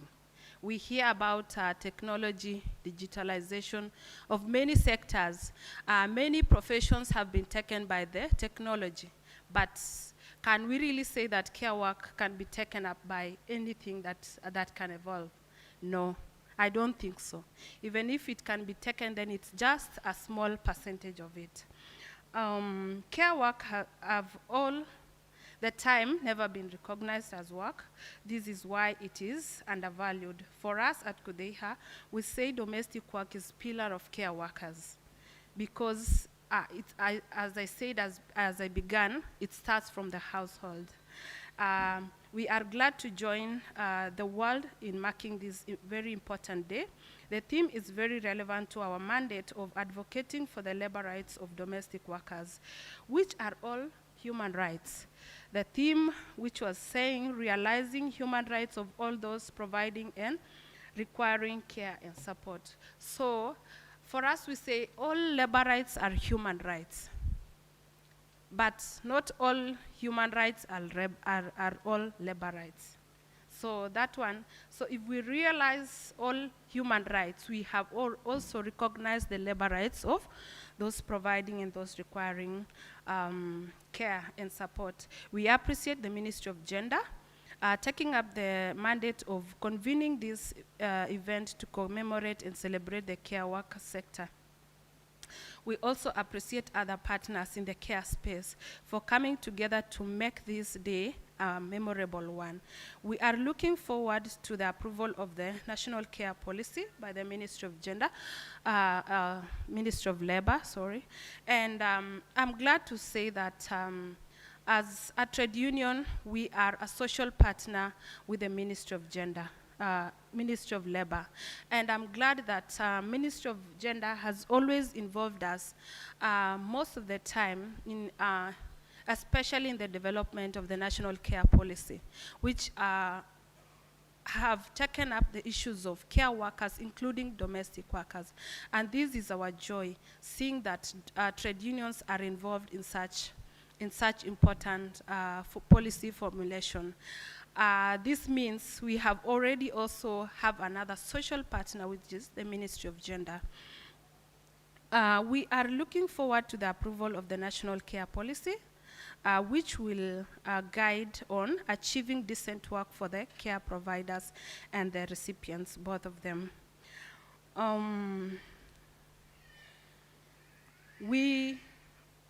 We recognize the care workers who are present here today, and even those who have not managed to turn up. Perhaps they are on duty, so that we are all here. And we wish them a happy International Day of Care and Support. Our call for action as a trade unions to see the two key ILO Convention 189 and 190 ratified, so that the pillar of care work domestic sector is recognized, accorded the decent work it deserves. On conclusion, care work is a necessity to all, both the providers and the recipient of care. If labor rights, which are all human rights, are realized, then the care ecosystem shall be valued. Thank you very much.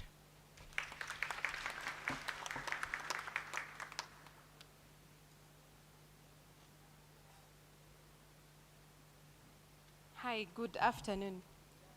How are you today? Mko salama? So my name is Jennifer Muteti. I'm here on behalf of Mr. Asai Imaya, who is the CEO of Udhabiti Africa, and also the convener Collaborative Action for Childcare. So I will be speaking today on behalf of both Udhabiti and the Collaborative Action for Childcare. Udhabiti Africa has a network of women in childcare, which holds over 7,000 women across Nairobi, Kisumu, and Kakamega counties. So I'll now focus on the Collaborative Action for Childcare, which has a network of 60 organizations. This is across Kenya, and we are now slowly getting into the African continent through the CAC, which these organizations basically deal with care work. So our organization was founded on a shared vision, a childcare sector in Kenya that is a well-coordinated, collaborative, and child-centered approach. A sector where every child is safe, every caregiver is respected, fairly compensated, and where government leadership provides the policy and regulatory foundation for the sustainable growth. Today, we gather not only to reaffirm that vision, but be celebrated and remark the progress we have been making together with the Kenyan government. We commend the Ministry of Gender, Labor, Social Development for its leadership in championing the National Care Policy, a framework that aligns perfectly with our collective goals. We are proud to have contributed to this development. Next week, on the 5th November, 2025, the spirit of partnership will be full on display at the Public Participation Forum on the Nairobi Childcare Facilities Regulation. This will happen at City Hall. This is more than just a meeting, but it is a milestone. It demonstrates government leadership and public participation at its best practice. So we invite all of you to be part of this process, as this particular policy will affect parents, childcare providers, and practitioners. And it is a great opportunity for all of us to co-create the standards that will shape the childcare sector for generations to come. Our national momentum is mirrored across the continent. In this year, in May, we joined the childcare leaders across Africa at the first African Childcare Forum in Kigali, where we adopted the Kigali commitments in early childhood care and development. The communique from that particular forum has called on all of us to recognize childcare as a fundamental right and a national investment in gender equality and development, dignify and professionalize care work, ensuring decent pay, training, and social protection. The third one, the communique also calls us on public financing and policy coordination, with governments allocating at least 1.5 to 2.5% of the national budgets to childcare. It also calls us to advance the gender equality and shared responsibility, including equitable parental leave and community engagement for men in care work.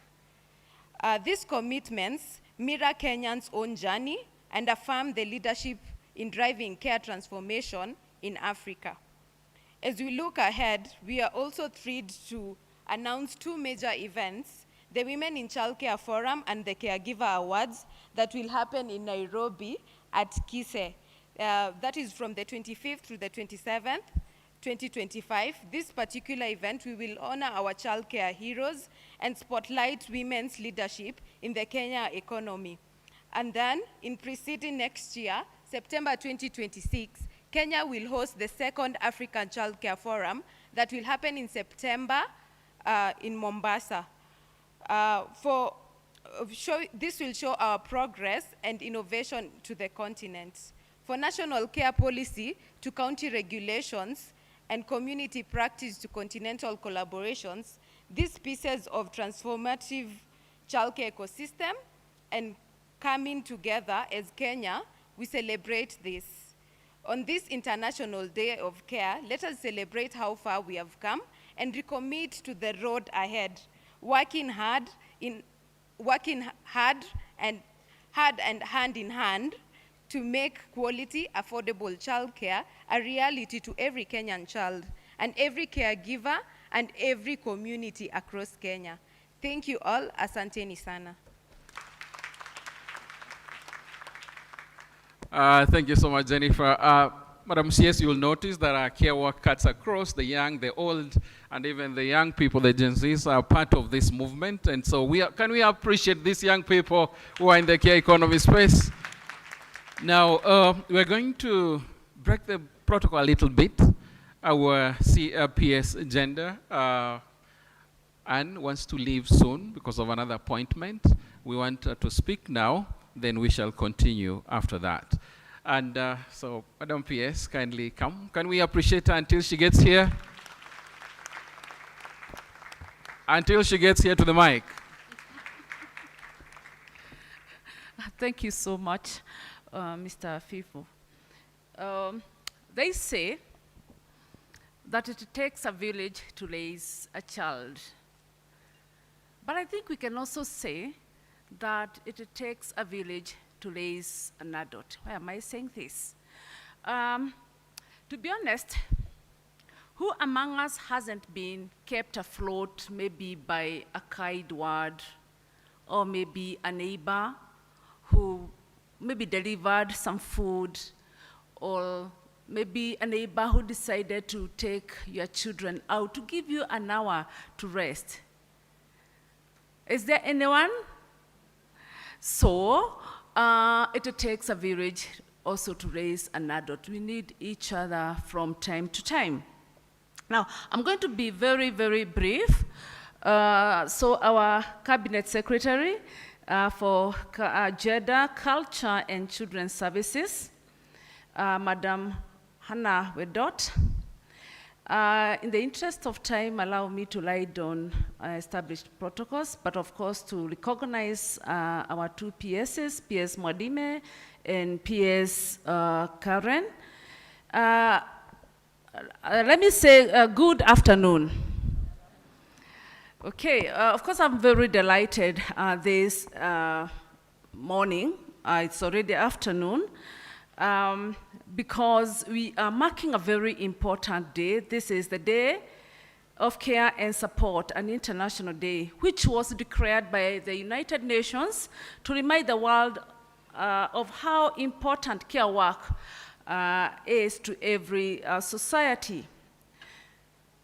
Care work keeps our families and communities going every single day. We are here today because most of us were able to leave our children under the care of someone, or maybe we were able to leave our elderly parents or a sick person under the care of someone. So care work is quite important. Yet, much of it, like it has been said before, is done by women and girls, and this work is often unpaid, it is unseen, it is undervalued. When I was growing up, I do remember I spent most of my time cleaning, fetching water, caring for children, caring for my grandmother, and doing so much work at home. Of course, this has continued in the rural areas. What does this mean? It means that many women and our girls, they are left with very little time to generate income or to go to work or even to learn in schools or even to take up leadership roles. So today is a very important day when we are recognizing the work that is done by caregivers. So we are here to appreciate our mothers. We are here to appreciate our fathers, our grandparents, domestic workers, community volunteers, like we have heard from the speakers who were here before, and all the other people who undertake this responsibility for their love and dedication. It is also a day to raise our voices and remind everyone from homes to the county governments that care work is valuable work. We must share in the responsibility of care as men and women, families, communities, and government. So let's recognize all the caregivers across all the counties who hold our communities together. Building a culture of care requires everyone's participation. I want to thank the men who are present here today for the part that they have played, which is very crucial in this mission.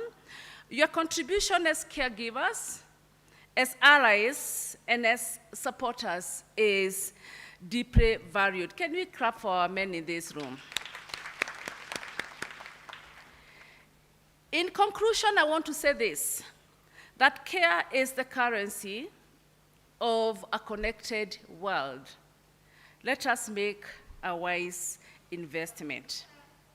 Now, to honor a collaborative spirit of the day, I would like to invite my esteemed colleagues to share their perspectives. So I would like to yield the floor to none other than PS Shadrach Mwadime, PS State Department for Labor and Skills Development. And please allow me to leave after this, but I'll come shortly after. Thank you. Please clap for me.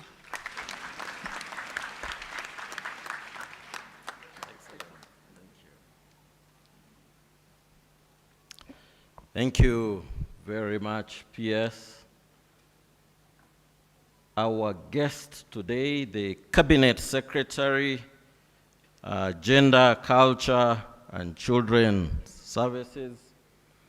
My colleague, the PS Children's Services, Karen. esteemed representatives of the civil society, including my good friend Edith Morogo, and the donor agencies also that are here present. Distinguished ladies and gentlemen, good afternoon. Hamjambo. Wazee oe. Asante, mumeitika na nguvu. Wamama hai. Wazee wamewashinda. I want to thank you, first of all, for turning up in large numbers. I think this is the first time I've seen this amphitheater so full. Kwa hivyo jipigeni makofi.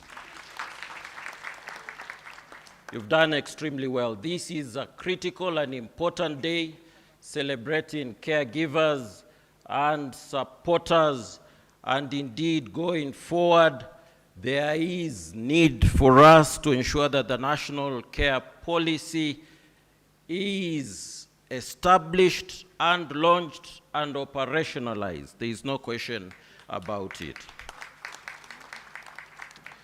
I came prepared with a speech that my technical officers crafted for me, but because of time, I will not read it. And in any case, we are waiting for the Cabinet Secretary to give the policy statement on behalf of the government of Kenya. But I want to assure you, those of you who have challenged our State Department, directed issues that my State Department needs to look into very critically, and of course, the most important is Convention 189 and 190. I want to give assurance here that the process has begun, and indeed it is my hope and prayer that it will be ratified as soon as possible. Basically, so that we can take care of the needs of our domestic workers within the economy. But not only that, I know a number of challenges have been raised concerning our workers who are engaged in the international labor market, those who work particularly in the Middle East, and the challenges that they have experienced, the atrocities, unfortunately, that they have had to go through while working in some of those countries. I want to assure you that we are negotiating a bilateral labor agreement that is human rights based. It is not right that our citizens work for near 24 hours a day, nearly throughout the week, 7 days a week. And therefore, I want to establish confidence in you that as it is now, even with the support of the ILO and the IOM, we will renegotiate that bilateral labor agreement. We've seen other countries that have performed extremely well in terms of taking care of their citizens. Philippines is a good example. India is another good example. And therefore, Kenya will not be left behind. We will do whatever it takes to take care of our people. So that is an assurance that I thought is critical that I give this afternoon. We are also sending out some of our young legal minds, young people who understand the legal frameworks that obtain in those countries, so as to appraise us on how we can make use of their own constitutions to safeguard the interests of our people. But the kind of bilateral labor agreements also that we are negotiating with the Western European countries is such that we will be able to send professionals, not only domestic workers or those who are engaged in unskilled work, but also professionals to work in these countries, because what we are aiming at is to get as much of their savings back in our country, because you know Kenyans are very patriotic. We've seen it in terms of the diaspora remittances. The figures have been increasing continuously, and this is the way to go. So with those few remarks, even in terms of the national care policy, I want to thank particularly Oxfam and the other donor agencies that have been giving us support. I just want to give assurance once again that we will have it launched the soonest possible. I want to request then my colleague, Karen, to come and give her remarks, and then possibly invite the chief guest also to give the policy statement on behalf of GOK. Please give a hand clap to Karen as she comes.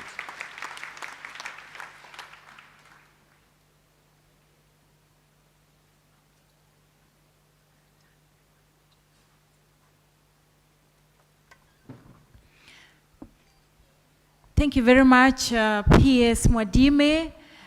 All protocols observed. I would like to request, in the interest of other participants who are supposed to give their speech, I have been requested by the MC to take back the program back to him, to allow him invite members of their academia who are supposed to give their speech, after which I will come back and give my remarks. Thank you.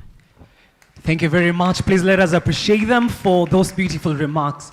So I believe with all the conversations that we've been having since morning and all the speeches that we've heard, we all deserve to get a degree and a PhD in care work. Ukweli ama uongo? Sasa wewe uliza jirani yako, are you now a doctor in PhD or professor in PhD? What are you? Just turn to your neighbor and you ask them for a minute. So kidogo, just ask them, are you doctor? Are you professor? Those people who are there up. Yeah. So I know the moment we already hear the word professor, there is already a notion that we have that it is all seriousness. And I think I was having a tete-a-tete with a friend from CDTD, and we were talking about how our able CS, she has been so key on grassroots things, grassroots actions, grassroots conversations on issues of gender. So before we continue, and I know there is a program that she also did on indigenous preservation. So there is an indigenous way we converse in the conversations of care. So I want you turn to your neighbor for a minute again. Just turn to your neighbor.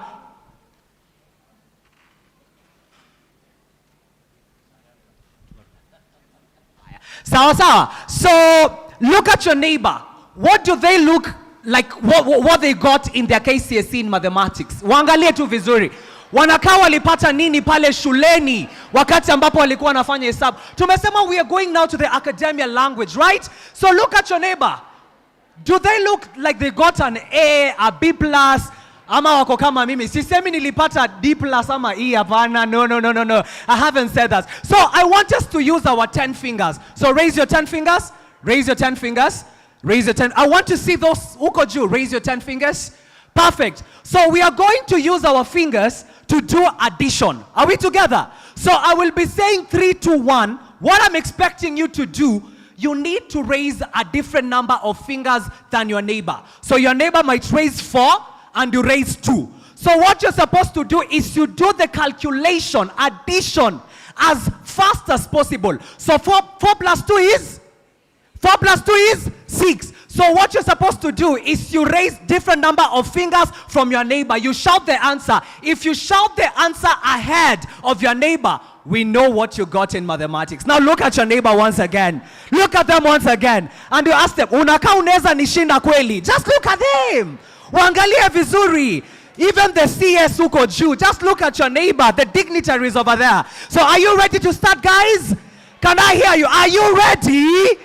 Are you ready? Now prepare your fingers, prepare your fingers, prepare your fingers, prepare your fingers. In 3, 2, 1, go.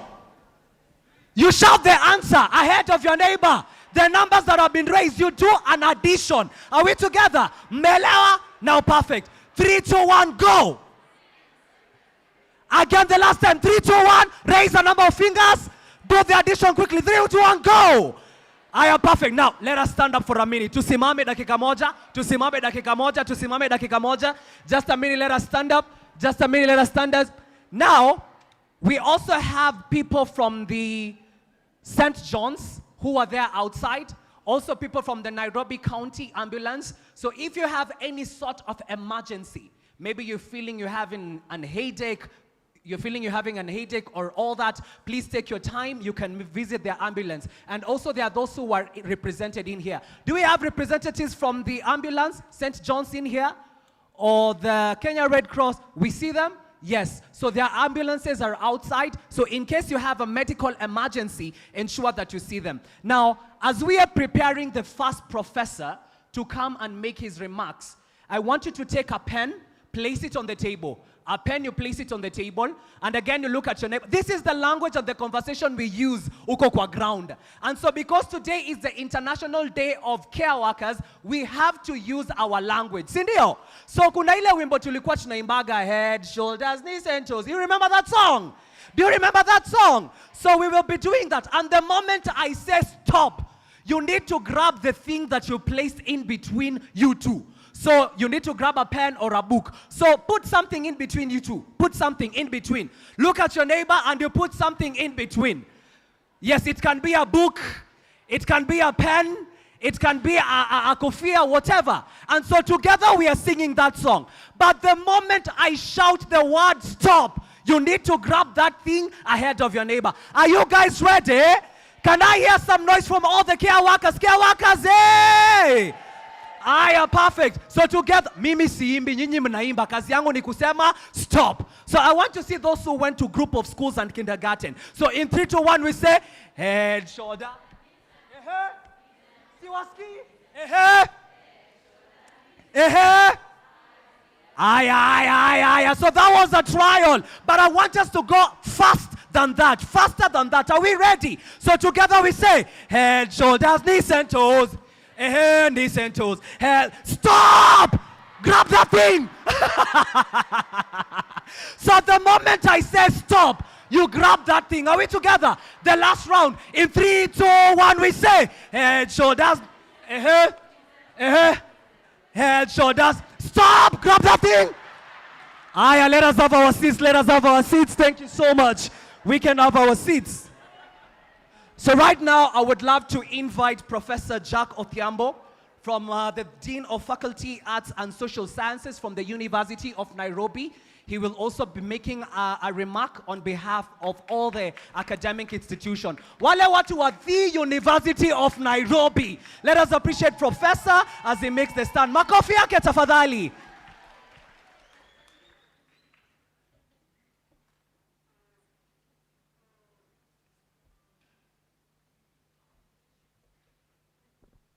So good afternoon, everyone. The CS, State Department of Gender Affairs and Affirmative Action, the PS is present, the Country Director, UN Women, the Director of CRDI, colleagues from other universities present. I bring you greetings from Professor Margaret Hutchinson, the Vice Chancellor of the University of Nairobi. My name is Professor Jack Odhiambo. I'm the Dean, Faculty of Arts and Social Sciences at that university, and she has sent me to represent her here.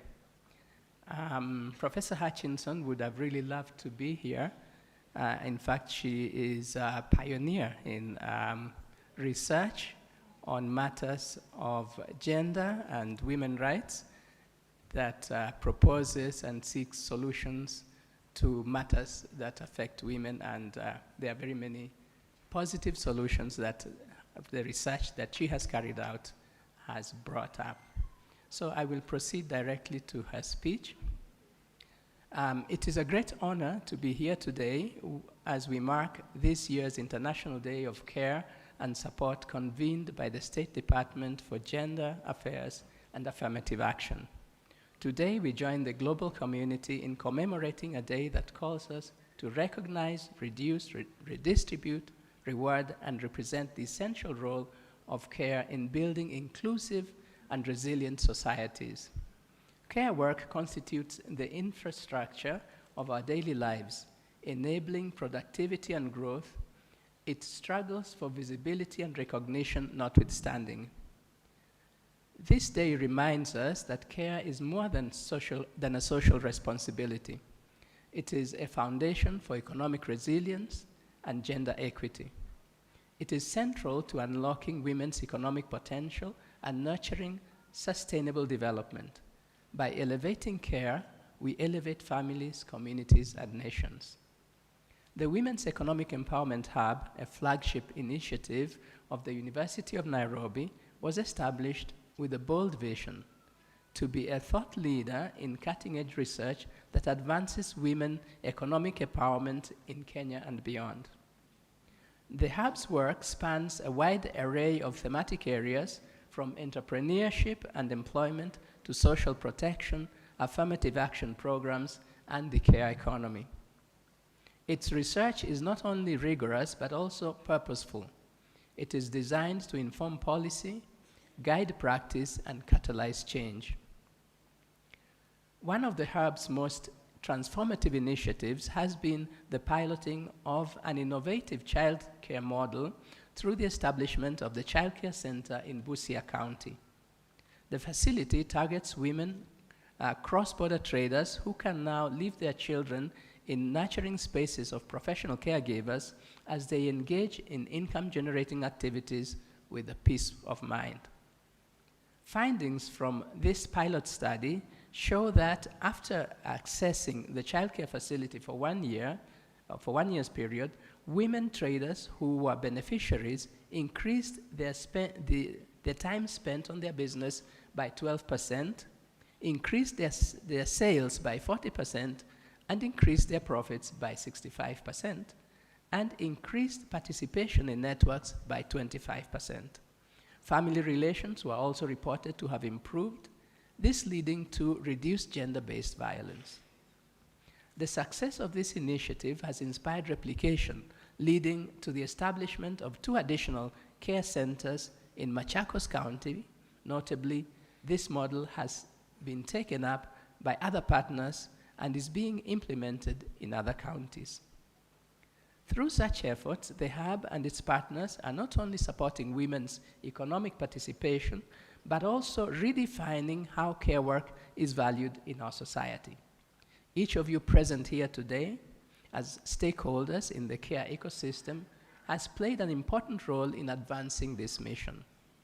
Together, you are helping to create an environment where women's economic empowerment, well-being of children, improved household incomes, and better economies go hand in hand. As a leading academic institution, the University of Nairobi recognizes its role in shaping public discourse and informing policy. Our mandate extends beyond the classroom into communities, institutions, and systems that define our national development. Gatherings like this exemplify the power of collaboration. When researchers, policymakers, civil society, caregivers, and development partners come together, we create a fertile ground for innovation and impact. We generate and share knowledge that is not only credible, but actionable. The University of Nairobi's focus on research evidence stems from deep understanding that credible data is essential for designing responsive, inclusive, and sustainable care systems. By grounding policy and practice in rigorous evidence, we ensure that interventions address real needs, allocate resources effectively, and uphold the dignity of caregivers and care recipients alike. We encourage continued dialogue, joint inquiry, and shared learning. Let us strengthen the bridge between academia and practice so that evidence can truly guide decisions and research can serve people as it is meant to uplift them. As we continue in today's deliberations, let us carry with us a shared sense of purpose. The insights generated here have the power to shape policy, inform programs, and transform lives. Let us be bold in our thinking, collaborative in our approach, and commitment to turning knowledge into action. We envision our future where care is not considered a burden, but recognized as a pillar of progress. May this commemoration be a spark for lasting change and a testament to what we can achieve together. With those reflections, I thank you all for creating time to be here. May today's engagement ignite fresh ideas, strengthen partnerships, and reaffirm the shared commitment towards empowering women and transforming society. I wish you fruitful deliberations and meaningful connection. Thank you. That is Professor Margaret Hutchinson, Vice Chancellor, University of Nairobi. Thank you very much, Prof. Let us appreciate him. And thank you so much for the monumental work that the University of Nairobi keeps doing, not just here in Kenya, but even globally. So right now, still, as we continue building momentum with what our academic institutions are doing, please let us appreciate Professor Regina Mwatha from the Kenyatta University. Let us put our hands together for Professor Regina.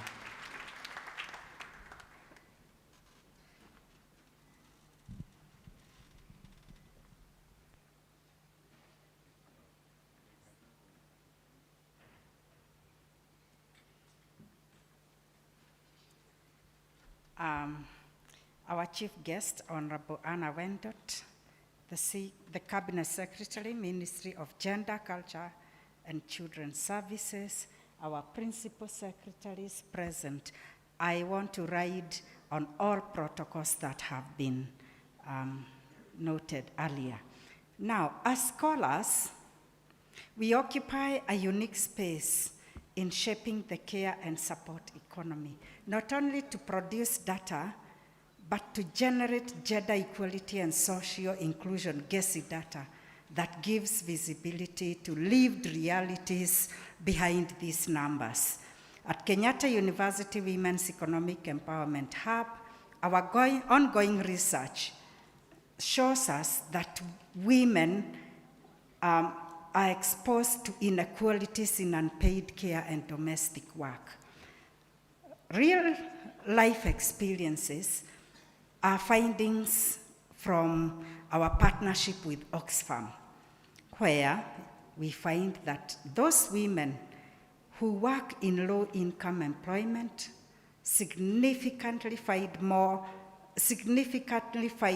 hours of care work after living where they are doing productive work. These women complete long hours in formal or casual employment, and then they go home and begin another shift of 5 to 6 hours each evening, going to bed at 11 p.m. and waking up at 4 and 5 a.m. to prepare for the next day. That is what our research with Oxfam is showing. Our findings with Oxfam also show that women, especially because they are the caregivers, go far beyond childcare. They care for spouses, for partners, the elderly, and persons with disabilities.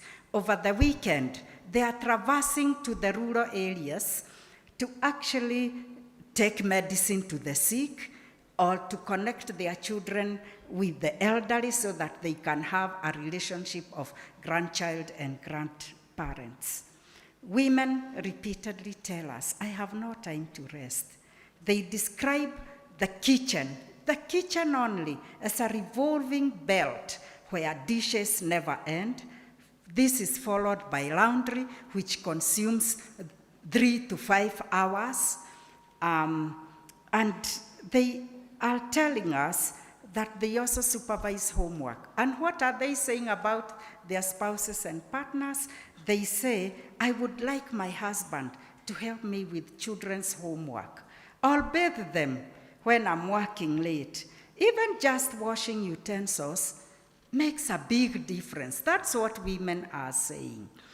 These are powerful voices that remind us that care is essential, yet unequally distributed. They highlight the urgent need to transform gender norms that confine women to unpaid domestic roles regardless of their employment status. The good news is that there is some little change, though slow, that is taking root. Our communication, again in partnership with dialogues in Oxfam, with dialogues with men and women, the men are beginning to say, maybe I could do more. Maybe we could do this. So in this small but meaningful shifts, we witness the beginning of recognition, one of the R's in the care transformation framework. Recognition is the first step towards redistribution, towards fairer sharing of unpaid care work.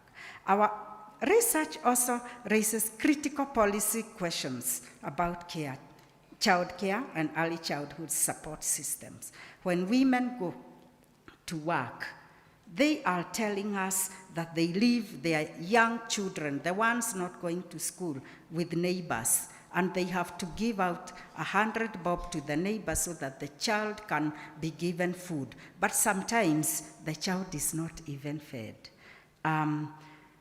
Women also express women also say that sometimes when they are called for work, these are women who are sometimes called, sometimes they are working, sometimes they are not working. So when they are called, they have to actually not go if they have no one to take care of their children.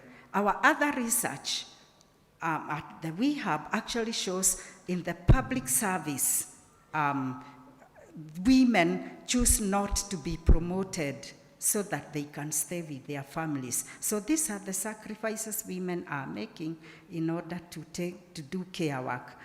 Now, when it comes to care services, they say that they are dissatisfied with the quality of care being given by the care centers that are present. 80% of the mothers express dissatisfaction, and they also say private sectors, on the other, private centers are actually too expensive for them to afford. And what are women telling us? They are very clear of what they want. They are saying they want county governments to establish affordable, safe, and reliable daycare centers where children can learn and thrive while their mothers work, both urban and rural centers.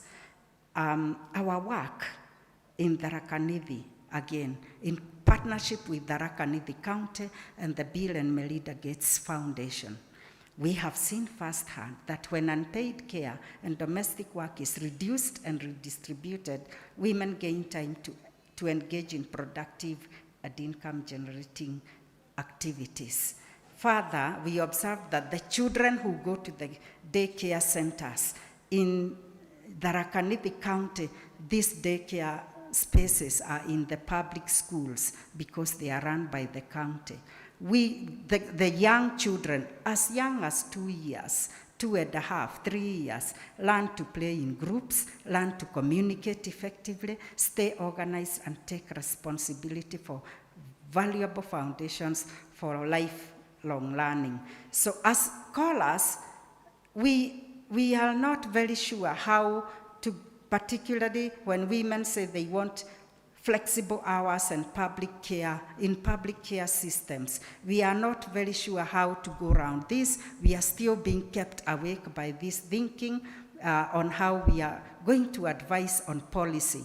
So the challenge for us as scholars is to move beyond theory, link research to policy, and ensure that our evidence drives transformative change.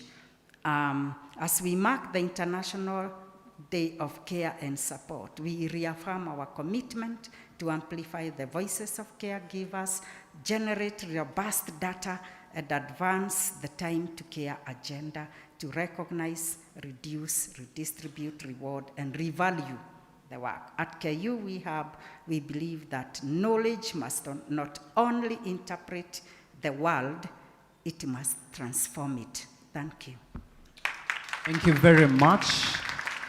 Thank you very much, Daktari.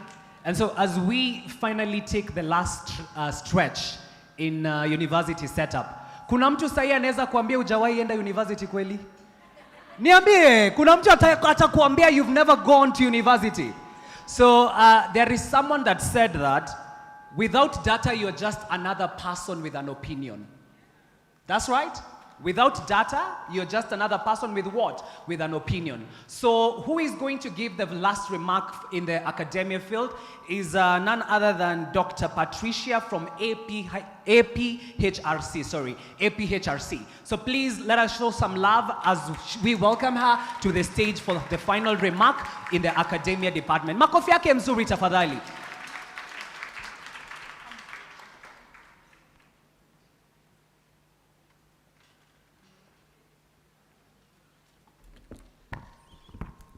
Madam Cabinet Secretary for Gender, Culture and Children's Services, all PSs present in the room, the Council of Governors, UN Women and other development partners, representatives from the civil society organizations, academia, and the care workers, good afternoon.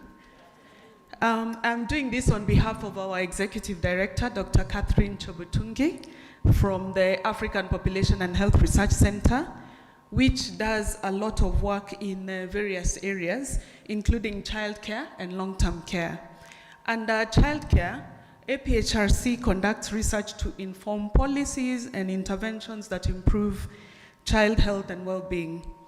Our work often focuses on vulnerable populations, ensuring that children have access to essential services like education and healthcare. We engage with communities to understand their needs and challenges, fostering a participatory approach to improving childcare practices. This includes working with parents, caregivers, and local leaders to promote positive health and developmental outcomes for young children. We use data. This is our main focus of work, to identify trends, gaps, and areas for improvements in childcare. This evidence-based approach helps us in designing effective programs and interventions that can be scaled up to benefit more children. With regards to long-term care, APHRC is involved in research that addresses the needs of older adults, including their health, social, and economic needs. This includes understanding the challenges faced by older adults in accessing long-term care. Recognizing the role of informal caregivers in providing both early childcare and long-term care, APHRC's work often highlights the need for support systems and the resources for these caregivers. This includes training, mental health support, and access to healthcare and other services. APHRC generates evidence that contributes to policy development, and I can confidently say that the evidence that we have generated has contributed to formulation of the National Care Policy and the Integrated ECD Policy. And these policies are aimed at improving services for older persons and also for young children. We advocate for policies that support both the caregivers and the recipients, ensuring their dignity, quality of life, and access to necessary care. When we do our work, we collaborate with government at all levels, international organizations, and local NGOs to amplify the impact of the work that we do. These partnerships are very crucial for scaling up successful interventions and ensuring sustainability. Through training and capacity strengthening initiatives, we also empower local researchers, policymakers, and practitioners to lead and implement change in their own communities. Like many research and development organizations, we rely on funding, and we would like to acknowledge the support that we have received from the Gates Foundation and IDRC to carry out the work that we have done on early care. We often find that there is a gap between research findings and policy implementation, and we and other organizations, we work to bridge this gap through stakeholder engagement and advocacy. APHRC's work in early childcare and long-term care is multifaceted, focusing on research, policy influence, community engagement, and capacity building. We believe that our efforts are crucial for addressing the health and social needs of vulnerable populations in Africa.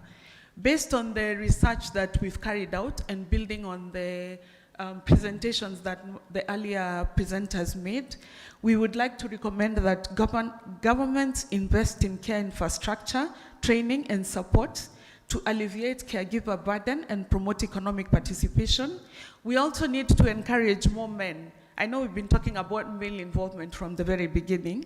We need to encourage more men to take up caregiving roles to reduce the disproportionate burden on women and promote gender equality.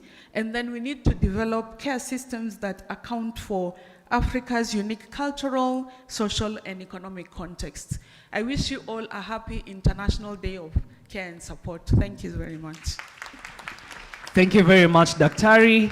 Once again, she has reminded us, Happy International Day of Care and Support 2025. So as I hand over the microphone now back to Afifo, who is going to gracefully lead us towards the last part of the program, because we are actually finally going towards that last part. Sindio, turn to your neighbor once again and to tell them Happy International Day of Care and Support 2025. Mwambie tu tafadhali, Happy International Day of Care and Support.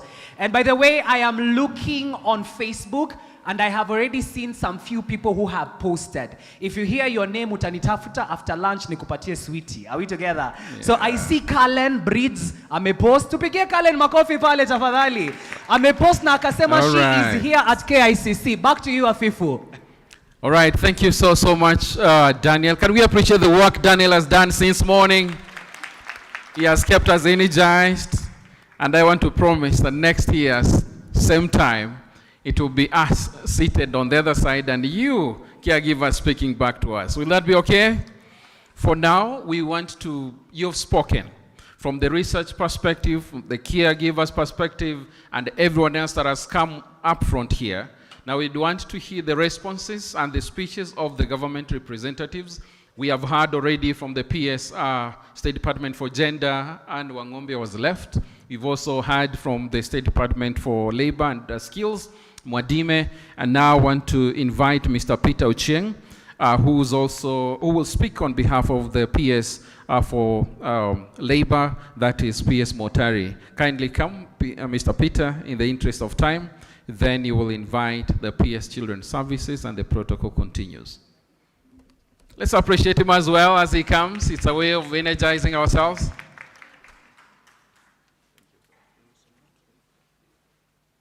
Thank you very much.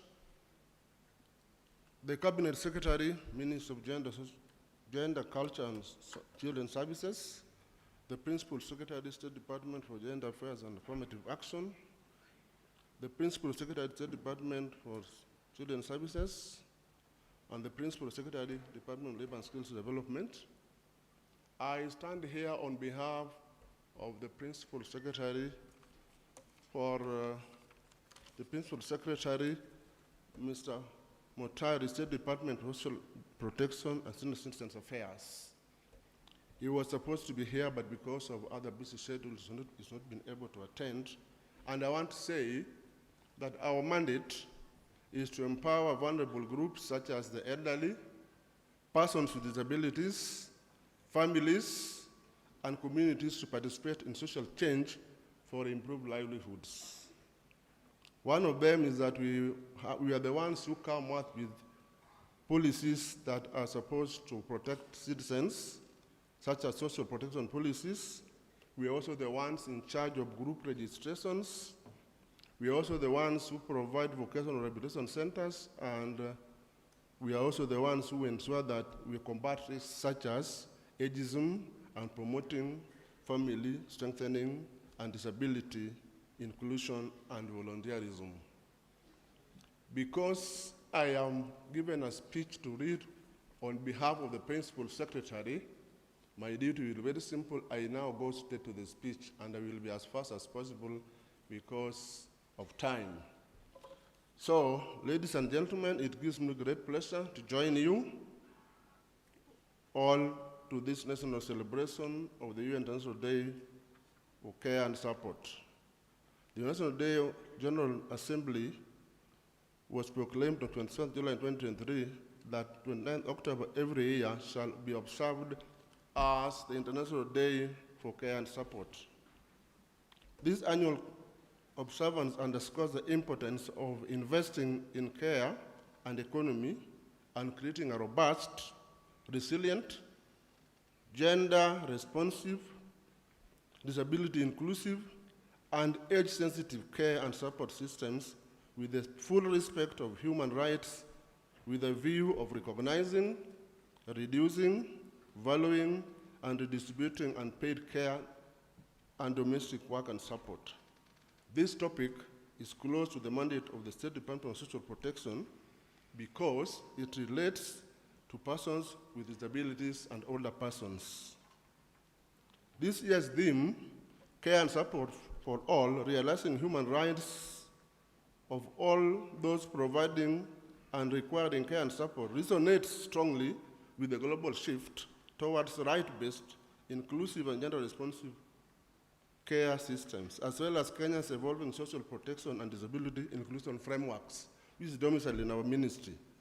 The theme calls for systems to uphold the dignity, the autonomy, and inclusion of both those who require care and support, such as persons with disabilities, older persons, and those with chronic conditions, and those who provide it, including family members, the community caregivers, and professional care workers. Care and support are integral to realizing the Convention on the Rights of the Persons with Disabilities, which is domiciled in a department, the Protocol of the African Charter on the Rights of Persons with Disabilities in Africa, and the Protocol of the African Charter on Human and People's Rights on the Rights of the Older Persons in Africa, all ratified by Kenya. Article 19 recognizes the rights of all persons with disabilities to live independently and to be included in community, while Article 28 affirms the right to social protection and adequate living standards. Recognizing the rights of caregivers is equally vital because it ensures fair pay, social protection, decent working conditions, and emotional well-being. Unpaid care work and support remains vital, yet overlooked pillar in Kenya's economy. It is predominantly carried out by women. According to the support needs assessment, 77.6% of the primary caregivers are women. Despite still economic social value, this invisible labor limits women's economic opportunities, reinforces structural gender inequalities, and reveals significant gaps in Kenya's care and support systems. For persons with disabilities, as well as older persons, the lack of adequate care and support further deepens exclusion and undermines their right to independent living. Kenya has made important progress in care and support. In legislation, the Persons with Disabilities Act 2025 and the Social Protection Policy 2023 integrates care and support into national planning. The Persons with Disabilities National Policy 2024 provides for care and support systems to enhance accessibility. Through the National Safety Nets program, such as cash transfer for persons with severe disabilities and older persons cash transfer, financial support is offered to households with high needs, while the support needs assessment for persons with disabilities and caregivers maps care gaps and calls for care support mechanisms. This is what is done in our ministry. The government has also made milestones in governance, coordination, and case management through digital disability assessment. In the Global Disability Summit commitment, the government committed to establish disability inclusion community care and support systems. Additionally, the government has also set up Kirinyaga Rescue Center for older persons in Mwea, Kirinyaga County, as a model care for the individuals, organizations, and counties to benchmark when setting up institutions for care for older persons. This rescue center takes care of the older persons who have been abandoned, neglected, and abused. The State Department of Social Protection, in collaboration with UNICEF, is piloting a care support program in Kasarani sub-county. The initiative seeks to identify and understand the specific care and support needs within the community, co-create practical solutions, and implement evidence-based interventions that strengthen the provision of inclusion care services. This pilot will also generate a scalable model and policy framework to inform national rollout of an integrated care and support system across Kenya. However, the care economy remains undervalued. Informal caregivers, mostly women, continue to provide unpaid, unrecognized labor, often at the cost of their own education, income, and health. The SDG Target 5.4 is concerned with a need to recognize, to reduce, to redistribute the unfair burden of care work on women who, within family contexts, provide the bulk of the unpaid care to older persons, as well as children and the sick. Persons requiring care in rural, informal, or nomadic communities remain underserved due to limited outreach and decentralized services. Article 57 of the Constitution of Kenya stipulates that the state shall take measures to ensure the rights of the older persons to fully participate in the affairs of the society, to pursue their personal development, and to live in dignity and respect, and to be free from abuse, and to receive reasonable care and assistance from their family and the state. Consequently, the National Policy on Older Persons and Aging 2018 stipulates and recognizes that older persons are an important segment of the national population whose rights must be recognized, respected, protected, and promoted. Older persons have a greater need for healthcare services and domestic help due to vulnerabilities that emerge due to old age. Majority of the older persons are dependent on family members and the community at large for survival, as they do not have a source of income. As a society, it is incumbent upon us to take care of the older persons as they carry wealth of wisdom and experience. It is up to us as a society to foster an environment where the persons with disabilities and older persons are free from any form of abuse, neglect, abandonment, or stigma due to their disability or age. For persons requiring care and support, it enables independence, participation, dignity, and equality. For caregivers, it affirms their right to decent work, social protection, rest, participation, and decision-making. At the social level, investing in care builds social cohesion, creates jobs, and sustains the economy, positioning the care economy as a foundation for inclusive development.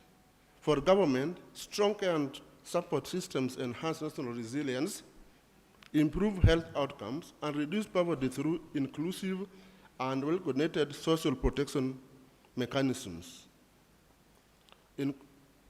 Care and support are backbone for human dignity, social justice. Realizing the human rights of those who provide and require care is not only a moral duty, but an economic and social imperative. In building an inclusive Kenya, we must value, support, and invest in care, for when we care, we thrive, and the society thrives. That is the speech from the PS, Mr. Motari, State Department for Social Protection and Senior Citizen Affairs. At this juncture, I want to call upon the Principal Secretary in charge of Children's Services to come and make her remarks.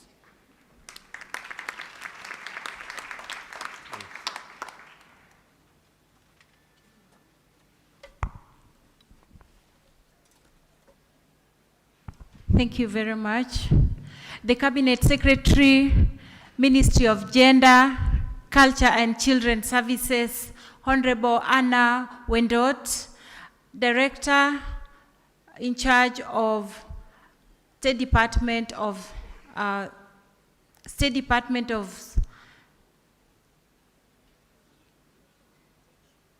Social Protection and Senior Citizens, representatives of the UN and other development partners, distinguished guests and members of the diplomatic corps, honorable members of parliament who could be present, members of the academia, representatives of the civil society organizations and the private sector, members from the Institute of Higher Learning, our universities, the caregivers, and ladies and gentlemen, good afternoon.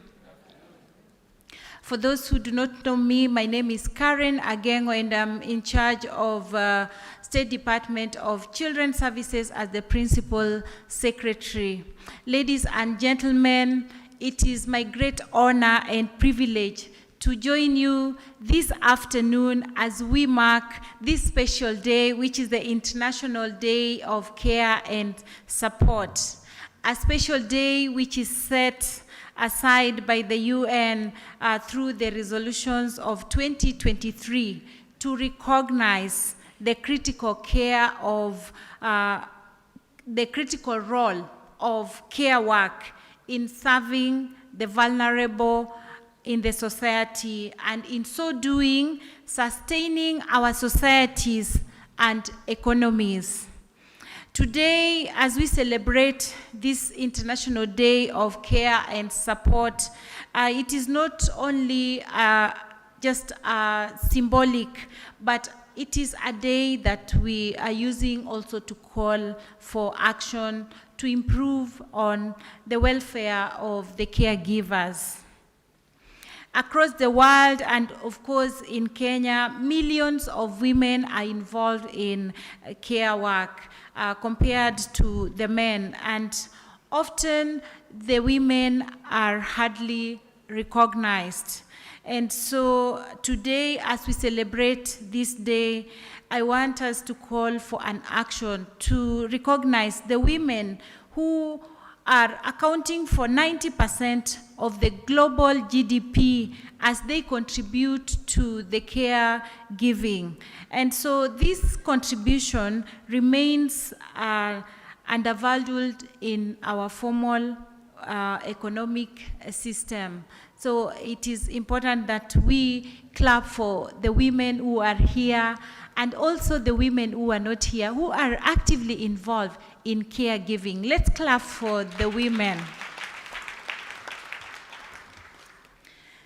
According to the Kenya National Bureau of Statistics, it is estimated that women spend about 4.5 times more than men in terms of the unpaid domestic and care work.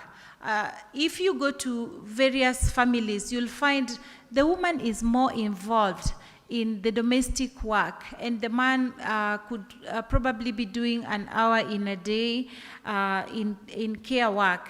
If you look at the care of children, majority of the women are the ones who bear the burden of taking care of the children. If you go to the sick, the old, the women bear the burden of taking care of this category of persons. And yet we find that this limits them to access other opportunities, be it in formal employment, be it opportunities in leadership, even opportunities in education. We have cases of young girls who are bearing the burden of taking care of children when they are supposed to be in school, university students who are mothers, bearing the burden of taking care of children when they are supposed to be in school. And so this limits their opportunity for growth. Women who are supposed to be in offices, sometimes they spend time at home taking care of the children, the sick. The most immediate person that is usually contacted when there's a family member who requires care is actually a woman. And so I want to appreciate all the women and encourage and appeal to the men that caregiving should be a responsibility for all in the society.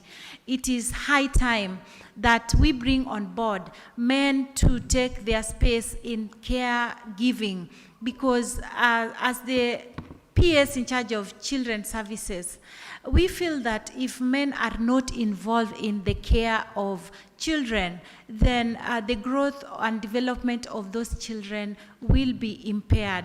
And so I appeal to the men who are here, the men who are outside there who could be watching us as we are celebrating today, to take up their space in the care of the family members when they are sick, when they are young, like in the case of children, so that we have a society of responsible caregivers by all in the society. Women form the backbone of Kenyan's care system. I said, even when it comes to nursing, if you look around in hospitals, majority of the caregivers or the nurses are actually women, even though we have professional nurses who are men, but majority are women. In early childhood, when it comes to education, all these majority are women. So we need to think of how do we support the women to ensure that their contribution is recognized, their contribution is paid in terms of rewarding the women on the caregiving that they are doing. So for this reason, I want to say that we must recognize that care work is critical for both adults and children and in the families. And so recognize the efforts of those who are involved in care work. I also want to say that we must reduce the burden of unpaid care. And in this case, I actually mentioned that majority is the burden is on the women. So let us recognize and reduce that burden on those who are doing care and are not paid. We also must redistribute care responsibilities, as I said, between men and women. And so we will be running a program, a campaign to involve men in caregiving, men in the life of caregiving, in the especially in the children. We also must reward care workers fairly. Majority of the people who are doing caregiving, especially when I heard the story of those who are in the informal sector, are actually getting very little pay. The gentleman mentioned 50 shillings a day. There was a lady from Mathare who mentioned that they take a whole day to take care of a child in a daycare and only receive Kenya shillings 50. And so we also must advocate for rewarding these workers fairly. We also want to ensure that the caregivers are represented in decision-making spaces. And so I am so glad that one of the caregivers actually said that as we make policies, we need to involve them. And so as the PS in charge of children's services, I want to say that we are coming up with standards on care and on child care. And we will be reaching out to all stakeholders, including those who are involved in care of our children, so that we actually come up with policies which are inclusive and involve the caregivers in decision making. Distinguished participants and ladies and gentlemen, as I conclude, I want to say that investment in child or in care as a whole is an investment that is really key and will develop our economy.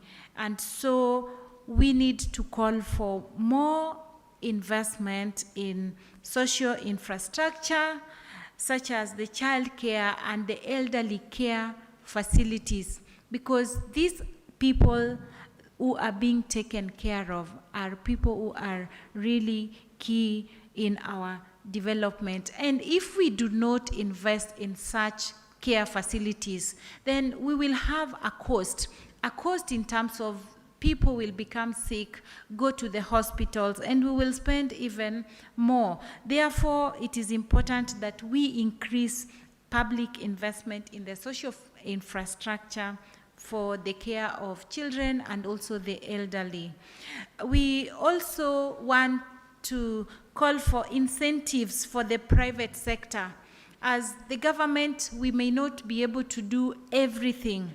And so we call upon the private sector that we should involve them also in supporting care, even as the government thinks of incentives that will establish, help them to establish family-friendly workplaces. I also want to call for a stronger collaboration, especially with our county governments, so that we expand community care services across the country.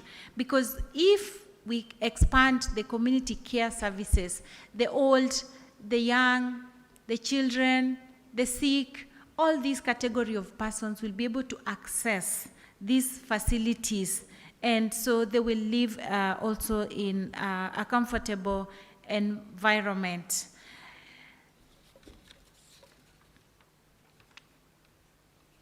Ladies and gentlemen, care is a shared social responsibility. So it cannot only be left to our caregivers who are here with us. It is a responsibility that rests the shoulders on everybody. As a society, we need the fathers who are also caregivers. We also need the employers who will help us to provide a balanced work life. Can I say employers who value work-life balance? That is, employers who will create some time, give the employees some time to go and also be involved in caregiving. And also, we need to build a culture that honors care as public good. Just like we are talking about education, health, and security. So caregiving should also be given that priority, that it is also for public good to care for everybody. You can imagine if we do not take care of children, if we do not take care of people who are sick, if we do not take care of the elderly, what happens? The children will run to the streets. We start having an influx of street children. The elderly, if we do not take care of them, what happens? They end up dying early. And so caregiving should be treated as of public good, just like other areas like education. So as we commemorate this International Day of Care and Support, let us renew our collective resolve to make Kenya as a country that truly cares for its caregivers.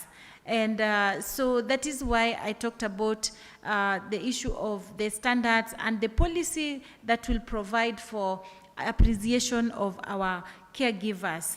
Care work is very critical in sustaining life.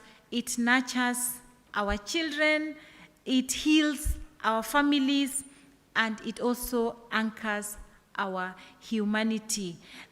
Therefore, this day marks the beginning of a new national consciousness, one that recognizes, that respects and rewards care and support as a true foundation of social justice and human dignity.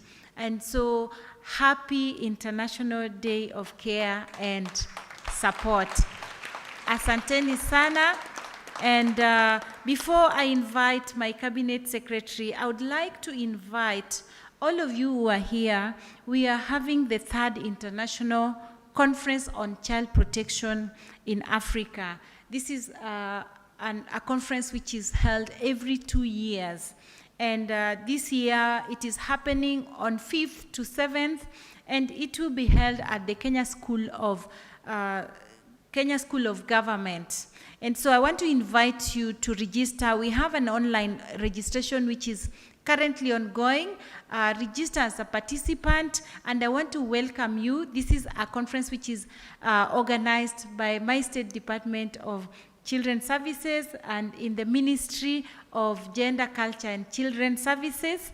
Our chief guest will be the Deputy President, and I want to welcome all of you to participate in this very important conference. Ladies and gentlemen, with those few remarks, allow me now to invite the Cabinet Secretary in charge of Ministry of Gender, Culture and Children's Services to come and give her remarks. Thank you.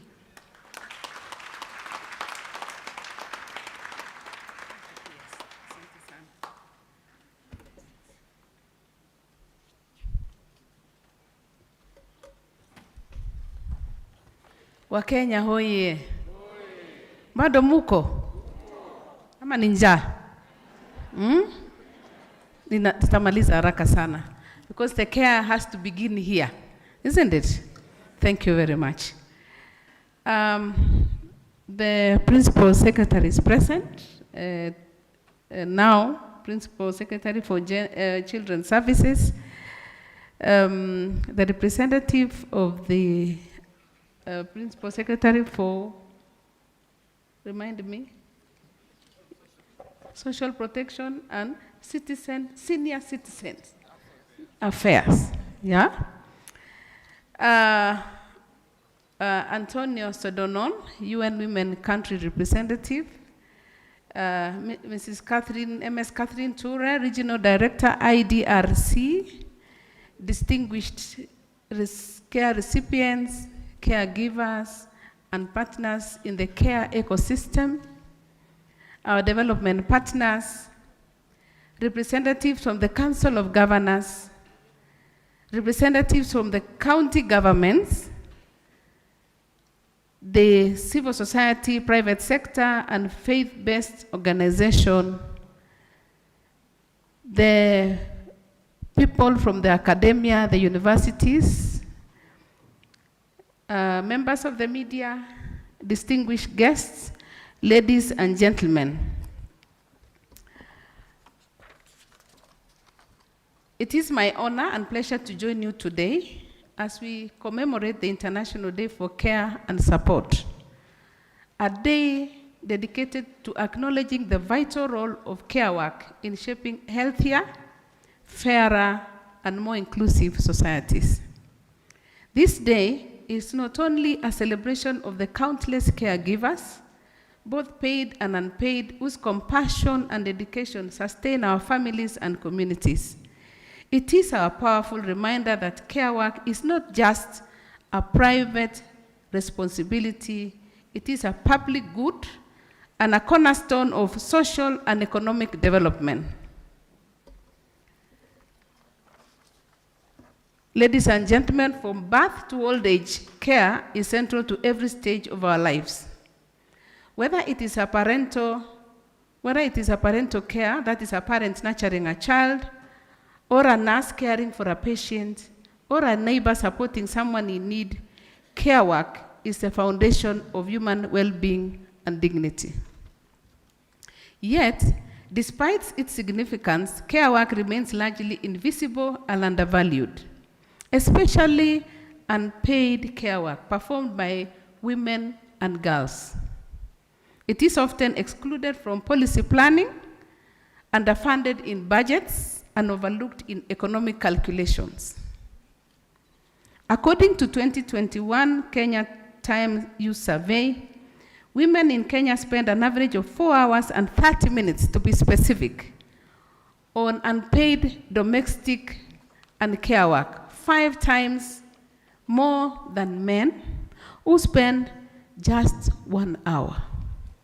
This unequal burden limits women's access to education, employment, and leadership, perpetuating cycles of poverty and inequality. Distinguished guests, this year's commemoration takes place against the backdrop of Kenya's efforts to implement Vision 2030, the bottom-up economic transformation agenda, and the Sustainable Development Goals and the African Union's Agenda 2063. These national and global frameworks all emphasize gender equality, social protection, and inclusive economic growth. Globally, institutions such as UN Women and the International Labour Organization have positioned the care economy as a critical driver of decent work, equity, and economic resilience. Investing in care is not only a moral and social imperative, it is also smart economics. Every shilling we invest in the care economy generates multiple returns in jobs, productivity, well-being, and stronger communities. Kenya's commitment on care and support. As a ministry, we are proud to be leading national efforts to recognize, professionalize, and support care work. This includes the ongoing development of the draft National Care Policy 2025, a bold step towards building an inclusive, gender-responsive, and well-coordinated care system. This policy, guided by internationally recognized 5 R's of care, being 1, to recognize care work in all its forms, both paid and unpaid. 2, reduce the burden of unpaid care through investment in infrastructure and services. 3, to redistribute care responsibilities fairly between men and women, the state, and families. And the 4th one being to reward care workers through their fair pay, protection, and benefits. The 5th one and the last one is to represent caregivers in leadership, planning, and decision-making processes. These principles are at the heart of our national agenda for gender equality and social protection. They provide a roadmap for building a care economy that values every contribution, supports caregivers, and ensures that no one is left behind. An all-of-society approach. The care and support agenda is not one that government can implement alone. It demands a whole-of-society approach with active collaboration across sectors, institutions, and communities. To the county governments, you are at the front line of service delivery. Your leadership is crucial in ensuring that care services such as child care, disability support, and elder care are accessible, affordable, and responsive to community needs. To the private sector, care is not just a social issue. It is an economic strategy. Let us work together to create family-friendly workplaces, provide childcare facilities, and adopt flexible work arrangements that enable both women and men to thrive at work and at home. To men and boys, let us normalize shared caregiving. The transformation begins when we move beyond stereotypes and embrace care as a shared human responsibility, not just a woman's role. To the civil society and faith-based organization, your voice and grassroots networks are essential.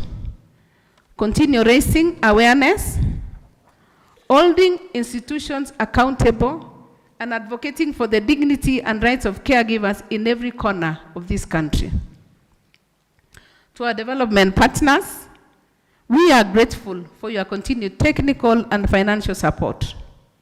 As we move towards implementing the National Care Policy, your partnership in areas such as data generation, research, innovation, and capacity building will be critical in driving meaningful change.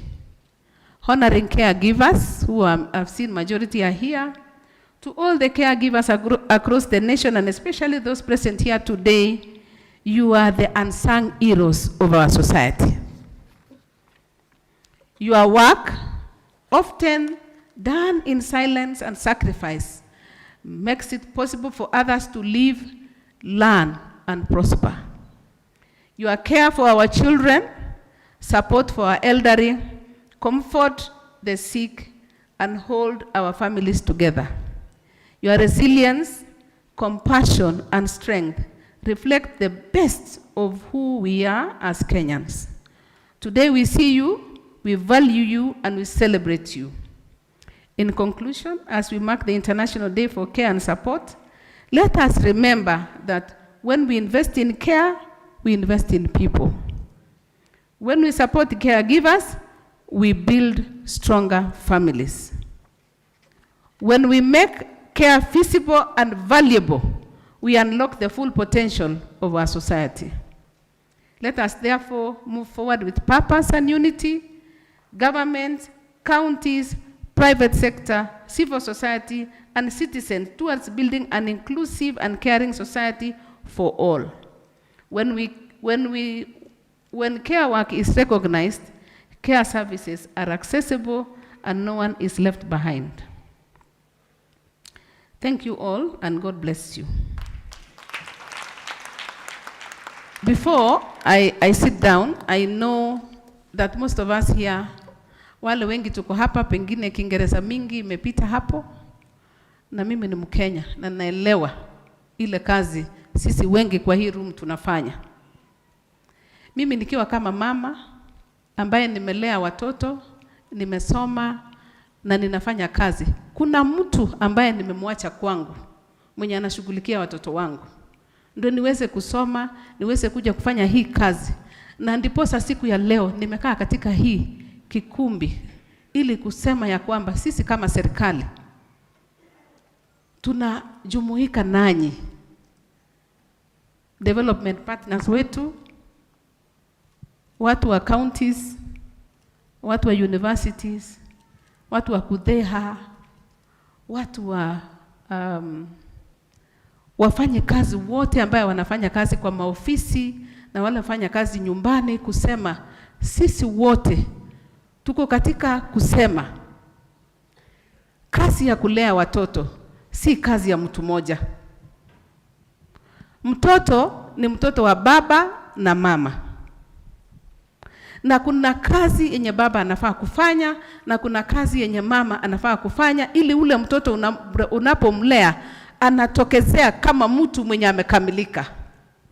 Kwa hivyo wa baba, wa mama, sisi wote tushughulike na tuhakikishe ule mtu ambaye umemwachia watoto wako analipwa vizuri, anapewa heshima yake, kwa sababu unamwachia mtoto wako, anakulelea mtoto, anamuosha, anamuongelesha, na kama huyo mtu hana furaha, hiyo shida ambayo umefikiria umeiacha nyuma, baadaye katika maisha yako utaiona. Na tuko hapa kuongea pamoja, kusema hii subject ambayo tungeongelelea siku ya leo ni subject ya maana sana. Na tukiweza kuelewa na sisi wote tushughulike, hii Kenya itakuwa Kenya ambaye kila mtu anataka kukua na anataka kutembelea, si ndio? Ya pili, kuna ukiweza kuishi miaka ukiwa mtoto, urudi ukue mzee, upitie hiyo mpaka ukue mtu mzee. Tena inafika wakati unasema kama una mtu wa kukulea vizuri, utasikia vibaya sana kuendelea katika maisha ya dunia hii. Hapo sasa ndio tunasema caregiving ya wale wazee ni kazi ya muhimu sana. Mimi nikiongea hapa, mimi ni mmoja hao wapo ya wale watu wako na mama mzee ambaye ako na miaka, I think my mother must be between, because nobody knows their age, they tell you I was born when there was this and that. My mother must be about 90 years. And for me to be here today, somebody must take care of that lady. How am I treating that person? Huyo mtu mwenye nimemwachia mama yangu anakaa maisha aina gani ndio aweze kukubali kuendelea kulea huyo mama? Mimi lazima nihajibike ya kuhakikisha ya kwamba watoto wa huyo mama mwenye analea mama yangu pia wanaenda shule, si ndio? Na kulipa lazima nimlipe vizuri. Lazima nimnunulie simu mzuri. Ndiye aweze kupiga yeye picha hivi anionyeshe vile anakaa, si ndio? These are practical issues that we are talking about. Sio vitu ati tunaongea vitu ziko huko unasema mtu ni waziri anaongea tu pale. Hapana, ni reality. Kwa hivyo lazima tuongee pamoja kama Wakenya. Tuseme wale watu ambao tunawaachia homes, tunaachia watoto wetu, tunaachia senior citizens, lazima tuhakikishe maslahi yao pia inashughulikiwa. Mwisho tunaongea juu ya ugonjwa. Ugonjwa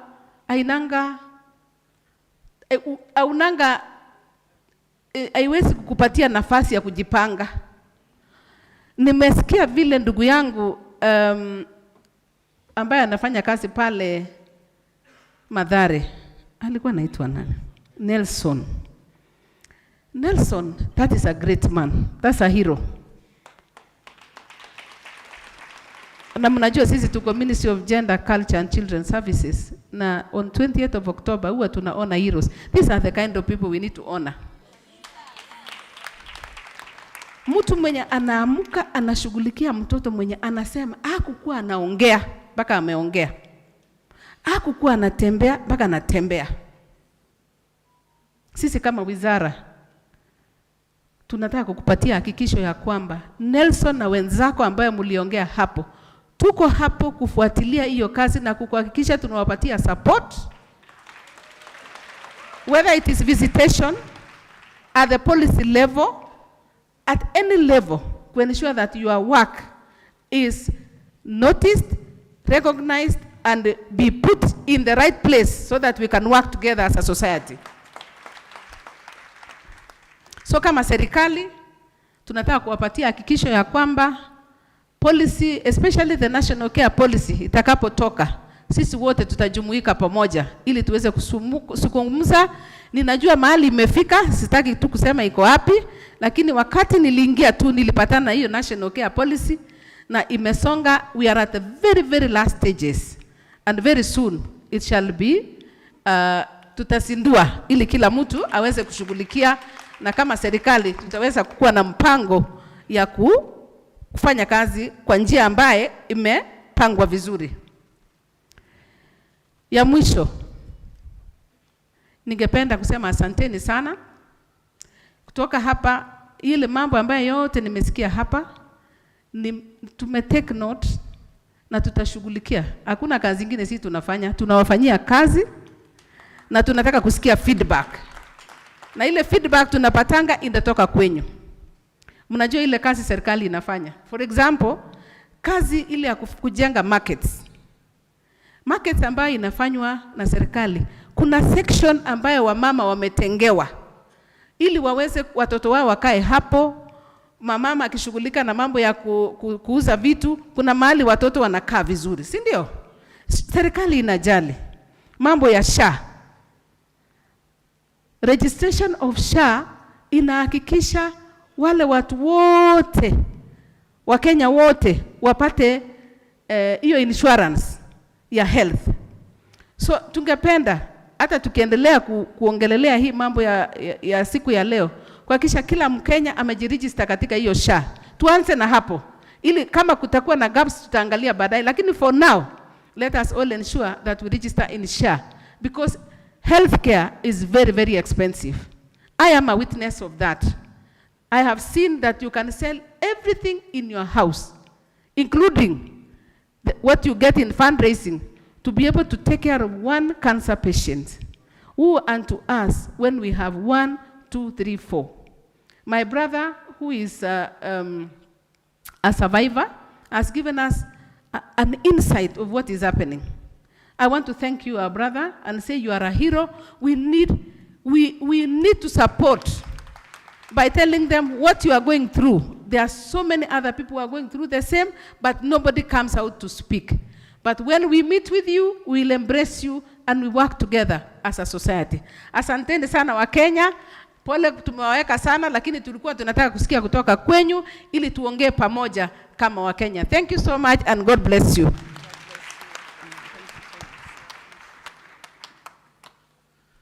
Can we appreciate our CS one more time? Thank you so much, Madam CS. You've done as well. Na nafikiria ameongea vizuri. Care workers, ameongea vizuri. At least that's what we wanted to hear. The government commitment to ensuring things get done. I know time was really, we've run short of time.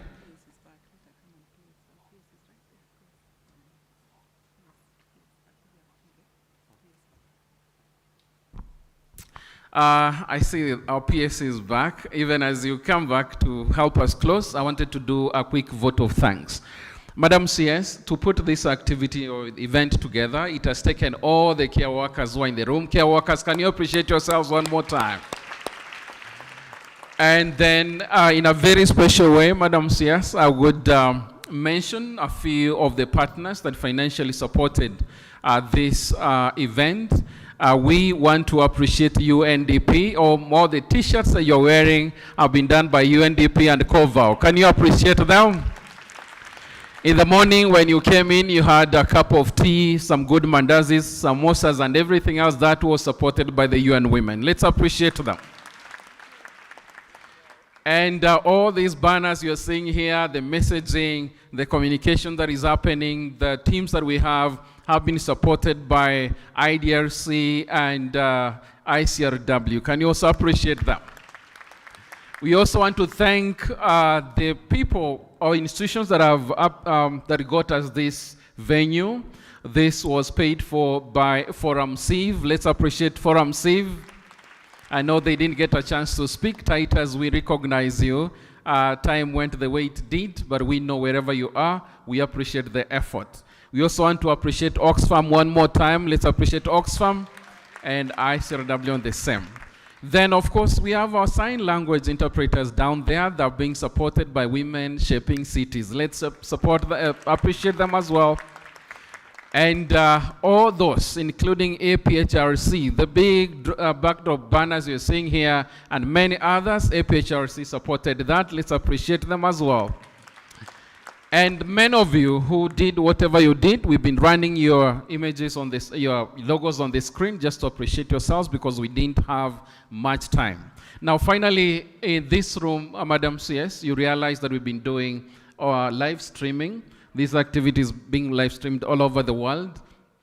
And so we have Urantia Media. Where are you, Urantia Media? Appreciate them for live streaming. Then, of course, we have Elite Media that are projecting on the screens. Can we appreciate Elite Media wherever they are? And then, of course, we have the people who brought these nice flowers here. I don't know why they have, but whatever it is, we appreciate them. And of course, Athari Communications. Where is Athari team? They have also put together the media team that has been here.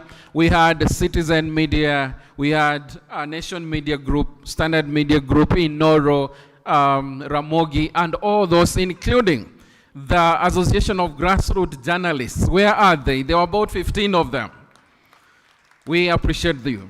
So I think we've come to the end of all this appreciation. If you've not heard your name or any mention, thank you for the effort that you put to make this a success. And to you care workers, as you go back home, you've heard what the government has said. Let's work together. Let's change this. Let's professionalize care. Let's make it more decent. Let's make it more rewarding. And of course, let us continue to use this evidence to lobby for and advocate for policies that are responsive and that will make us move forward, and of course will make care work to be part and parcel of the economy. And I wish now to invite our PS one more time, Anne Wangombe, to close this and officially allow us to do many other things, including going down there for a group photo. All of us, as we are, will go down there for a group photo, and we'll receive the call to action, which we didn't get time to speak. Madam PS, just sign off officially. Thank you so much, Mr. Avivu, and thank you to all of you, starting with our Honorable Cabinet Secretary and Development Partners, all of you, I think he has done it and done it very well. And thank you because you've been so patient up to this time. And let's continue doing what we must do to make this society a better place to live in. We are all playing a role. It reminds me that our late global icon, Wangari Maathai, said that in our own small way, we can make a difference in this country. She made reference to the hummingbird. So in our own small ways, big ways, let's make a difference in this nation. And as a government, we are going to do what we need to do, just like what our Honorable CS has promised. So once more, asanteni sana, we have come to the end of this. Mr. Avivu will guide us on how we are going to take photos, and I wish you very well. Continue doing the good work that you're doing. Asanteni sana. May God bless you. Thank you so much. So kindly, I'm requesting, because I know you might be heading out, let's go down here, just by the banner. We get some shots over there. The rest of us, I know there are photo frames everywhere in the compound. Just use them, take those photos, and of course, post. And I think I must mention about the Global Disability Fund and the UNDP. They also did very well. Where's Ashura? Ashura, someone is there. Ashura, kindly wave. We want to appreciate Ashura. She's done very well. She was our coordinator and link as well. Let's get down there for a group photo as we move out. Thank you. The team that is here, please join them. We'll have the first photo of the PSs and the CS, and of course IDRC, and the teams are on my right. Let's go down there for a group photo as well.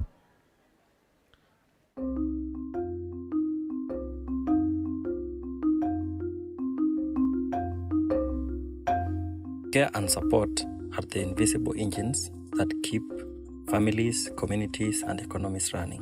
Yet, much of this work, often carried out by women and persons with disabilities, remains unpaid, undervalued, and overlooked. At UNDP, we believe that transforming care system is central to achieving sustainable development goals. Through Global Disability Fund, we work with partners to make sure that unpaid care work is recognized, valued, and is a driver of equality, dignity, and inclusive development. Across Kenya, women shoulder a disproportionate responsibility of unpaid care work. By applying the 5 R's of recognize, reduce, redistribute, reward, and represent, we are changing systems that reinforce inequality. This initiative is not only lightening the load of care, but also opening doors for women to pursue education, leadership, and livelihoods. The world of work cannot thrive without care. That is why the International Labour Organization is working to ensure that labor practices, social protection systems, and workplace practices reward and support unpaid caregivers. By addressing unpaid care, we are also addressing barriers to decent work, productivity, and economic growth. In Kenya, the Global Disability Fund is already making a difference, providing assistive technologies, expanding community-based services, supporting inclusive childcare, and enabling women and persons with disabilities to fully participate in society. Provision of care and support for persons with disabilities is a source of unpaid care in the labor market, as well as largely provided by women. According to the Support Needs Assessment Report for persons with disabilities and primary caregiver, 77% of primary caregiver provide care for persons with disabilities, out of which 97% are unemployed. This report was launched in 2023 through the State Department of Social Protection, Kenya National Bureau of Statistics, and Global National News. As we mark the the International Day of Care and Support and 30 years since the Beijing Declaration, we stand united in a call to action to transform care systems, to value the work of caregivers, and to ensure that no one is left behind.